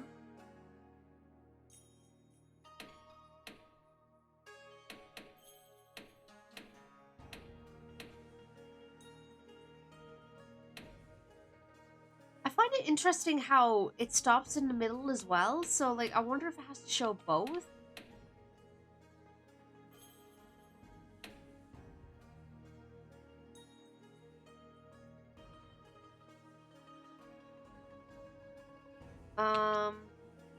Offer thy prayers as fervent as fire, only then shall the Holy Mother return.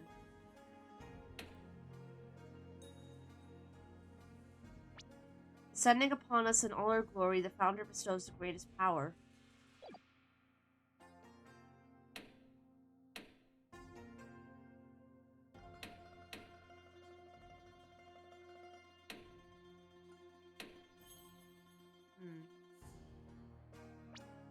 Offer thy prayers as fervent as fire, only then shall the Holy Mother return.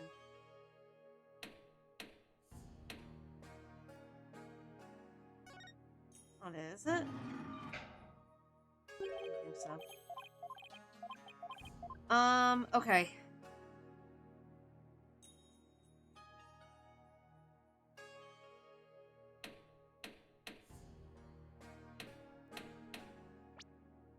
When the butterfly embraces the Meetama, the favor of the orb is bestowed. Offer the prayers as fervent. Check.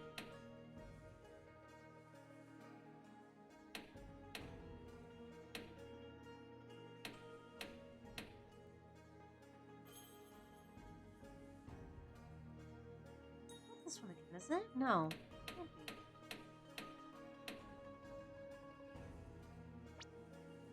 Only then shall the Holy Mother return. Oh wait, maybe this one? Descending upon us in all her glory, the founder bestows the greatest power known. That one.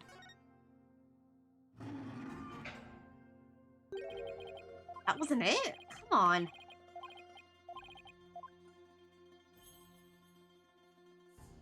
I can feel I'm close. I just need to see which one am I doing wrong here. Descending upon in all his glory. Descending upon us in all her glory, the founder bestows.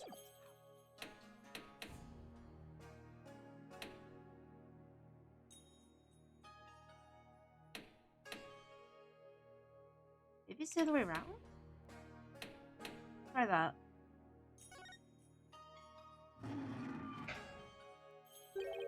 Damn it, come on! Okay, so... I think I was right first time. This one. Descending upon us in all her glory, the founder bestows the greatest power known. Okay, hang on, let me go back on all of it. When Dragon and Tiger battle, the founder offers divine protection. Okay, we got that one. When the butterfly embraces the Meetama, the favor of the orb is bestowed. We got that one. Offer thy prayers as fervent as fire, only then shall the Holy Mother return. Offer thy prayers as fervent as fire.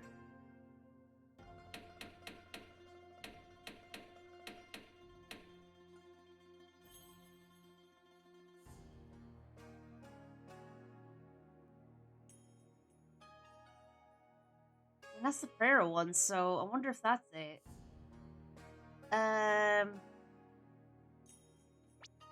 Descending upon us in all her glory, the founder bestows the greatest power known.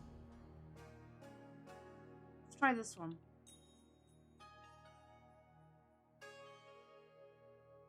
We consult? It's harder than I imagined. I thought all we had to do was arrange the pictures according to the song. Times like this, so you have to think outside the puzzle box. Sometimes the truth can only be found when you look at things from a different angle. Angle? Come to think of it, one of the pictures from the song is missing. Does this mean the picture don't line up exactly 1 to 1? Okay.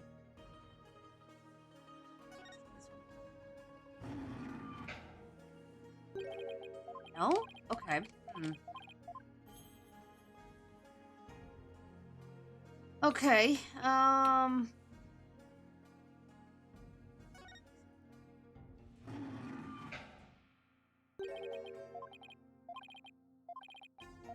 wasn't aware that game would give you that clue. Yeah, that's interesting.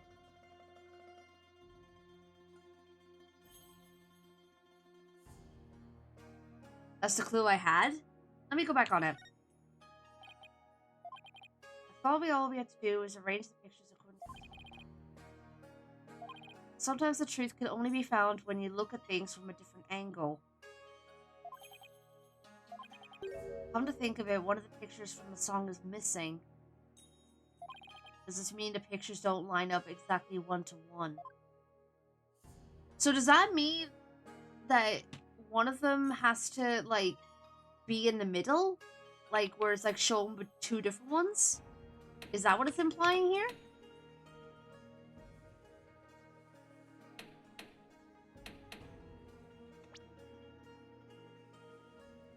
Offer thy prayers as fervent as fire, only then shall the Holy Mother... Yeah, I thought there was something weird about the half-plagues. Offer thy prayers as fervent as fire, only then shall the Holy Mother return.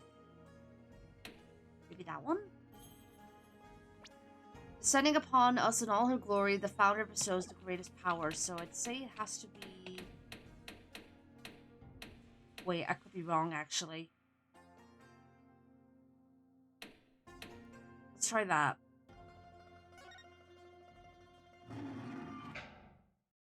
Hey, there we go. Got it. Yeah, I thought there was something weird about the fact that they were stopping halfway. I was like, okay, there's gotta be a meaning for that one. It opened. So this is the Founder's Orb. We did it, son. The orb is finally ours.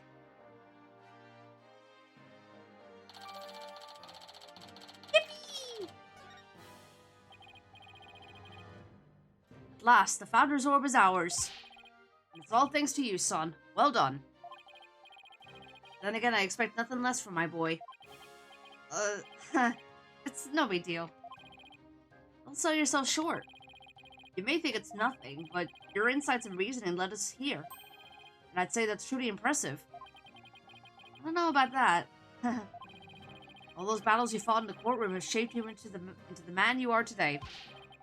I couldn't be prouder. Will you cut it out already? Or I turned into a sun-ripened tomato. With this orb, I can finally deliver a fatal blow to the Garen regime. So how exactly do you plan on using it? You're not going to try to become a spirit medium, are you?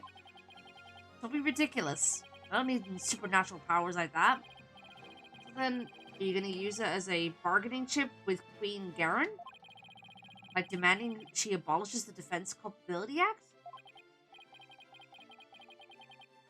No, yeah, I agree with Dirk as well. I agree. Well, the thought had crossed my mind, but the main thing is returning this to the Kingdom of Khurain. After all, as a sacred relic of Khurainism, that is where it belongs. Really? That's all you wanted to do? Mm-hmm. Because my true objective has always been to find who asked Dr. Buff to study it and why. I'm not sure I follow. The official story is that the orb was stolen from the Temple treasure room. Yeah, I heard about that on the news. They also said your group was behind the theft. That's not good. We're probably on an international most wanted list now. Let me ask you something, Apollo. Who do you think really stole the orb? I really haven't a clue. Well, I think it was one of the I think it was one of the royals. Really? Something from the royal family? Yeah, I've got a pretty good idea which one it was. knows who it is? Care to share your hunch? All I'll say at this point is this. Security is pretty tight. The royals have unfettered access to the treasure room. Plus, they seem to be turning a blind eye to the orb's loss. But why would a member of the royal family do that? That I haven't figured out yet. But whatever the reason, it can't be good. I mean, a Kuranese royal stealing a national treasure of such a religious significance? And then pinning the crime on us, the Defiant Dragons? Sounds like a conspiracy or something. I agree. And if the truth were to come to light, it would be a scandal of epic proportions. To allow a foreign national to study a treasure so sacred that it's off limits to the public would be seen as an utter sacrilege to those who truly revere the Holy Mother. So if this were to go public, support for the Garen regime would weaken. That's not all. That is just a hunch. But I believe there's something even bigger here. Something that would explain why the orb was being studied in the first place.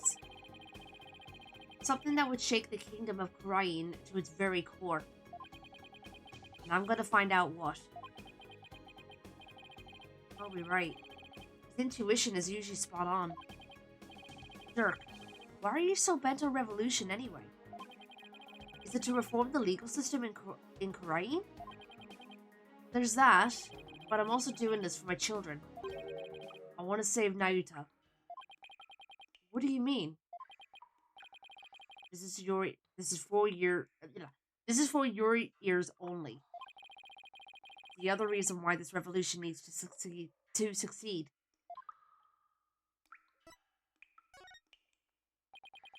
Nayuta, I never thought our reunion would take place in a courtroom.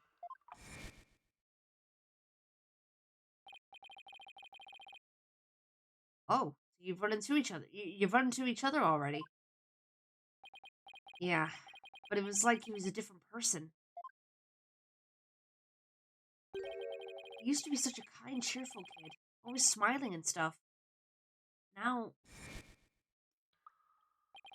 I tried to convict Trucy for a crime she didn't even commit.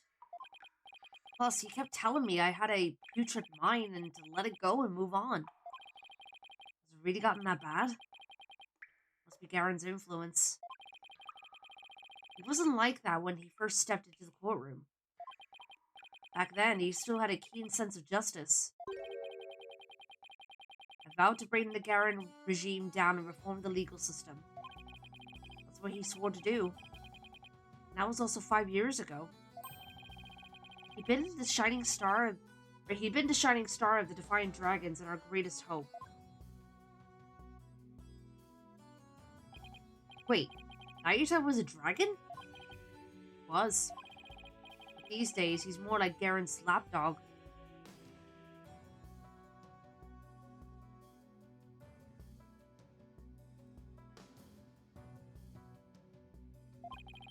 Talk about a complete about face. Why would he do that? I might check that out later, Snaker. Something must have happened to him. Something that sparked a radical change. Still, I don't think he truly believes in the new path he's taken. It's not conviction that fills his heart. It's resignation and despair. I see. The only thing I know for sure is Nayuta is suffering. And he is suffering in silence. Nayuta? Suffering? Yes. He knows the rightful state of Karain's legal system. But something forces him to bend to Garen's will, and it's tearing him apart. But it's been 5 years. Do you really think he even still wants to reform the legal system? As long as he carries what I've taught him in his heart, I do. The dragon never yields. That's what you always told us. That I did. The belief I've held since back when I was a lawyer. The dragon stands at the pinnacle of the natural world. Nothing and no one could bend its will. That's why we lawyers must pursue the truth like an unyielding dragon, right? We must fight for the truth. Or we must fight for truth to the bitter end, no matter what it takes. Dirk and Mr. Wright, they have that much in common. That's why I've held on to this badge, even though there are no more lawyers in Korean. I believe that one day our legal system will return to its former glory. And this badge here is a testament to that belief. I wonder if Nayuta still believes in what you taught us. He does. That much I'm sure of. A dragon never yields.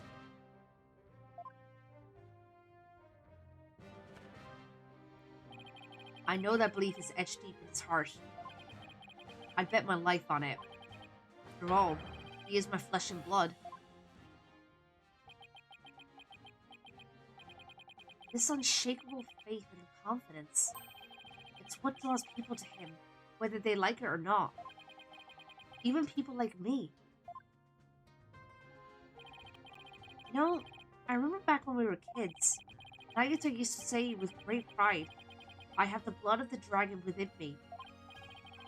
Yeah, and that's why I want to free him. Free him from the poisonous clutches of the Garen regime. So that's your other reason for starting a revolution. Yes. I need to smack some sense into that boy of mine. I mean, what else are fathers for? I wouldn't know. Now that we have the orb, on to the next problem. Getting out of here. Well, we're not going back the way we came, so that's for sure.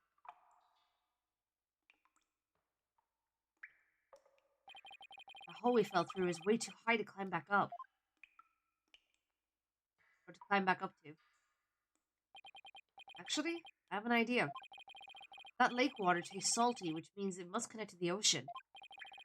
Wait a second. You're not suggesting we swim our way out of here? That's exactly what I'm suggesting. We have no idea how deep that lake goes. It's pitch black down there. Not a problem. How is that not a problem? I mean, how do you even know if there's really a passage to the ocean? Well, one of us has to try. I'm the better swimmer. Time's a wasting. I'll be back before you know it, son. Jerk! He's gone. I sure hope he knows what he's doing.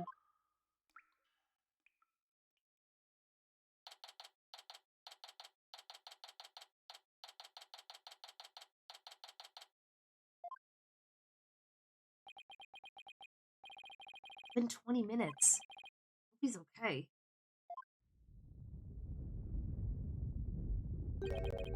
What's going on?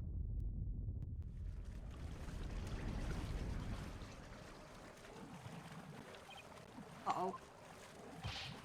The water! It's rising! And fast! Ah! Feet. Air.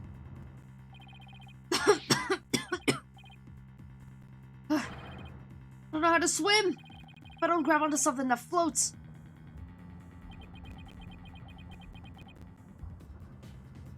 Dude, there's like a bit of driftwood right there. This is bad. I better think of something quick. Dude, the driftwood right there. Got it. As long as I hold on to this, I should be able to stay afloat. There you go. Hey, maybe I could use this as like an oxygen tank. Wait, what am I thinking? I need to stay calm and be more rational about this.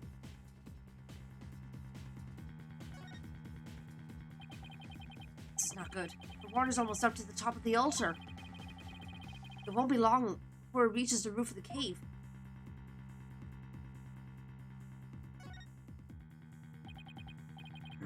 It's no use. The hole's still too high up.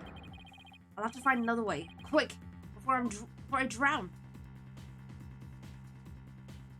How you doing, Jaden? Puzzle box is still at the base of the altar. Must have been designed to stay put, even at high tide. Wait, that's it. Dr. Buff must have gotten it here from some ocean-side entrance at low tide.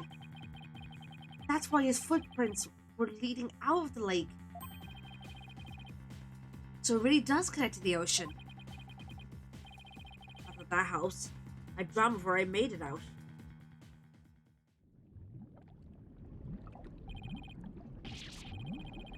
I'm getting swept away. Please, stop!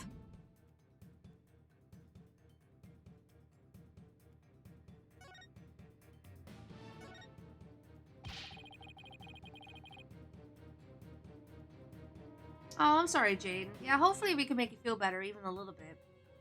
The water's just high enough for me to reach the hole. I'm saved! All I have to do is go back the way we came. The water might even lift me all the way back up. May lift me all the way back up. Didn't even mean to press that. Over that wall of rock. There we go. Here goes.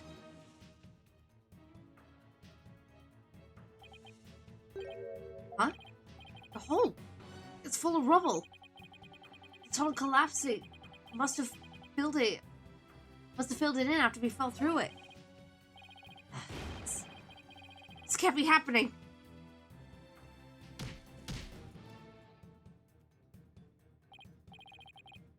No, I can't give up now.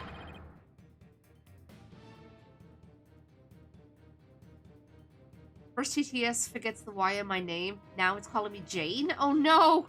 It's just because of how quickly I speak. I refuse to die here.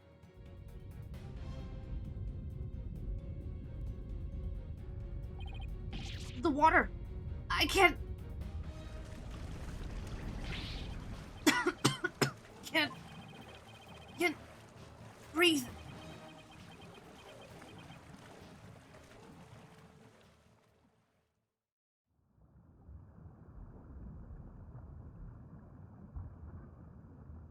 Is this end?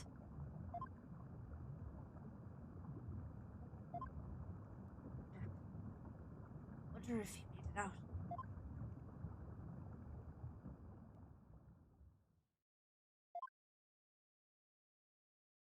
Feels like to drown. Would have eaten that sushi if I'd have known it would be my last meal. I feel like I've been through this before. Now I remember.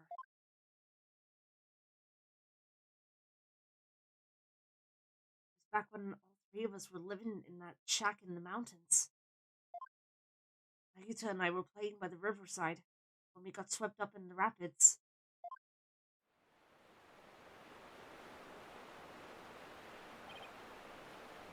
Ah! We were goners. Then... Nagita! Follow! Hold on, I'm coming!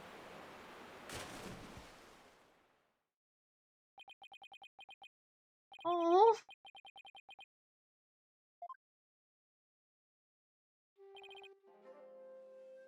Oh! That was a close one. Thought I'd lost you two. Sorry, Dirk.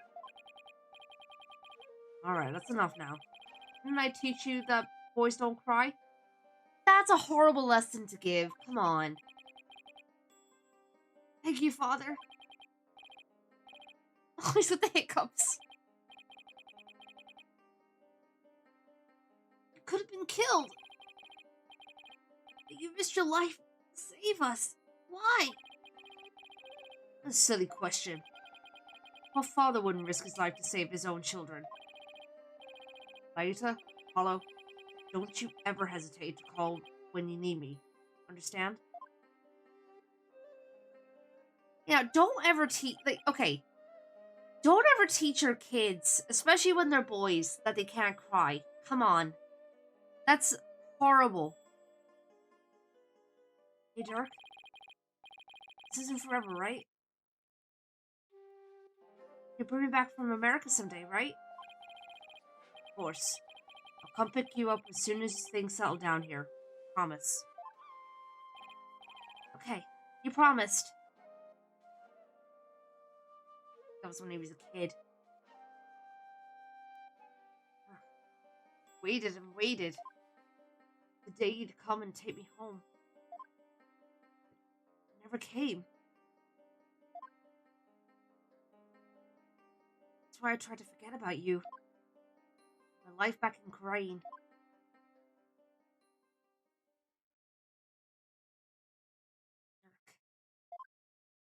Why? Why didn't you?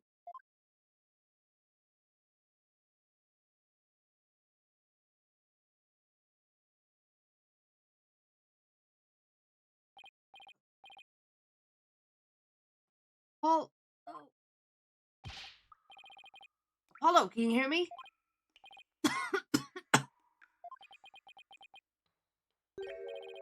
Dirk? Still can't swim, eh? Came back. Why? I said I'd come for you, didn't I? Yeah, but you can't hold me and swim. We're both going to... Stop talking. You'll bite your tongue. What? Whoa, whoa, whoa! We're being pulled under! What's going on? Why is this happening?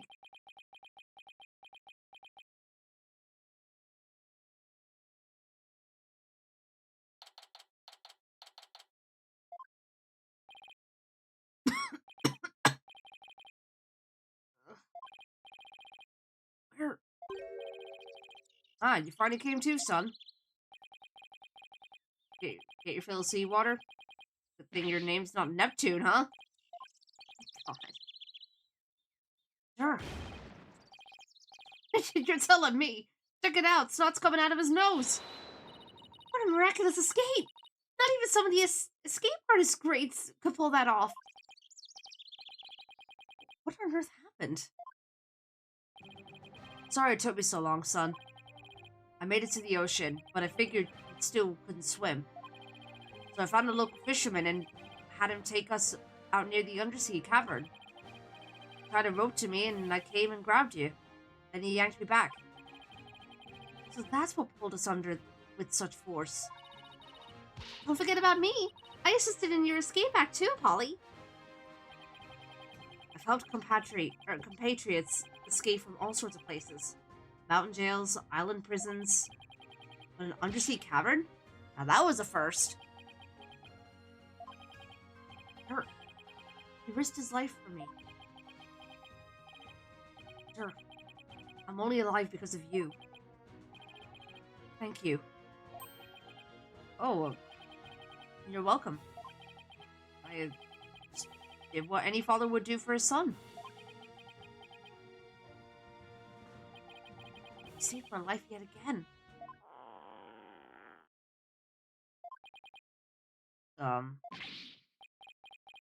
Honestly, I'm right there with you, Apollo. My stomach just growled as well.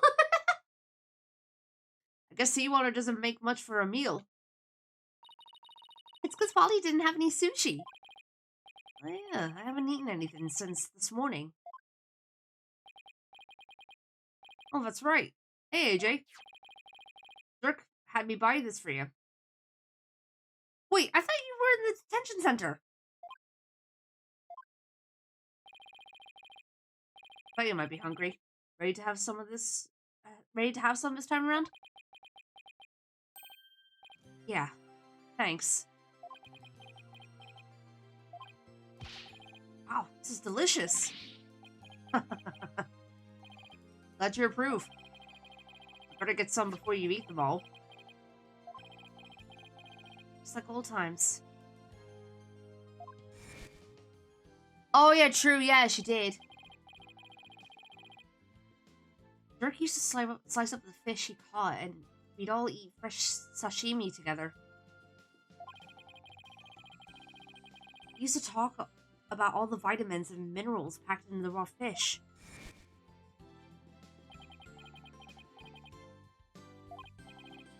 Hey, by the way, let me see that orb, AJ. There you go. Oh, so that's what it looks like? You found the legendary treasure! Nice work, Polly! Thanks. Guess you could say mission accomplished. the orb, our revolution can take a big step forward. Let's celebrate the eve of our revolution. We'll get all dressed up and feast till dawn. Yeah, now you're talking. Time to party. Do all that? I just want to go to bed. Sure wish Nagito was here. Maybe one day, we'll enjoy times like these together again. Revolution. We could bring back those happy days. You could sign me up for... Sorry to interrupt your little party, but I'm here for my crystal. Oh no, not him again! Huh?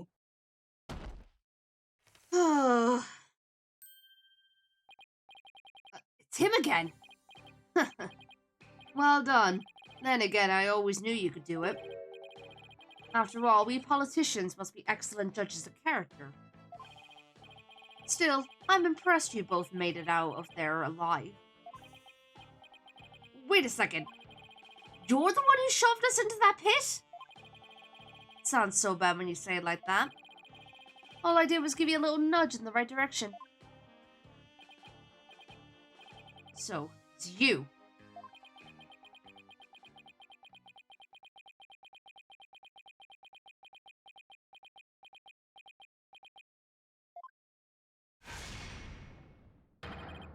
You no good son of a... Don't look at me like that. Crystal Amife is mine. Now, hand it over. Over my dead body. Detective, help! No, Emma. Yeah, I know. Emma? What's going on here? He filed a police report. He claims you're trying to steal his family heirloom. That's him! The one with the long hair! Arrest him this instant! He's the thief that made off with the asshole family's most precious heirloom. Well, I suppose I should ask you to come in for questioning. Down at the police station? I think I'll pass. After all, Mr. Asshole seems bent on having me arrested on theft charges. This is not good. If Dirk gets arrested, he'll be sent back to Korean to face execution. Sorry, but now that I know you have the crystal, or orb as you call it, I must insist. Will you please come with me, sir? Hold it! Emma, I'm afraid I can't let you take Dirk in. He received the orb from Dr. Buff in a perfectly legal transaction. Is that so? Can you prove it? Of course. This should sufficiently prove that the orb now belongs to Dirk. Where is it? There we go. Take that! Take a look at this agreement. What do we have here? Let's see. I agree to hand over the Founder's Orb to Defiant Dragons if I will come to no harm. It appears to be a perfectly legal agreement. Not so fast. That's not the Founder's Orb. It's the Crystal of Ami Faye, which means their agreement is null and void. This is going nowhere fast. Say that again. Then it will just have to go to trial. Right, Apollo? Phoenix! Mr. Wright? Daddy! What's with you two? You look like you just saw a ghost. Oh yeah, Emma mentioned she had seen him around. What are you doing in Korean Village, Mr. Wright? Mr. Asshole has retained me as his lawyer. What? Wait, you're his lawyer?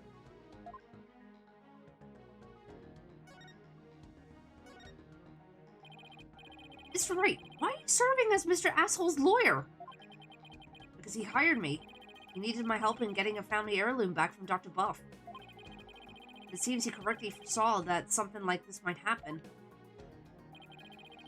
It's because those shifty insurgents were harassing poor Dr. Buff. So I knew I might need a lawyer if things went south. I figured with a celebrated lawyer like Phoenix Wright, I couldn't go wrong.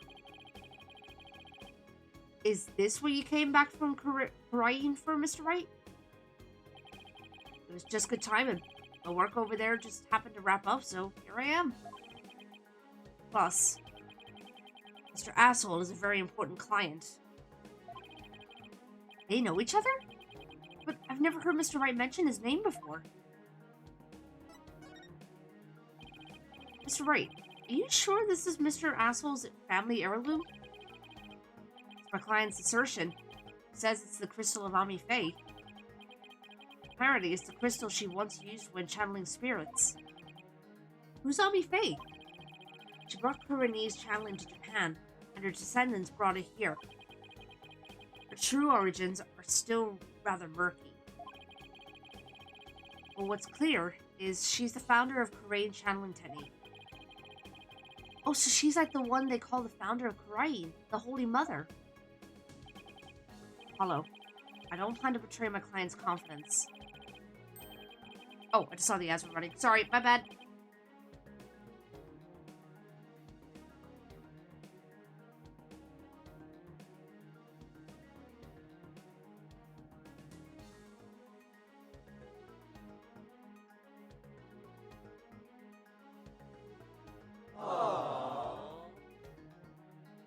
Thank you for the pets.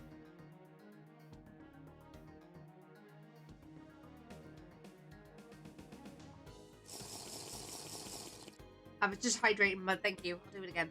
Let's get a good stretch. You know what? I completely forgot to do the self-care package earlier.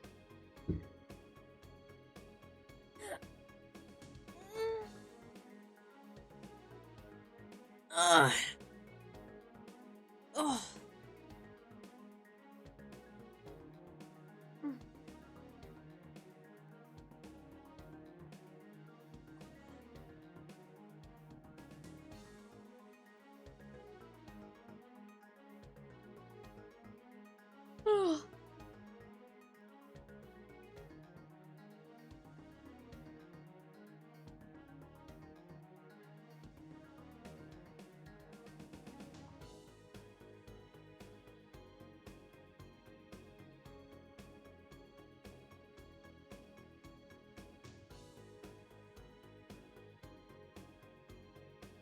Oh, I don't know if you guys heard that. I was stretching my wrist.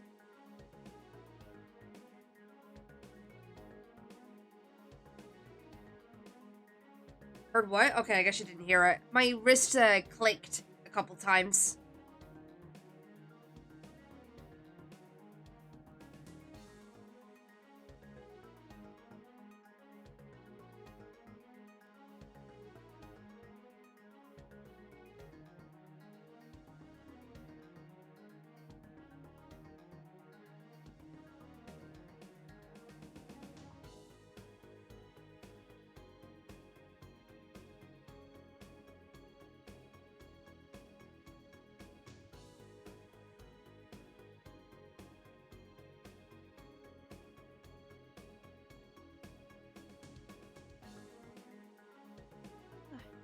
Yeah, it's already done.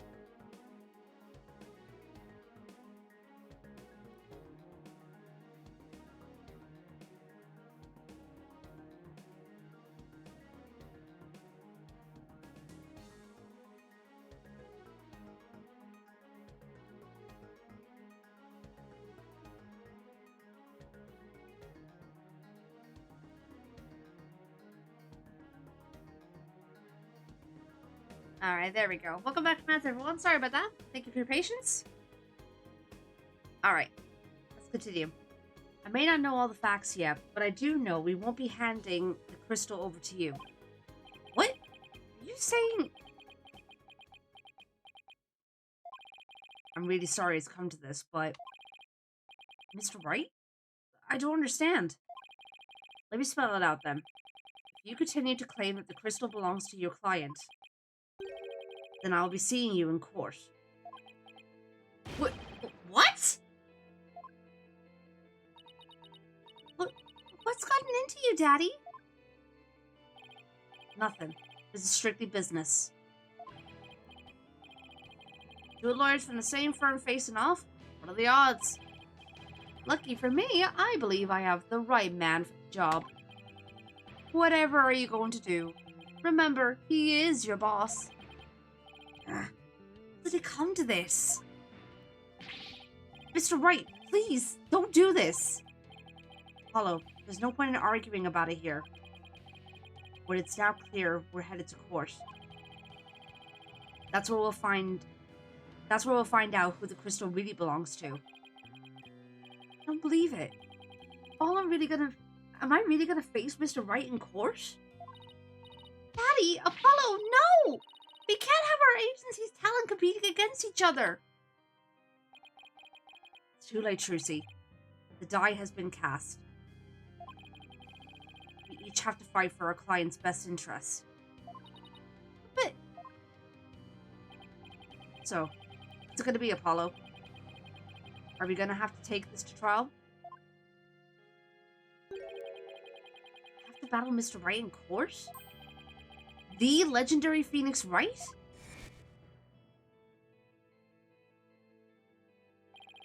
No matter how many trials of his I've watched, no matter how dire the situation, he's always pulled out a win in the end. Can I do it? Can I really take on the man whose footsteps I've been following? That I've been following in? I owe it to Dirk to at least try. What should I do? I'm not gonna... No, we're not throwing in the towel.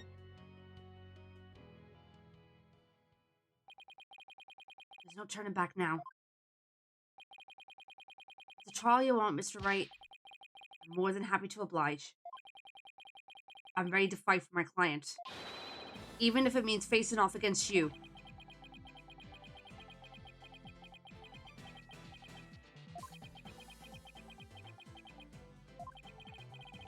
Alright. I won't be pulling any punches either, Apollo. The kid gloves are officially off.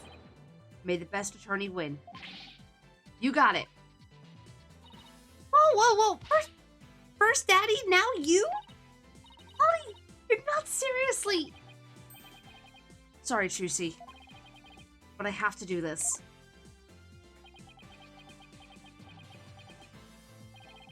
Apollo. Alright then. I better go prepare for tomorrow. See you in court. Daddy, no way! Fine mess I've gotten you into, son. I mean, of all the lawyers we could have faced, it had to be him. He's practically a celebrity in Korea now. They're calling him the Fighting Phoenix. I'll be fine. After all, I've come a long way too. Who knows? I could even end up winning. There's always a chance. Right? No. It's maybe a blessing in disguise. The trial proves what we found is indeed the Founder's Orb. And whoever asked Dr. Buff to study it may be revealed too. It's our chance to finally pull them out of the shadows. First step of our revolution, huh? Or your revolution, sorry. Yes. The revolution to restore Karai to its former glory. And save Nayuta's soul.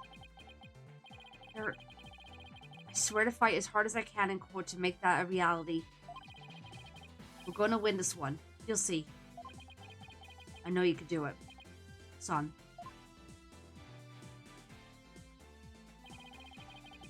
Doesn't matter that I'll be going up against Mr. Wright. I have to win this for Dirk. And for Nayuta. Salvation, along with all of Korean, depends on it. Oh boy, oh boy, oh boy, oh boy, oh boy, oh boy, oh boy.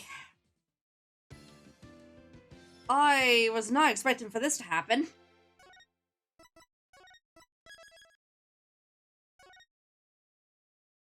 Sheesh.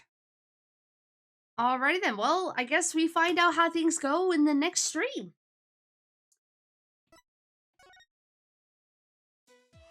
Apollo versus Phoenix? Yeah.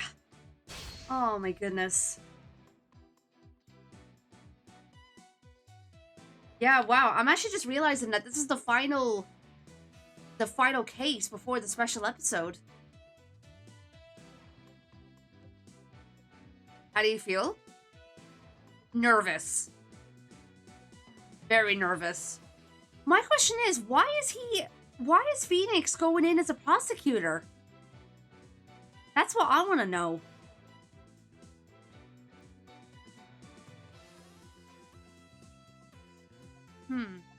But yeah, I guess we'll see how things go. We'll see how things go next week.